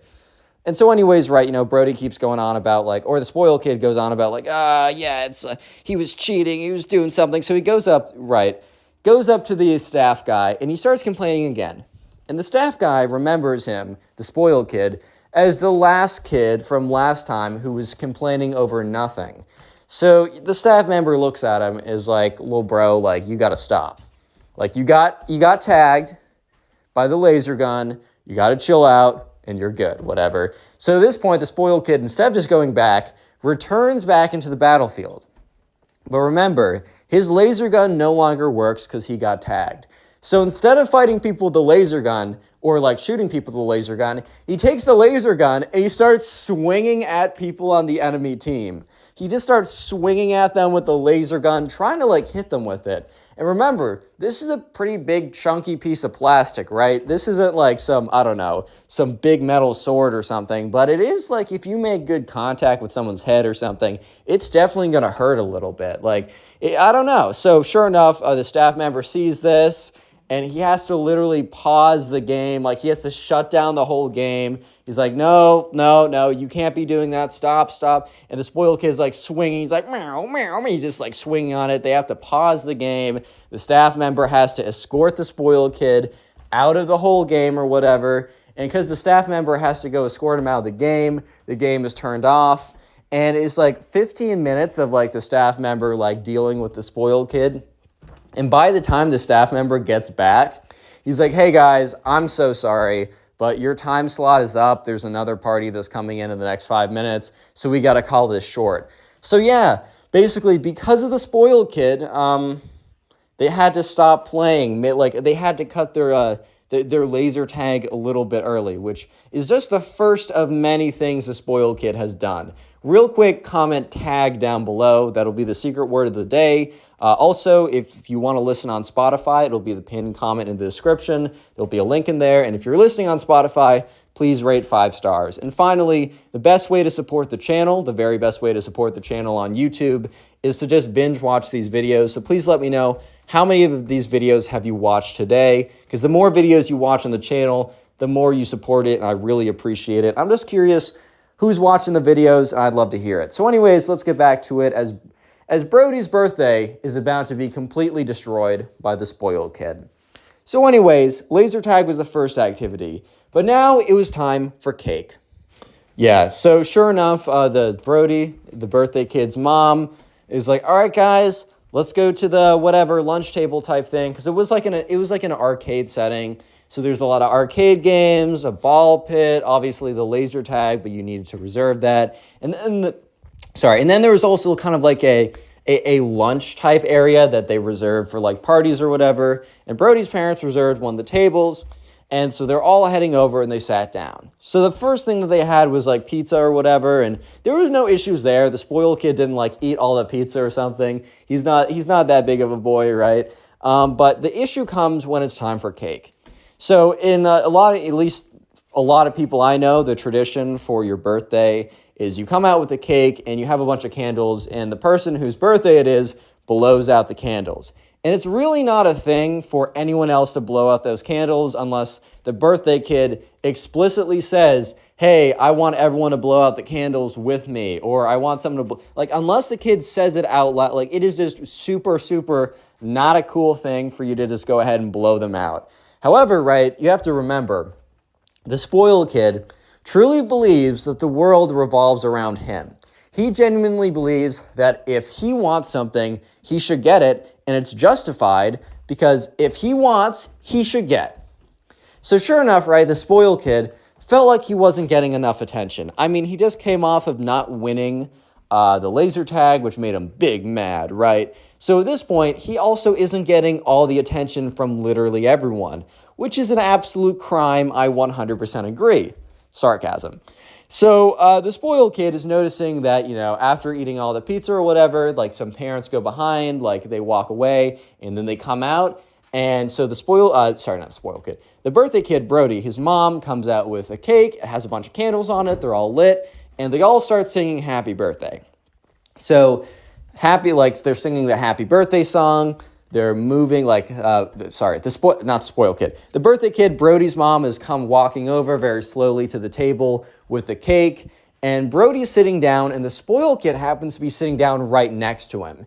So Brody's mom puts the cake on the table, and the idea is at the end of singing happy birthday, Brody, as the birthday kid, is going to be the one who blows out the candles. But right before the song ends, the spoiled kid is like, blows out all the candles. And literally everyone goes dead silent. They don't even finish the song. They just go dead silent. It's a super awkward situation. I really don't know what went through the spoiled kid's mind. I think he was like, oh my God, I'm not getting all the attention at this very second. This is unacceptable. I must get all the attention always. So he decided that he wanted to be the one who blew out the candles. So yeah, the spoiled kid's mom sees this and is like, oh no, dude. Because look, everyone knows that you don't blow out someone else's candles, bro. That's the worst thing you can do. I'm sure there's worse things, but you know what I mean. Not a great thing to do. So, Brody doesn't take it that, he doesn't, take it that personally. He doesn't really care that much. He's like, okay, well, I kind of wanted to blow the candles out, but whatever, I guess, right? I'll just have some of the cake, right? It's cool. It's whatever. But so the spoiled kid's mom, immediately after the spoiled kid, after 20 seconds of an awkward silence, after he blows out the candles, comes over and the spoiled kid mom grabs him by the scruff of his shirt or whatever and drags him out to another room, a private room to go talk with him or something, to give him a little bit of a talk because he needs a little bit of a talking to right now. So the spoiled kid was out of the picture for a little bit. So they're all having cake or whatever, and the spoiled kid's mom eventually walks back into the room. But the spoiled kid does not walk back into the room with her.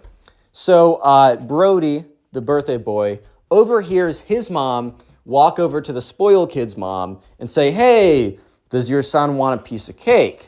We can walk, where is he? And the spoiled kid's mom says, oh, he's in a timeout right now. I'm so sorry for what my son did, stuff like that, right? I'm sorry, I feel really bad. He will not be getting any cake. He will not be rewarded for such bad behavior, stuff like that. And Brody's mom was like, oh, okay. Brody's mom was not going to push back on this because I think Brody's mom 100% agreed that it is totally not okay behavior to blow out someone else's candles. And yeah, maybe I don't think she really wanted to give the spoiled kid any cake, but I think she felt like she kind of needed to just out of I don't know, out of common courtesy or whatever. So yeah, anyways, the spoiled kid is not done. You guys might be thinking, oh, the spoiled kid, destroyed the laser tag game. He blew out the candles. That's pretty bad. Nope. The spoiled kid is not done yet because while he was put in a quote unquote timeout, that basically meant that the spoiled kid had free reign to go wherever he wanted and do whatever damage that he wanted. Because the spoiled kid's mom was not staying in there when he was in the quote-unquote timeout. She came back. And yeah, that was about to be a pretty big mistake by her. So sure enough, after cake, it's time to open the presents. And so anyways, when people first arrived at 3 on that Saturday, there was a big table right in the front of the room that said Brody's party, put presents here, whatever. So all the people went over there and that's where they put the presents. So the whole idea was after cake, everyone was going to walk back into the main arcade type area and they were going to watch as Brody went through and opened up all the presents. I know at least for a lot of birthday parties that, I went to and even my own back in 4th, 5th grade or whatever, I would never have this section. People would bring presents sometimes, but I wouldn't open them in front of them because I feel like if you don't, you either have to give everyone the same reaction or no reaction. Because I kind of feel like when you're opening presents in front of people, if you're oh, thanks, and then you're oh my God, thank you to a different one, you just make the people feel bad. And so it was just so much easier just to not open presents in front of people. But a lot of people do it either way. So anyways, the plan was for Brody to go in and open up all the presents. However, the spoiled kid, who has ruined everything up until this point, has also ruined this. So anyways, everyone's kind of done eating their cake. So, Brody's mom says, all right, guys, let's get up and let's go into the arcade room so we can open some presents. And by we, she meant they can watch her son open presents, as that's how it normally goes. Why would anyone else besides him open the presents? Hint, hint. So anyways, they all walk in. And when they walk in, they see a crazy sight in front of them. They see something that they were not expecting. Basically, this is the spoiled kid's revenge. So they walk into the arcade room, and instead of seeing a big pile of wrapped presents, they see a massive pile of shredded wrapping paper on the floor. And they see all these like presents like all over the place, unwrapped. Some of them have literally been opened up and played with. And sure enough, the spoiled kid is sitting right in the middle of all this chaos. So basically what happened is when the spoiled kid was put on a quote-unquote timeout, instead of just sitting there, he decided to wander around, and he saw a big table full of presents that he did know were for Brody. And he was like, you know what? I'm bored, and the world revolves around me, so I'm just going to open up all these presents as if these were my presents to open up in the first place. Yeah, I'm not even kidding right now. So sure enough, the spoiled kid had opened up every single present and had actually like not just like unwrapped them, had literally broken the plastic off of. He was building some Legos when they came in there. And at that point, the spoiled kid's mom was like, oh my God, like Jeremy, let's call the spoiled kid Jeremy, like Jeremy, what have you done? And obviously like Brody, the subscriber, is pretty disappointed. He's like, dude, what? Because like, the presents you get are cool, but honestly, such a big part of the present, like the joy of it, is the anticipation as you're opening it up. Like that's sometimes better than the present itself, I'm not gonna lie. So the spoiled kid basically stole that from him. The spoiled kid at this point has stolen the laser tag, stolen blowing out the candles, and stolen the joy of opening the presents. So the spoiled kid's mom grabs him, goes up to the Brody's mom, and is like, you apologize to Brody and his mom right now. And the spoiled kid's like, I'm sorry for, I don't know. He gives some like really trash apology. And she's like, I'm so sorry. I'm going to take my son out of here and punish him or something. So yeah, the spoiled kid's mom, I'm sure, quote unquote, punishes him by saying, that was very bad. Okay, here's some ice cream. Just give some like trash punishment, because if she was a good parent in the first place, stuff like this just wouldn't be happening, bro. That's all I'm trying to say. So yeah, the spoiled kid is escorted out of there. You know, it was just kind of Brody and all the other people. Like the parents were like, oh, we're so sorry this happened. And Brody's like, no, it's fine. Can you guys just tell me who gave what? Because now I don't know. So what ended up happening was, it was almost like a little, they recovered a little bit. So basically, each kid would run into the pile of opened presents, and they would go and like, Brody would turn around with his eyes closed. So the kids would run in, they would grab their present for Brody, and then they would like walk over and hand it to him. So there was still a little bit of a surprise factor. So yeah, shout out to Brody's mom for kind of saving the birthday at the end. And also, moral of the story is don't be a spoiled kid, dude. Look, if you have a sibling, you may find them annoying sometimes. But hey, at least they won't try and sell your cherished pet behind your back like the siblings in today's story did. This is quite a crazy one, so strap in and let's just jump right into it. So we're going to call the subscriber who submitted today's story Sebastian. So anyways, Sebastian was the older of one of two siblings. So we had a younger brother. Sebastian was 18 and his younger brother was 16. Sebastian was a senior in high school. His younger brother was a sophomore in high school, and they both lived with their parents. This story all happened over the course of like a couple weeks, but all started one day when Sebastian was going out to see his friends and he was leaving for the weekend. At this time, Sebastian's brother, we're going to call Sebastian's brother Ben for the rest of this video. So Sebastian and Ben's parents were gone on a very long kind of vacation, whatever. Basically, Sebastian and Ben's parents their relationship was kind of rocky for a little bit. And they've just gotten it back together, and they wanted to kind of just have basically another honeymoon, like 20 years into their relationship, to kind of try and rekindle things. And so they were gone for many, many weeks. They trusted Sebastian to be the good older brother to take care of his younger brother Ben and to make sure that the house was in order. However, they were also okay with Sebastian going out for a little bit and seeing his friends. So Sebastian went over to his friend's house one night. More context. Sebastian and Ben and his family, they have a dog. However, it really is Sebastian's dog, because Sebastian, many years ago, for his birthday, really wanted to have a dog, and his parents were not really looking for a dog in their life. They had a lot of responsibilities already. They were stretched pretty thin between their two kids. But they said to Sebastian, "We will get you this dog as long as you promise that it will be your responsibility." Sebastian, got the dog for his birthday. It was kind of the family dog, but it really was Sebastian's dog, which makes what the younger brother is going to do even worse. You guys kind of have a hint by the title, but let's jump into the story with all that important context given. So this all happened one weekend. Sebastian was heading out just for one night to go see his friend who lived in another town. So Sebastian was getting his stuff together, and he saw his brother was in his room on the computer, whatever. So Sebastian walks by, he's like, "Hey, bro, I'm going out tonight." And, Ben's like, "Yeah, dude, I know you're going out." And Sebastian's like, "All right, well, make sure to feed the dog, make sure to lock up. There's food in the fridge, just heat it up on, like, the oven or microwave or whatever. And if you need anything, you got my number." And Ben's like, "Dude, don't worry. I'm only 2 years younger than you. Like, you don't need to worry about me. Thank you, but have a good night." And, Sebastian's like, "All right, word, cool, whatever." Sebastian gets in his car, and he drives off to go see his friend. Sebastian has a good time seeing his friend, but that's kind of irrelevant to the situation, as Sebastian comes back and, drives back into the house, and he opens up the door. He also sees that the second car that they left there was missing, and that basically means that, probably Ben was out of the house. So Ben would go sometimes take like one of the cars that they had in their driveway, go to the mall, go see his friends. So it wasn't really surprising to see Ben leave randomly.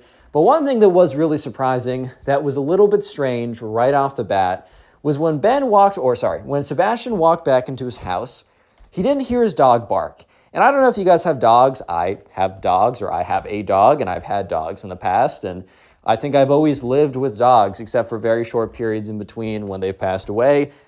In every single case, when the door is open, the dog comes running down, barking, saying hello. It's always a very, very powerful greeting. One of the reasons why I love dogs so much is no one will give you, and I mean no one, will give you the same unconditional excitement to see you coming home. You got a girlfriend, boyfriend, partner, mother, father. They might love you more because they have more emotional capacity to love you, but they are not going to have the same level of blind enthusiasm to see you every single day. So Sebastian was a little bit taken aback by the fact that when he opened the door, no one came running to him to say hello. So he thought, okay, well, my dog is probably sleeping. So Sebastian kind of walks in the house, he puts his stuff away, and after just being there for about 30 minutes, it just feels really weird. So he starts going around the house, yelling the dog's name. We're going to call the dog Teddy, because that was one of my old dog's names. So he's like, "Teddy," like, "Teddy, Teddy." And after going throughout the entire house, Teddy's nowhere to be found. Looks in all the sleeping spaces. Teddy sometimes sleeps in specific little corners or whatever. Teddy is nowhere to be found. So Sebastian is starting to get a little bit nervous. And he's kind of looking all around. And that's when he hears the door open. It's Ben. Ben is coming back from doing whatever Ben is doing. Sebastian was pretty sure that Ben was going out to go see his friend. Little did he know that Ben was doing something a little bit more nefarious. So when Ben walks through the door, Sebastian immediately says, "Do you know where Teddy is?" And Ben looks a little taken aback. He's like, "What do you mean? Is Teddy not here?" And, Sebastian's like, "No. When I came back, he didn't greet me at the door, so I just thought he was asleep, and after a while, I decided to look around for him. I looked all over the house, and he's not here." So Ben's like, "Oh, well, maybe he's in the house, and you just didn't see him." And Sebastian's like, maybe I don't know, do you want to help me look?" And Ben's like, "Sure." So Ben Sebastian was so worried about where his dog was that he wasn't picking up the slight signals that Ben was being a little weird, that Ben was just being a little strange and awkward and uncomfortable. He didn't put two and two together, because why would you? Anyways, so, they're walking around the house, and Sebastian's like, Teddy, where are you? Right? I mean, this is his beloved dog, dude. I would be really, really concerned and sad and frightened and all that stuff if I came home and my dog was gone and she was supposed to be here, right? So they're going around yelling, Teddy, where are you, whatever. And by the end of it, after about 20 minutes later, Sebastian kind of comes to the conclusion, Teddy's not in this house. So at this point, they think, like, Ben's like, well, maybe, I don't know, Teddy escaped somehow. Like, I don't know how, but maybe he did. And so Sebastian's like, I don't know how that's possible, but that's like the only thing that makes sense. So they start walking around the neighborhood, or they're driving around the neighborhood, and Sebastian's like, I'm going to keep driving. How about you get out and you start walking around? And Ben, who really does know the truth here, is like, oh, okay, sure. And obviously Ben doesn't put the same effort into it because he knows exactly where Teddy is. Because he just sold Teddy to someone in their, not their neighborhood, but someone who lives near them because he wanted some money. Yup, I'm not even kidding you. But here's the thing, Sebastian doesn't know this yet, and all the truth will be revealed shortly. So anyways, after about 3 to 4 hours of driving around, Sebastian is completely distraught, but he also feels extremely defeated. So he goes back home, and at this point he realizes, okay, I got to be efficient about this. I got to be quick about this. If you guys have ever watched, I don't know, those like TV shows or dramas of like when someone goes missing, you know, the first 24 hours is the most important. Obviously, that's a different situation, but definitely like the longer you wait, the less likely it applies to dogs too. Like the longer you wait to go find them, the less likely you are to find the dog after like a week than you are on the first day. This is kind of how it goes for a bunch of reasons. So at this point, Sebastian goes back home, and he already sees Ben is back, which is fine. Like, it is a family dog, but it's definitely more Sebastian's dog. But it's just interesting that Ben didn't put in the same effort that Sebastian did. At least that's interesting in Sebastian's POV, who doesn't have all the details like we do right now. So what Sebastian does next is actually what reveals the truth to him, and he doesn't even realize that it's coming, right? So they have a family computer. So they both have like phones, and they have access to cars, right? They actually have 3 cars between them. So the parents took one for their long trip or whatever. And then each Sebastian and Ben had a car. They were kind of not that great of cars, but bro, when I give my kids, if I give my kids cars, if it has a brake that works and it goes from A to B, then it's a car, my friend. I'm not getting you anything fancy.